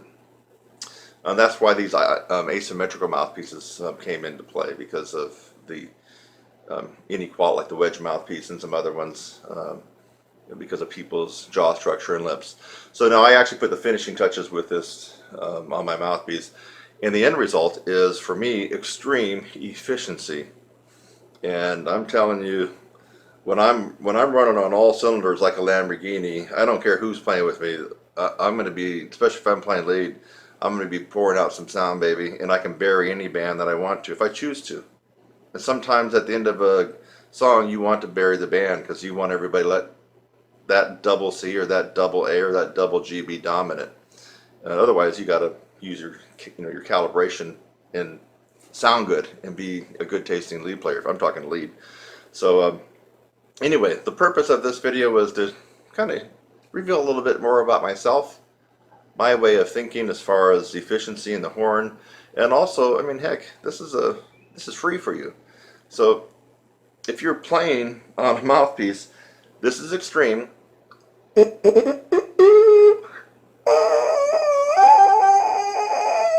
Doesn't sound good, but I'm not a tuba player, so I'm not worried about it. But this would be very inefficient for me. And then there'd be everything related between this all the way to the most efficient. Most efficient, least efficient for me on the trumpet. Everybody has this spectrum. about that. My phone ran out of memory regarding the trumpet mouthpiece tutorial. So, and we in here for right now. But anyway, you got the point.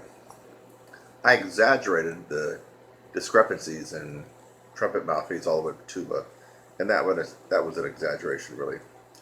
So, fighting the good fight is one thing, but fighting inefficiency is tough. You might not win that one, and it might be a daily war that you wage and you never win. So, my advice to you,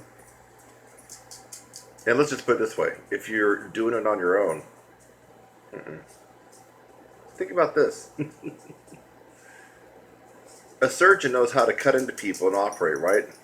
But are they going to be any good operating on themselves? Not really likely. An attorney with years of experience gets into trouble with the law. Are they going to really help themselves? They know everything about the law, and they've done it for 1,000,000 years. But are they really going to do that well for themselves? Nope. Sorry. There was that saying about the attorney thing. What was that? A person who represents themselves as an attorney at law as a fool for an attorney. You might just say the same thing about music. Really. So many people sound like shit, sound average, have problems, the same problems over and over and over and over again. And they're trying to do the surgery on themselves.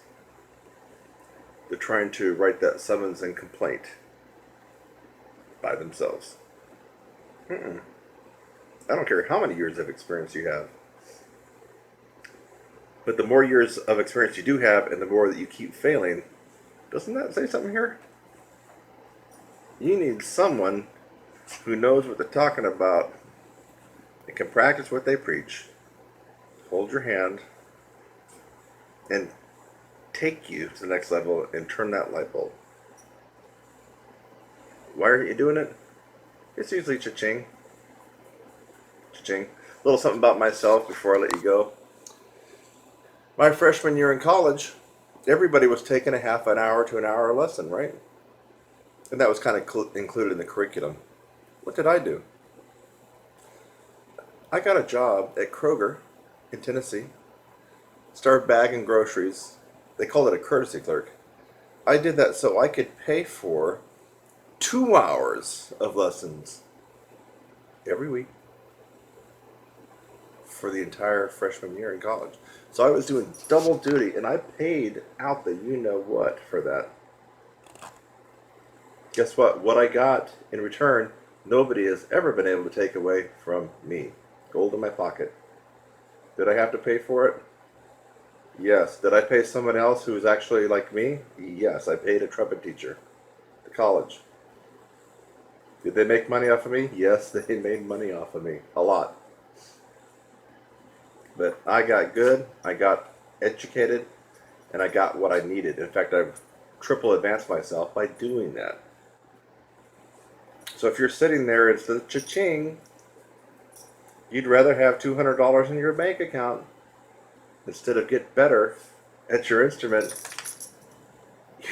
and you're like 50 or you're 60. I feel sorry for you. Real sorry. Real sorry. Yes, check your bank account and be happy that you got that $200 or $300 in your account and it makes you feel warm and fuzzy. And then get out your horn and you play like crap. Or you go to rehearsal and you can't last. Or you can never play lead, or when you do play lead, you sound like shit. So yes, you do all that, and at the end of the day, you open up your bank account and feel all warm and fuzzy that you got those extra dollars that you never spent on your education. Extra education. I don't care if you have a PhD or a DMA. If you aren't playing that well, at this point in life, my friend, you didn't spend enough on your education. Bar none. The way it is. And think about me years ago as a little bitty, skinny freshman, 18-year-old freshman in college, working my freaking ass off, bagging groceries, taking that crap out in the rain in Tennessee, so I could take 2 1-hour lessons each week for a year. Amazing, right? Now, you're probably thinking, what a tool. Well, this tool that you might be thinking of kicked everybody's butt, and now here I am right now, teaching people that got DMAs, PhDs, masters. So that extra hour of lesson each week when I was 18 has become gold. Big golden nuggets in my pocket. Would I have rather bought a new car? Yes. Would I have rather watched the numbers grow in my bank account to 500, 1,000, 2,000, 5,000? Yes. But would I have rather sucked it and been average? No. You got a choice to make. And you can get on your laptop now and check your bank account and be warm and fuzzy that you have an extra couple $100 in your bank account, but you're going to go to your rehearsal this week and suck ass. Or you're going to flip-flop and actually do what you know you need to do. Come on now. Am I talking to a 40-year-old, a 50-year-old, a 60-year-old who still can't play? You should be playing better than me. You're a lot older than I am. But why aren't you? Priorities, my friend. You make the wrong choices in life and you kind of sow what you reap, right? Or reap what you sow. Good old Bible verse. You have a good night and you really think about what I said. Get out your horn. See if you can do what I did right off the cuff at the beginning of this video. Too hard? It really shouldn't be hard at all. It should be easy at this point in life. That's my lecture to you, especially to my older trumpet playing friend. You should not have arrived at 40, 50, 60, or 70 and be sucking it. I don't care if you have $1 million in your account. What's that worth if you suck it?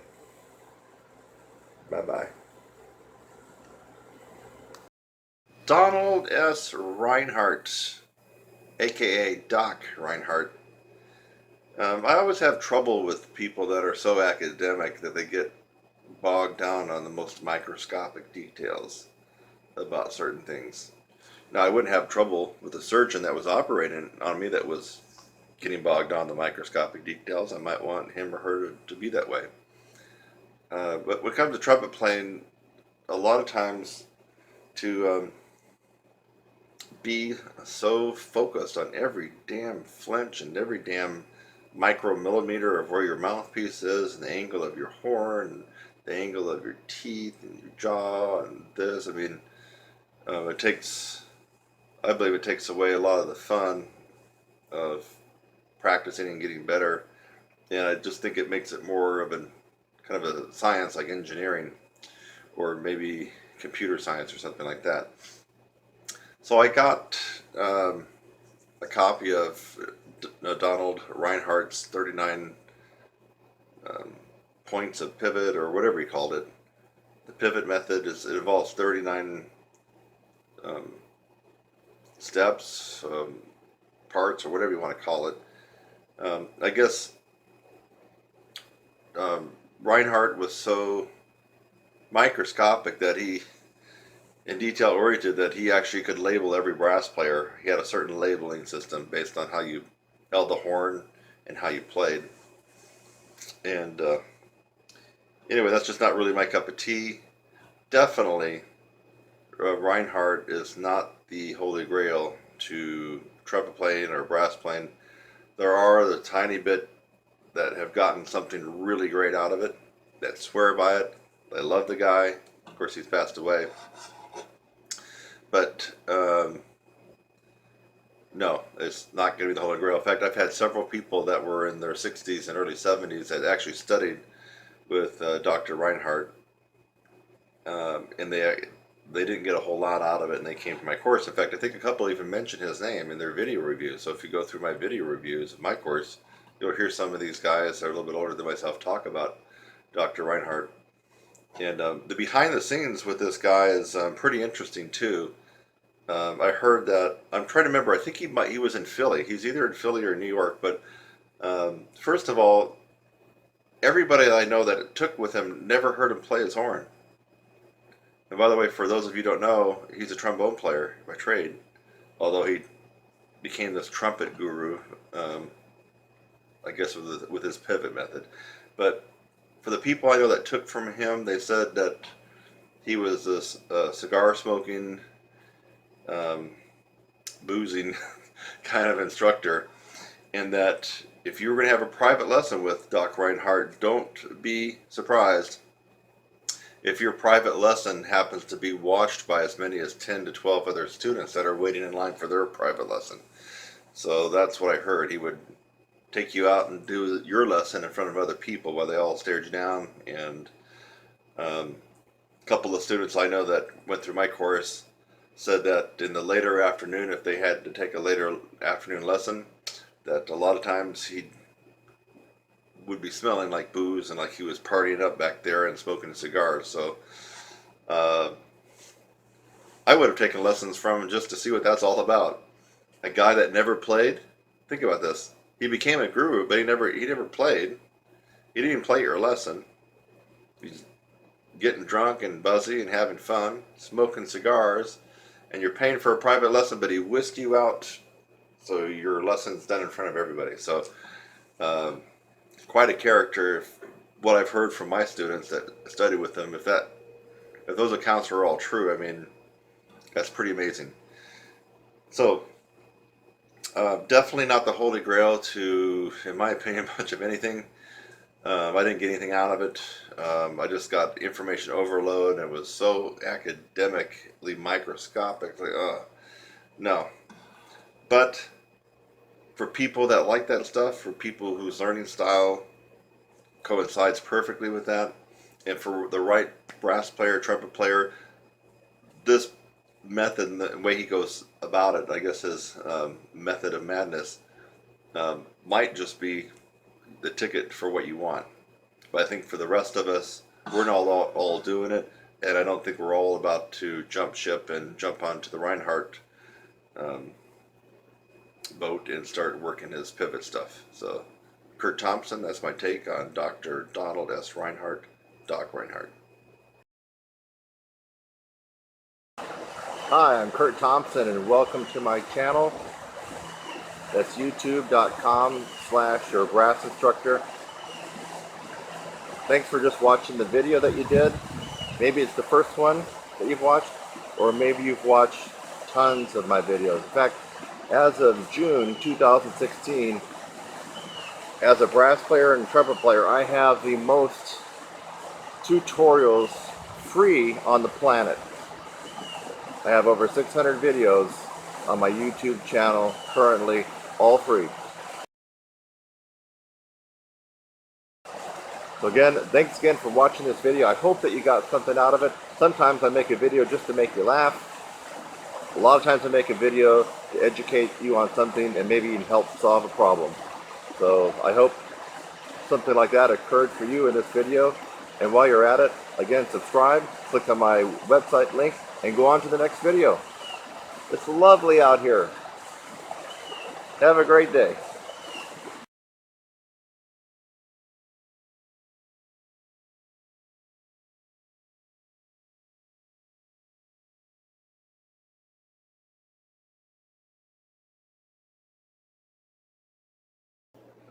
Started at 33.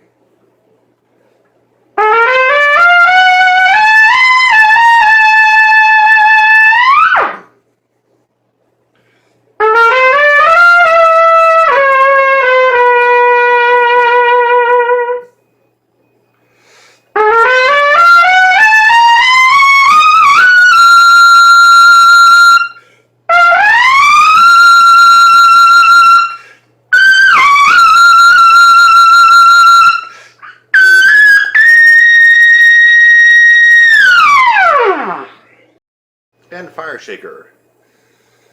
The solo starts right before 29 in Fire Shaker.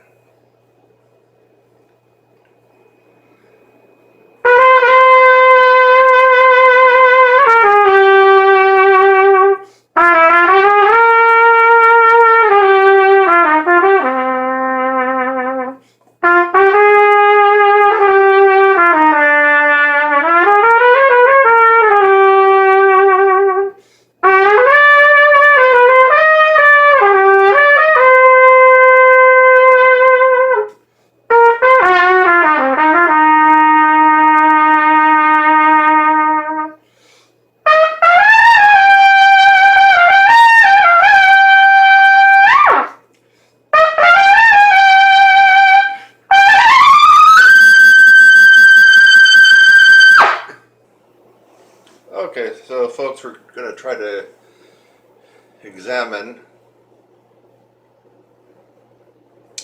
the coolness of these and how they might affect your high note chops, your endurance, your breathing. So you just heard me do one take each of South 21st Shuffle and Fire Shaker, two Maynard Ferguson songs. One take each on the phone. And what happens if you put one of these bad boys in your mouth, suck it down, get that cancer going? What happens to your plane? Let's find out.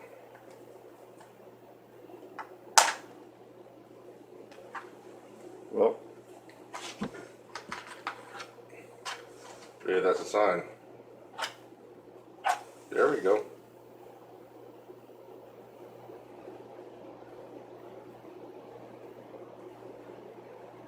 We got it.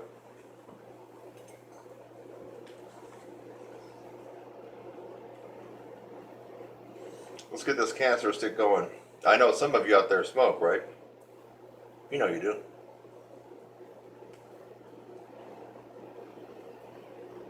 If the principal trumpet player from the Empire Brass Quintet from the mid to late 80s is still playing with them, that dude was smoking like a freaking chimney after every master class he did at our school in Tennessee at Austin Peay State University.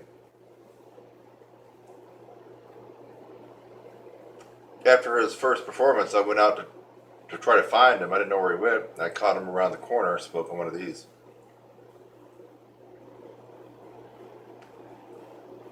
My guess is he don't play too good anymore. Yes, sir. Don't play too good anymore. People that try to be cool and, you know, smoke one of these cancer sticks comes back to bite you in the butt. I haven't even smoked half of it, but let's just see what it's done to my plane already.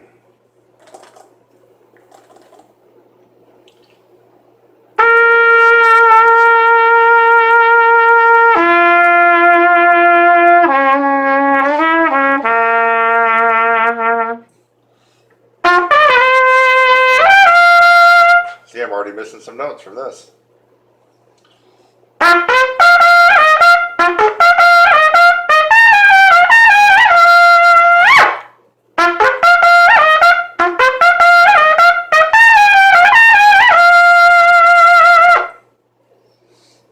Yeah, I think it's getting worse, folks. Let me see if I can do a C major scale.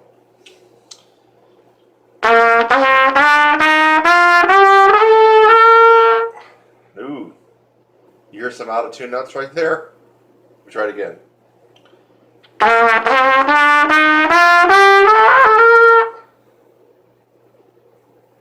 This is fucking me up. Let this be a lesson to all you kids that think you're cool when you're smoking this. You're going to suck ass when you start playing your horn.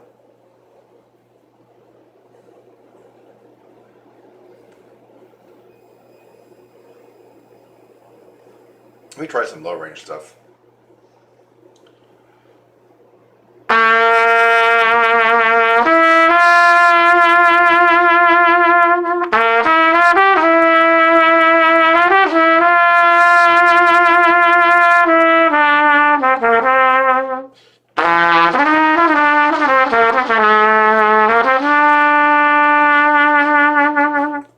Well, it didn't really affect my low range.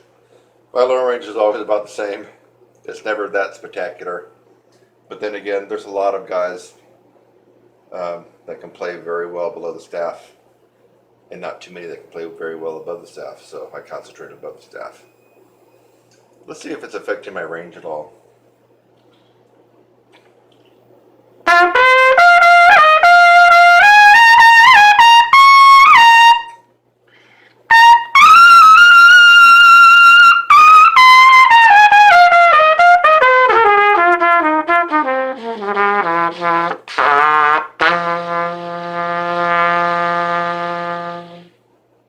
Well, a little bit maybe. that's kind of in the easy range for me. Let's just try something a little bit more challenging.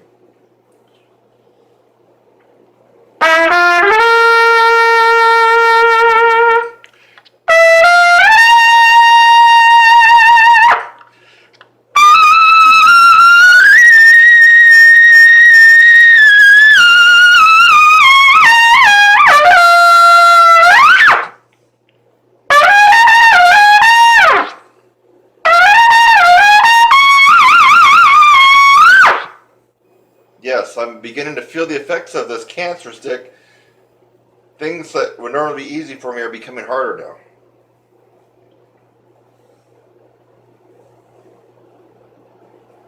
I mean, that little lick only goes up to double C, right?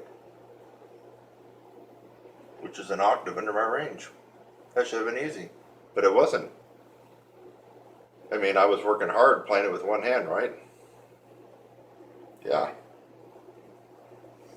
So this, kids, teenagers, and you old fogies out there that started smoking back in the 50s and 60s when they said it was good for you, you better fucking quit smoking, man.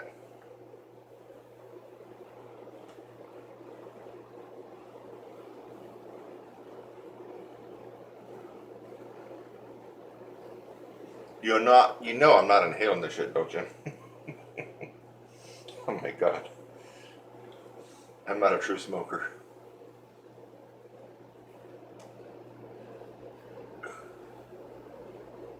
Okay. That's about all I can handle of this cancer stick. Woo! This is not fake, folks. Look.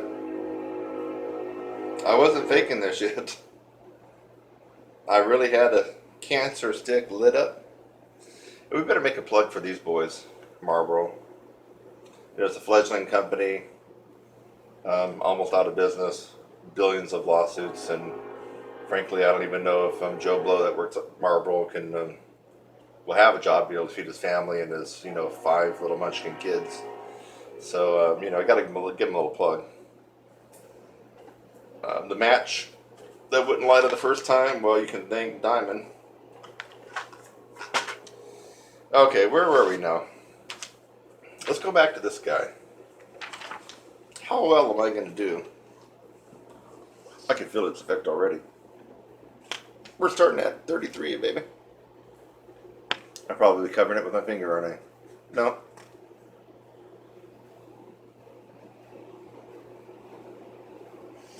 South 21st Shuffle, Maynard Ferguson. Let's see what the cigarette smoking has done to my abilities. Starting at 33. And by the way, you can listen to the tune, and once you get to the solo, you'll know I'm playing exactly what Maynard did.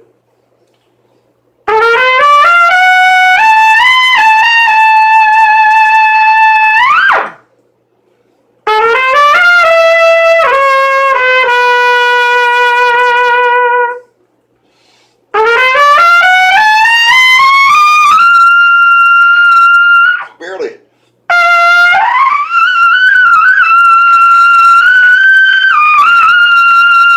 Fucking tough. Oh my lord. Don't smoke. Just after one cigarette, I'm sucking it. Let's see if the same holds true on Fire Shaker. The one cigarette that I smoked made me suck ass on South 21st Shuffle. Thank you, Philip Morris. Let's see what it'll do on Fire Shaker, Maynard Ferguson's Fire Shaker, which is from the Live from San Francisco album. Here we go. Started right before. Oh, I didn't show you the music. This one starts a lot earlier, right? I think right before 29. I know you trumpet players always want to check out the notes.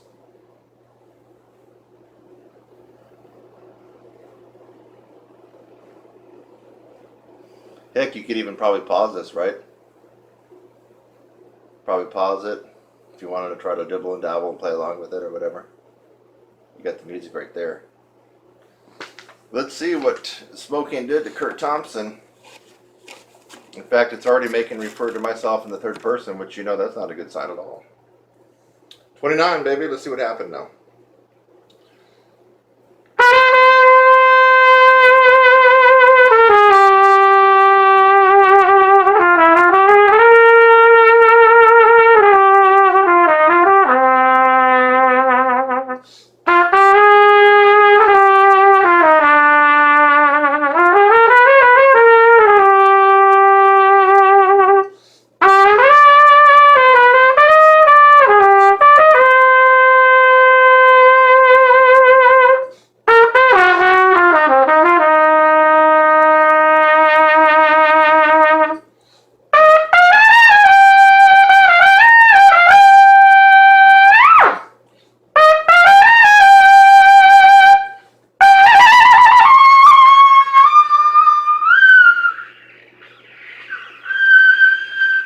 Oh, God. Sucking ass bad. Whew.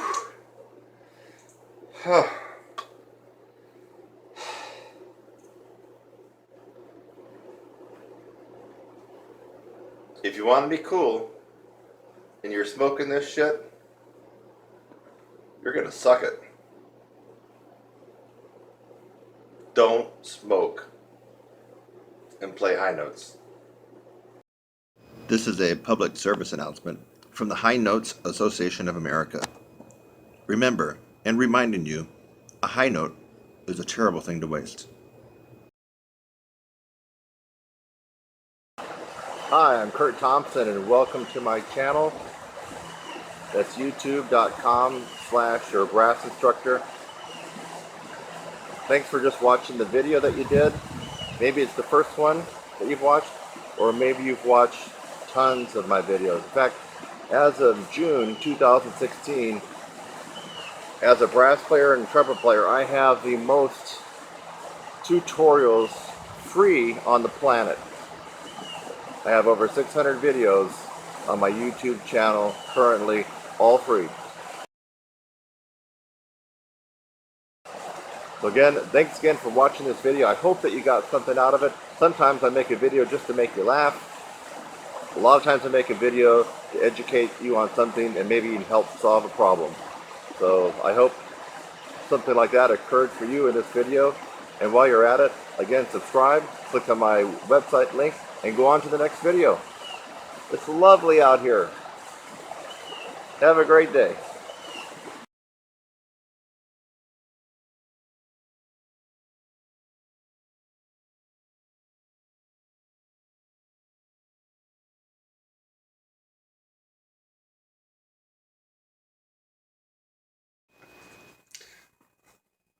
So if the James stamp method was the holy grail to trumpet playing, then why wouldn't we all be doing it? Well, the fact is a lot of people are doing it.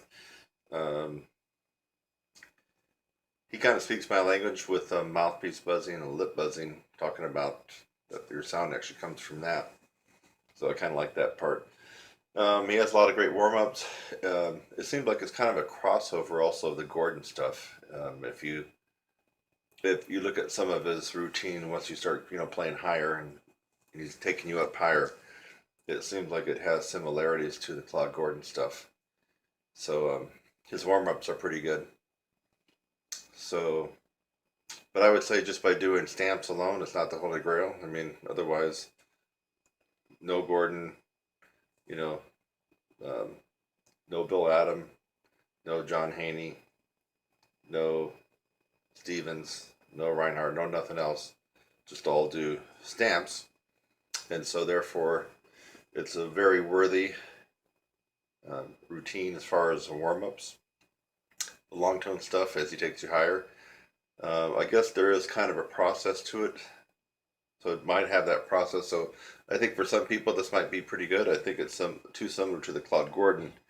And since I've already pretty highly qualified on the Claude Gordon, that I would probably point someone to spend more of their time on the Claude Gordon stuff. But the stamps has the mouthpiece and the lip buzzing, which I really like a lot too. So, it's kind of torn between all that. Anyway, that's about James Stamps. I actually like his stuff. But it's not the holy grail to trumpet and brass playing. It is good though. Kurt Thompson, the story is sticking to it, baby. Hi, I'm Kurt Thompson and welcome to my channel. That's youtube.com/your brass instructor.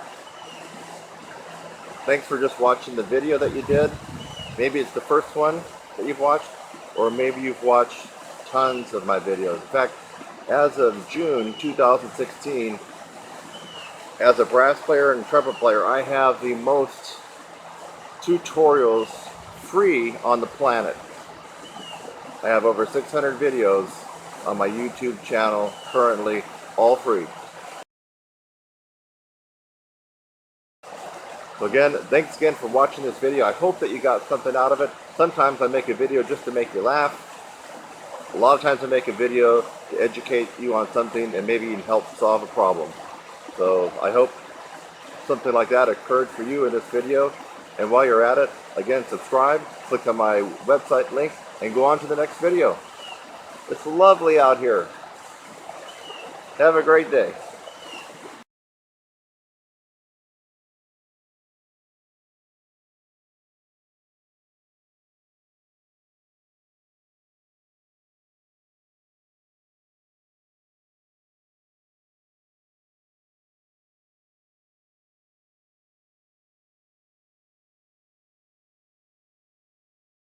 Alright, this will be a tutorial in flexibility. In fact, you know, I do get some emails from time to time from people who don't have exceptional range and wanted me to demonstrate some of these techniques and methods in a range that most people can do, and I got just the perfect one for everybody, really. In fact, it doesn't even go above a second line G in the staff. This is a true measure of strength and flexibility, but mainly flexibility. And it's something that a lot of people already know about. Lip bending. Lip bending. One proof of flexibility. So what am I talking about? Well, if you take a note, for example, G, and you bring it down a half step to F sharp, you didn't really bend it, right? Because you used the natural series on the horn to make it go a half step sharp, which would be adding the second valve. What if you were to do that without adding the second valve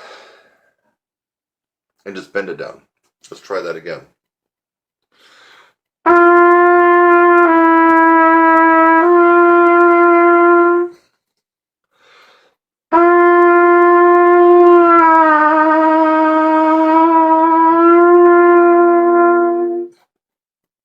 That takes flexibility. That was done with just my lips, a certain way of bending the pitch flat. I use my tongue inside my mouth, maybe even my jaw and my lips, the whole manipulation to bend that pitch down. All that's rolled into flexibility. Okay? That's not too difficult. Let's try that one more time. In fact, you can try that right now. This is going to be a great trumpet lesson tutorial for everybody, because just about everybody on the planet can play this note.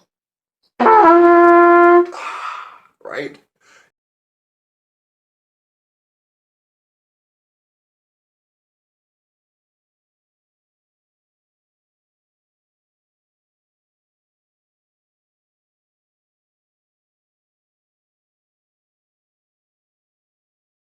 Everybody can play the second line G. So that means everybody should be able to try this. Here, you try it now. I'll do it, then you do it. Watch again.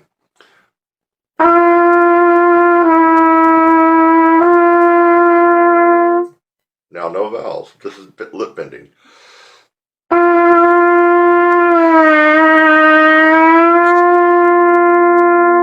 Okay. I think a lot of you probably could do that. I don't know. If there's 10 people trying it right now, I'd say at least 9 of you could probably do that.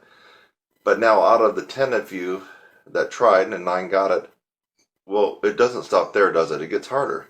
And how do we make it harder? By widening the interval of the lip bend. So G to F natural,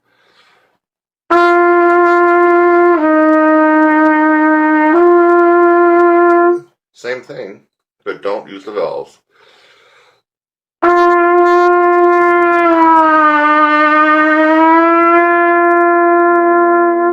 Now, out of the 10 people that might have just tried it, and one may have not got the F sharp, I'm certain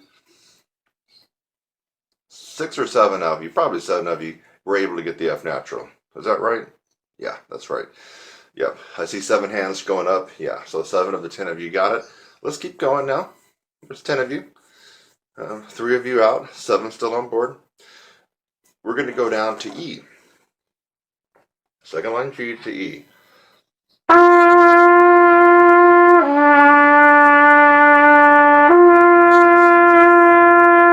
Now bend it with no valves.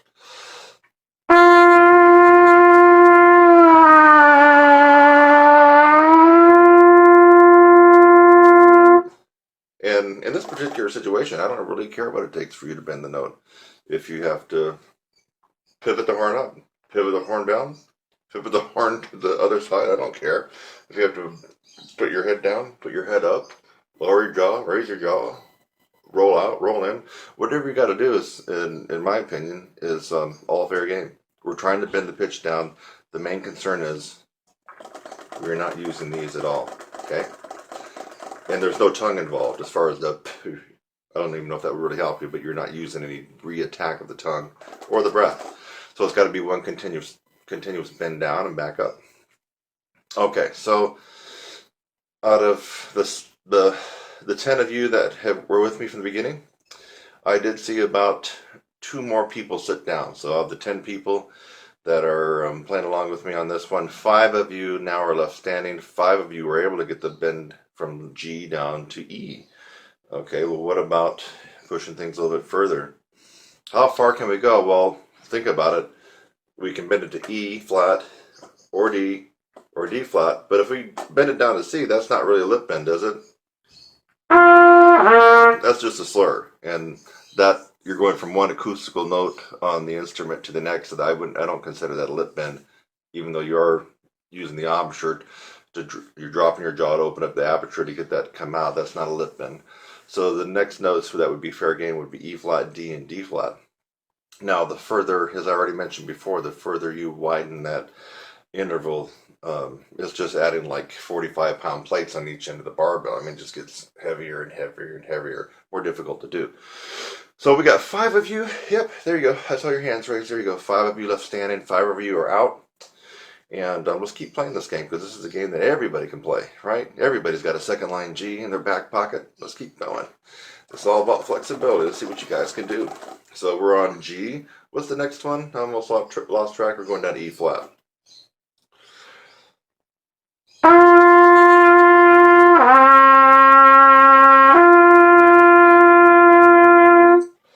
Bend it.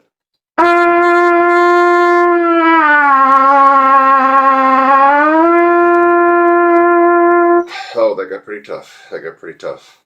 Not tough from a brutally strength chop, powerful kind of way, but tough from a technical, artistic finesse kind of way. I mean, flexibility is about finesse, in my opinion. You're really finessing the notes to come out. You're trying to get all around this horn on all the different ranges, and that's not about brute force or power. That's more about the flexibility that we were talking about in this particular tutorial. We're getting down there pretty far now. I did see 3 people sit down. Okay, so out of the 10 that started, 8 of you are gone. I see 2 people left. That means 2 people have been with me so far, which is that's about normal. And we're getting down into no man's land for the most part. So now we're going to be dropping a 4th, G down to D. Let's see what happens.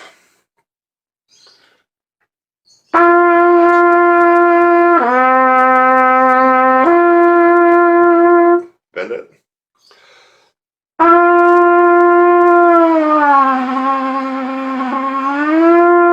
Did I actually get that? Yeah, I did. Barely, by the skin of my teeth. And now I saw one of the 2 sit down. So now 9 of you are out, sitting down, whatever, just watching on the sidelines. There's 1 of you left. 1, you and me. And I might have to make more than 1 attempt at this.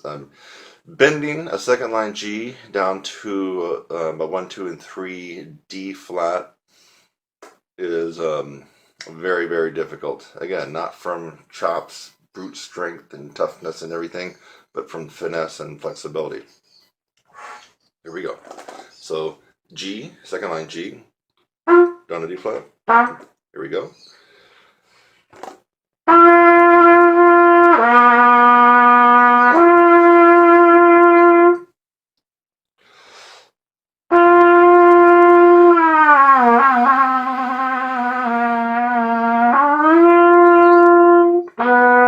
Well, I think I got to do that again. I think I may have overshot it by almost hitting the low C. Try it again.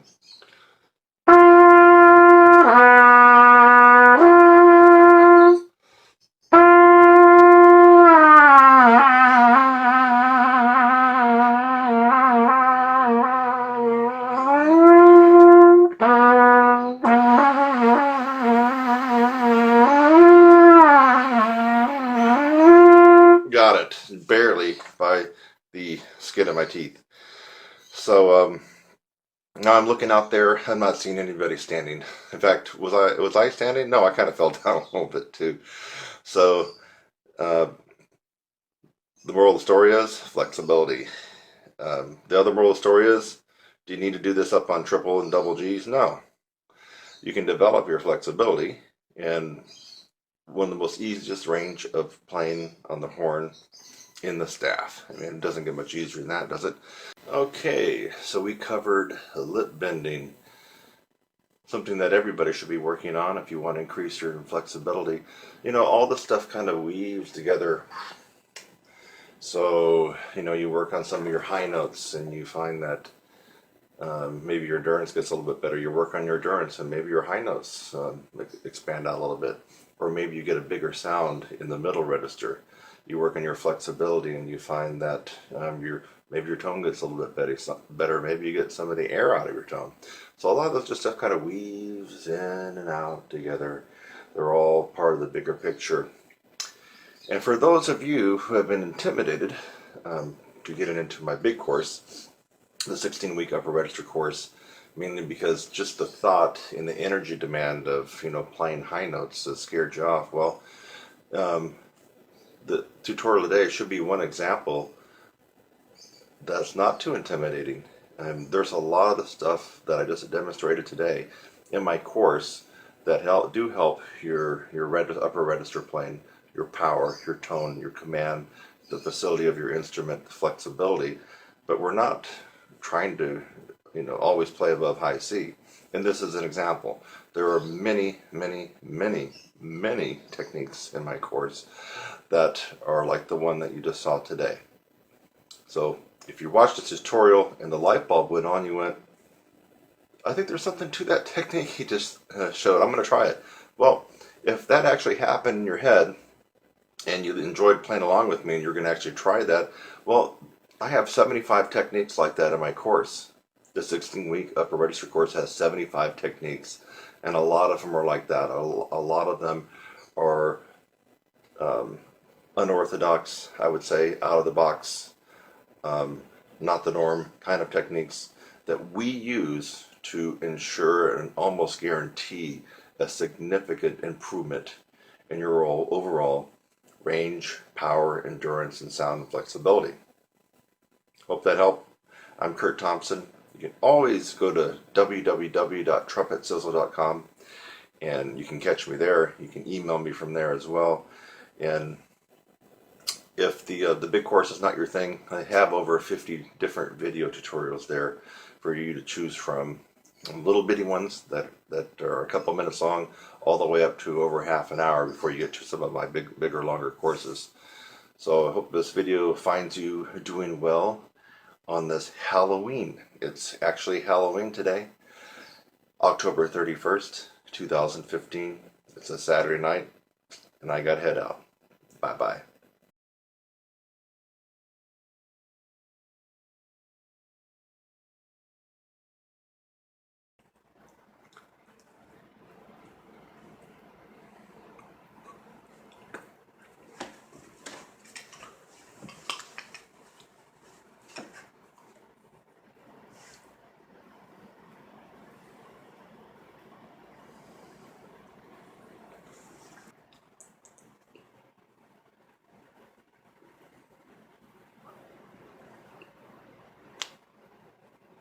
Isometrics.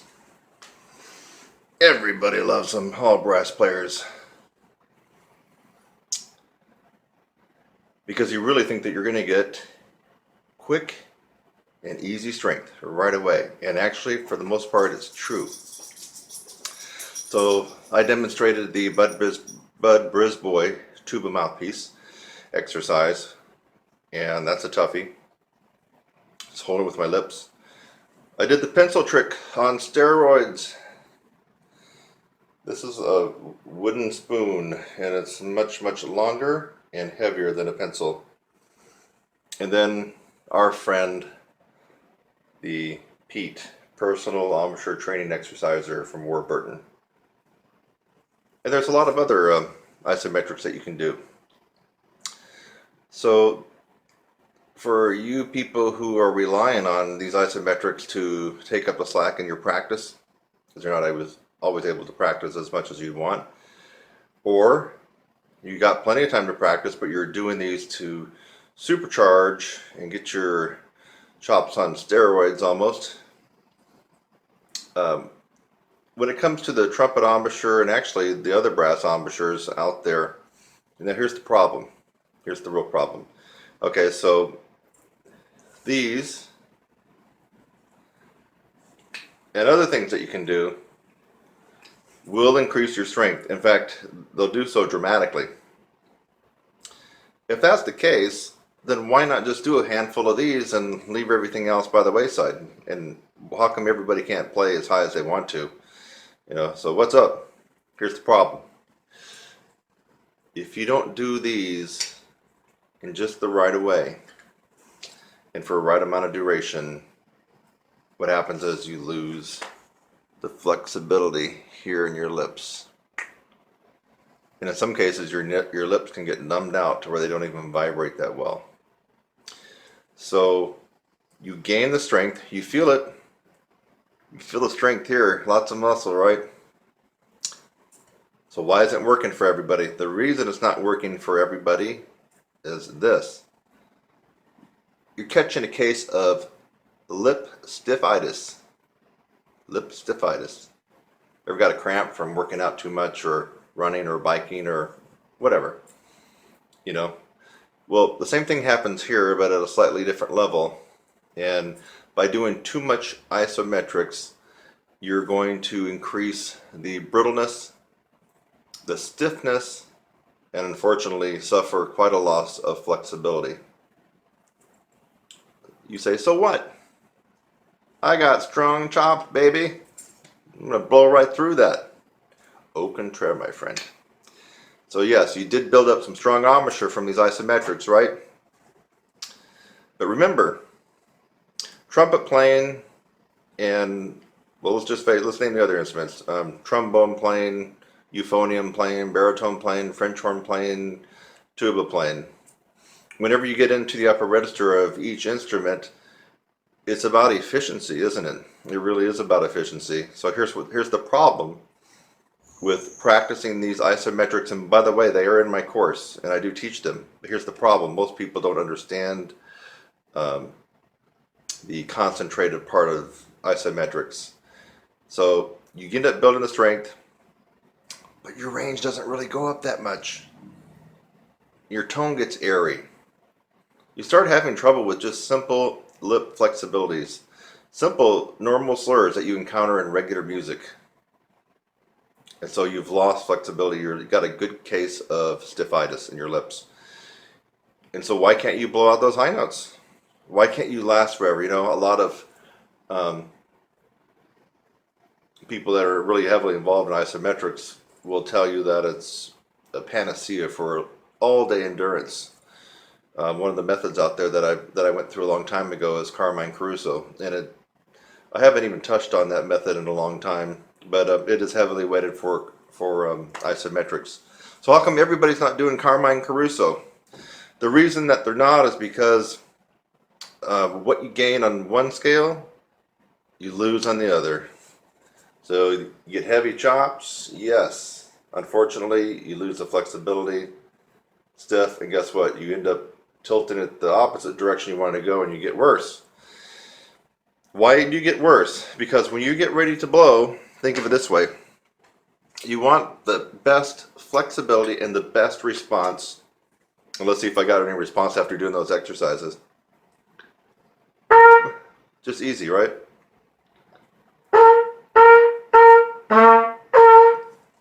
And even after doing that, I can tell my tone got just a touch airy. So there's positive proof right there. Don't do too much of these. So, but no, it's basically because I didn't warm up and I started doing these. So I have an excuse. Okay. It's about efficiency. So, and response. So if you build this up and can't get your lips to vibrate soon enough, easy enough, and be very flexible, what happens is you're spending a lot of your energy and a lot of your chops almost forcing those lips to vibrate. They're blowing, you have to blow a little harder, you have to maybe use a little bit more mouthpiece pressure. The end result is counterintuitive because you just built up strength, you can feel it. You can really feel when you got good chops, you know. You can actually start to see the muscles pop out. And I'm not a skinny guy, you know. So I got some meat on my bones, but you can still see the muscles popping out when you got chops. So when you got the chops, you feel it, but if you can't get the notes to come out or your sound is airy, really airy, and you can't do octave skips anymore and you can't slur and can't lip trill, you should know that you got a serious case of staphylitis and it's likely come from doing too much isometric. So that's the problem. We all want a nice little shortcut, right? Do this and the Pete, and where's my pencil on steroids right here? It's your old grandmother's wooden spoon, isn't it? Look at that. It's you'll find that that's not a walk in the park to do that one either. So we always want something that will just get us to where we need to go quicker and easier. And problem with isometrics, you just really got to know what you're doing. And I've actually been around the block on isometrics and done everything the wrong way. Done everything so-so. And then I got this stuff down to a science of exactly what you need to do and when, the sets, the reps, and the rest. So if you don't know that, you're going to be doing what I was doing years ago, hitting and missing. And if you do it the wrong way, you might find yourself not being able to play, you know, for a good week or two.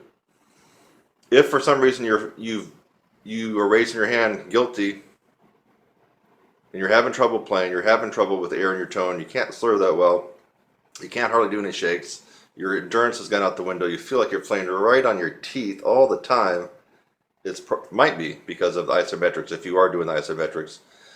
And if you and I never actually speak in person, I would just tell you this, you know, you're going to have to bite the bullet and quit playing for a week, maybe up to 2 weeks, and start back and gradually kind of get in the groove. Don't do any isometrics.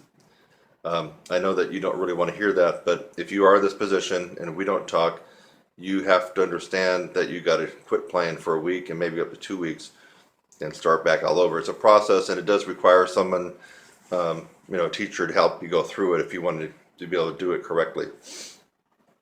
So anyway, there you got it. You got your answer. You're looking at all these isometrics and you're seeing maybe even some celebrity players playing, right? And you're going, dang, they can play that good.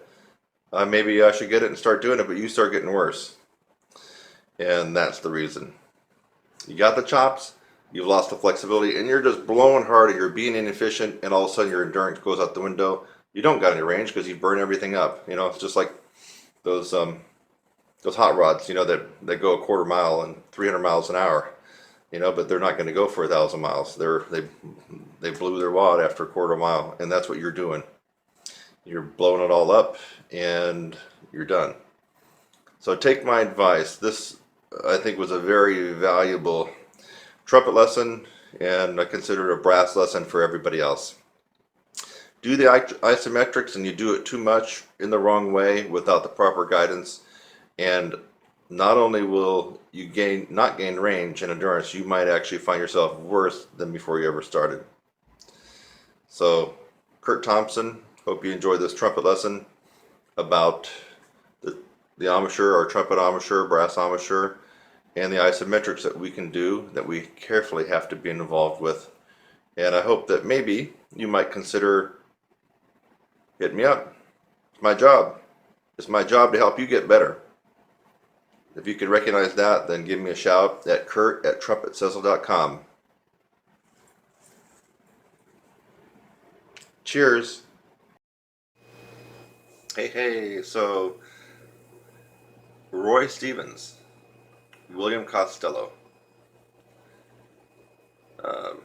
and their palming, no pressure system.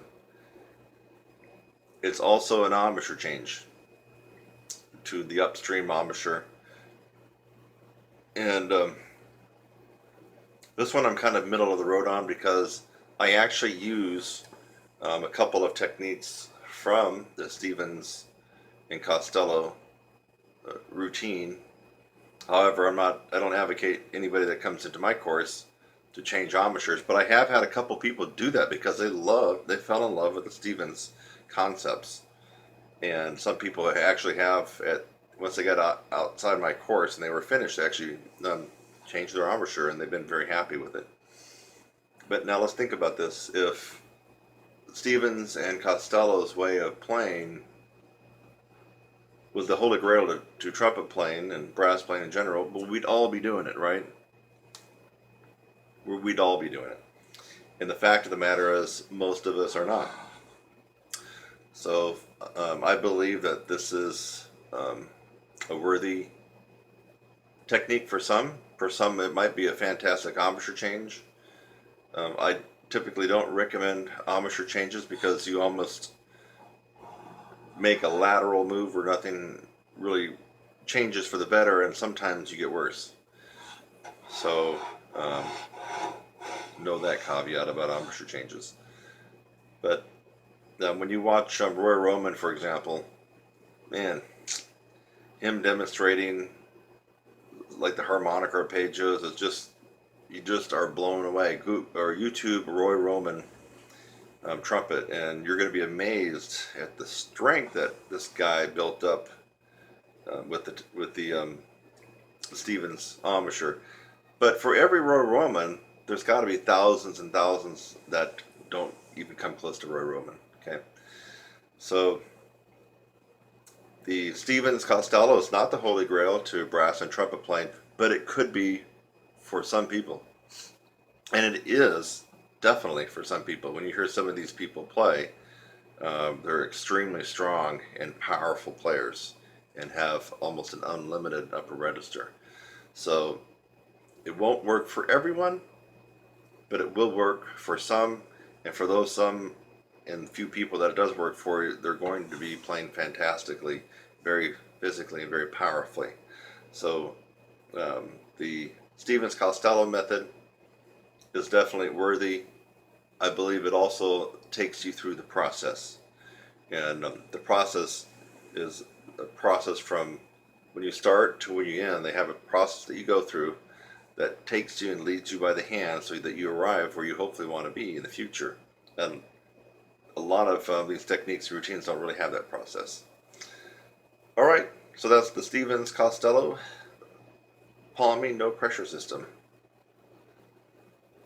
I'm Kurt Thompson, and that's how I roll, baby. Hi, I'm Kurt Thompson, and welcome to my channel. That's youtube.com/your brass instructor. Thanks for just watching the video that you did. Maybe it's the first one that you've watched, or maybe you've watched tons of my videos. In fact, as of June 2016, as a brass player and trumpet player, I have the most tutorials free on the planet. I have over 600 videos on my YouTube channel currently, all free. So again, thanks again for watching this video. I hope that you got something out of it. Sometimes I make a video just to make you laugh. A lot of times I make a video to educate you on something and maybe even help solve a problem. So I hope something like that occurred for you in this video. And while you're at it, again, subscribe, click on my website link, and go on to the next video. It's lovely out here. Have a great day.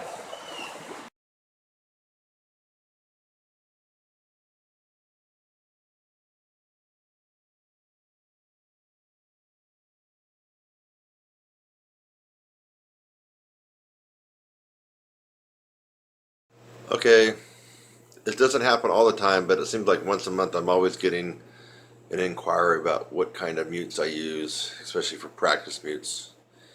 And this looks like it's coming out kind of backwards because of the way I got the video. This is Trumcor, Trumcor, and that's also the website, www.trumpcore.com, Trumcor.com. So it's kind of coming out backwards in the video, simply the way I have the movie running. I've had this for probably 7 or 8 years. I used to use that little stone line practice mute, you know, the one that's real shitty. That cost about $15. You know, it's all white and has a little red ring around the bell part of it. You get what you pay for, my friend. Look at that.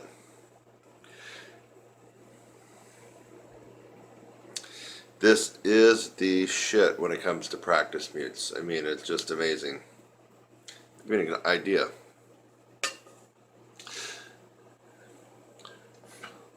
For one thing, the intonation is pretty decent.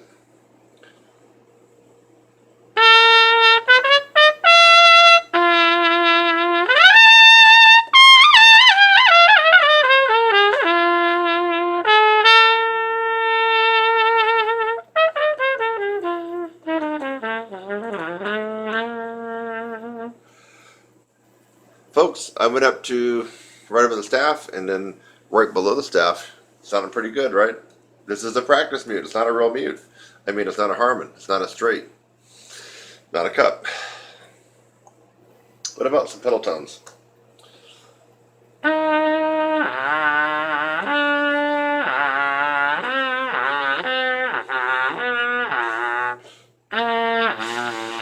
Here's the infamous pedal C, right, folks?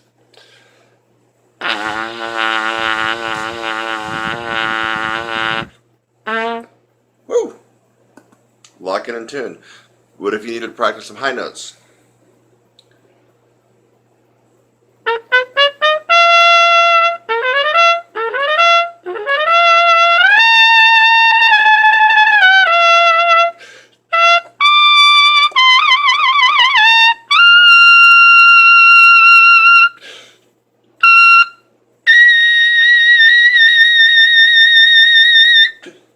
Woo!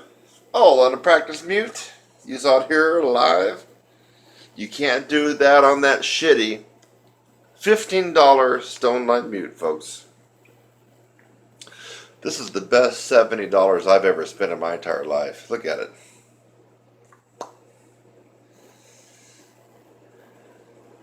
I would have spent 100, 150 on this thing, the way it plays. We all know we get a practice mute. It screws us up intonation-wise, resistance-wise, and a bunch of other stuff. So, I'm making this video blog basically about this guy. The Trumcor. Oh, the particular model of this one is called the Lyric Stealth. Lyric Stealth. Because I got some different ones. It's my belief from going back to their website, this one cuts out about 65% of your sound. Now they have some other practice mutes that cut out less for whatever reason that you would want that, but this will cut out about 65% of your sound. And you already heard me get some of the higher notes on there, so it is pricey. It's $70, or it was $70, you know, 7 or 8 years ago. I don't know if they've lowered it or if they've increased the price or not, but this is what I play on here in my apartment, in a hotel, warm up backstage. Yeah, I'm not one of those guys that are going to be blowing out a bunch of notes before a gig. I'm back there with this guy in or my Harmon, just depends, and I'm doing stuff like this.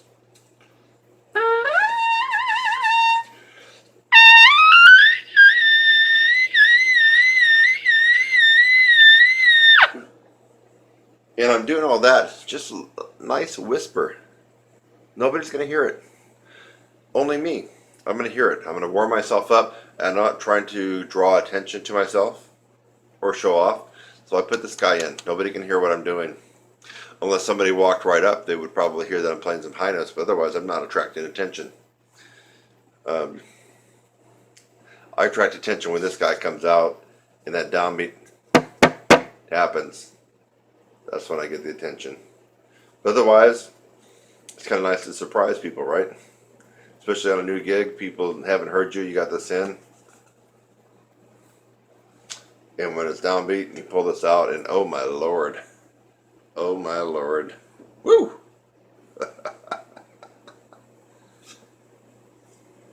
And by the way, I don't get any kickbacks or nothing from this mute in the company. I'm just doing this as a, I guess, a goodwill and good karma, and because it's the right thing to do. They made a good product. I've used it for so many years. It's just pretty amazing. I mean, it really is. So you can spend $15 on that stone-lined white mute with a little red little tapestry around the belt, or you can spend $70 on this, and this is the shit when it comes to practice mutes. Trumcore, Lyric Stealth. Kurt Thompson recommends it. Welcome, it's Kurt Thompson, and I got a new series that's going to be coming your way. It's just a 3-part series on breathing, and actually the real name of the series is probably going to be the 3 stages of compression. Compression, a fancy word, right? For some, for others it's none. So what are we doing when we compress in the air? Why do we need to do it? Why can't we just take a big breath in below?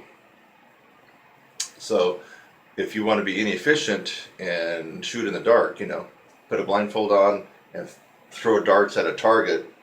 Sometimes you could hit the target, and sometimes, probably more often than not, you're going to miss the target. So understanding the theory of the 3 stages of compression and then being able to apply that in real life to your actual playing will actually help you get the bullseye a lot more. So I'll be giving you some trumpet tips and trumpet exercises in this 3-part trumpet lesson. In fact, actually, it's for all brass players as well. So I mean, this applies if you're playing tuba or French horn or baritone, euphonium, trombone. It applies to all brass instruments, really. It just so happens I happen to have the trumpet here, and that's what I spend most of my time on. But it's still the same thing for all brass instruments. So, coming your way very shortly, look for a 3-part series on compression, the 3 different stages. And that's what a lot of people don't get. There are 3 distinct stages in compressing your air, and the synchronization has to be efficient and all lined up to make it work perfectly for you. If something's a little bit off, it won't work perfectly for you. So anyway, stay tuned for that 3-part series coming over the next couple of weeks. I hope you enjoy it. I'm Kurt Thompson. Until then. Hi, I'm Kurt Thompson, and welcome to my channel. That's youtube.com/your brass instructor. Thanks for just watching the video that you did. Maybe it's the first one that you've watched, or maybe you've watched tons of my videos. In fact, as of June 2016, as a brass player and trumpet player, I have the most tutorials free on the planet. I have over 600 videos on my YouTube channel currently, all free. So again, thanks again for watching this video. I hope that you got something out of it. Sometimes I make a video just to make you laugh. A lot of times I make a video to educate you on something and maybe even help solve a problem. So I hope something like that occurred for you in this video. And while you're at it, again, subscribe, click on my website link, and go on to the next video. It's lovely out here. Have a great day.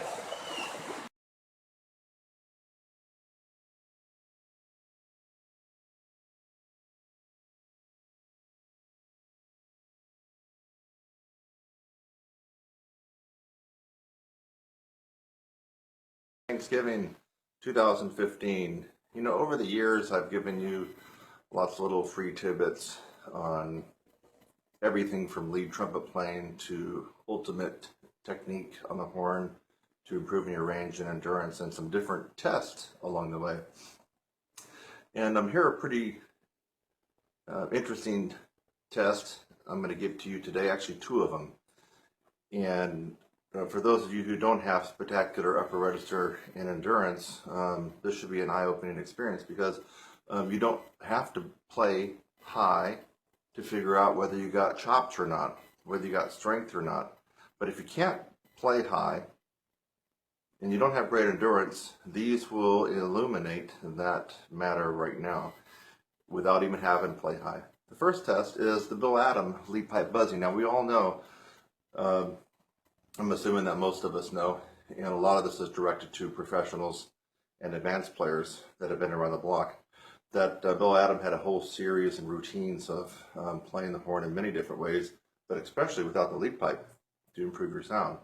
So a lot of times when you play without the lead pipe, you can get a bigger sound, more resonant sound, a more focused sound, and I actually use that in my routine almost every day. Now, if you have a normal trumpet with a normal tuning slide, when you pull it out, you probably will naturally play an F. If you have a reversed tuning slide like mine, or they call it a reverse lead pipe, whatever you want to call it, I'm not a horn builder, but the note will naturally come out at E. So we take it out like that. Let's just see what it is.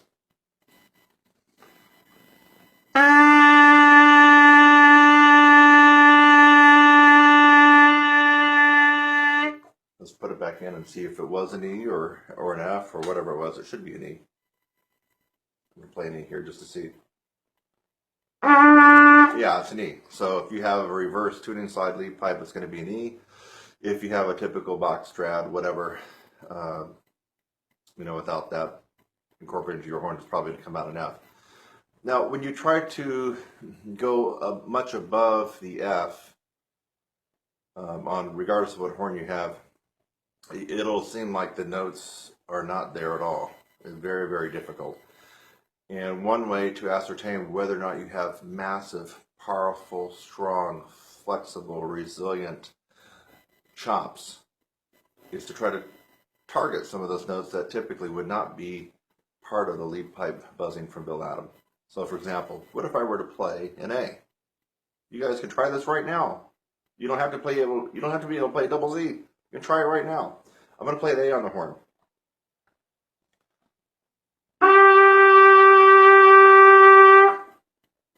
I'm going to take out the tuning slide. So here it comes. A.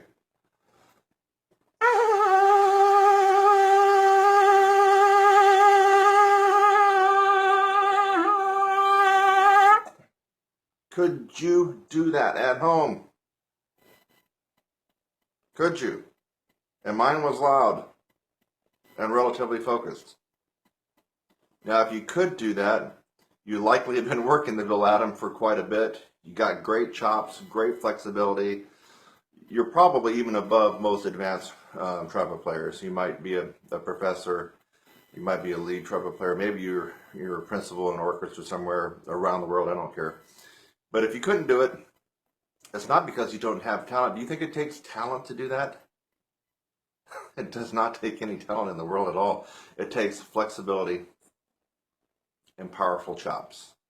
For those of you who are not English speakers, that means a strong, powerful embouchure muscles around your lips. That's what it takes. That's test number one.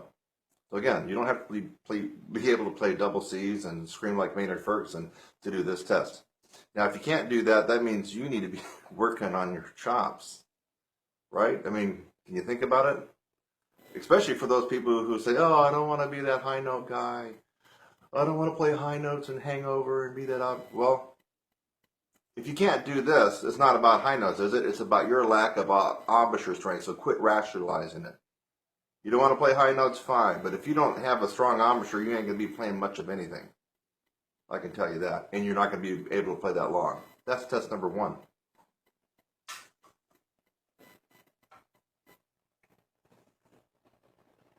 Test number two. And this can be made to be very, very difficult, but for right now, we're going to make it easy. This is kind of also a test of mouthpiece pressure. So if you're using an extreme amount of pressure, even on something as simple as a second line G, you won't be able to do this. Now, I expand this particular test and technique way out for people who get in my course, but for right now, we're going to keep it simple on a second line G in the staff. If you can't do this test, again, the light bulb should go off in your head that something is not right, something is not developed, something that you need to start doing. Quit rationalizing about why you don't like high notes. We all need the extra range. If you play in a community concert band that goes up to A, B, and high C by the staff, your range should be F and double G, so you can play that easily with a good tone, with lots of endurance, with lots of power. It's not about the high notes in itself. It's about what that extra cushion does for your playing. You have a double G, but when you go to your community concert band or brass band or wind ensemble, you only have to go up to high C. Hey, it's going to be a cakewalk. It's going to be fun. You're not going to use too much mouthpiece pressure. You're going to be able to play all day. You're going to love it. So get the idea about being Mr. High Note guy and that obnoxious guy that maybe you didn't like in high school. Get that out of your head. This is about making life better and more fun for you as a trumpet player, brass player. Hey, lick your lips. Lick the mouthpiece if necessary. Second line G. Watch what we're going to do.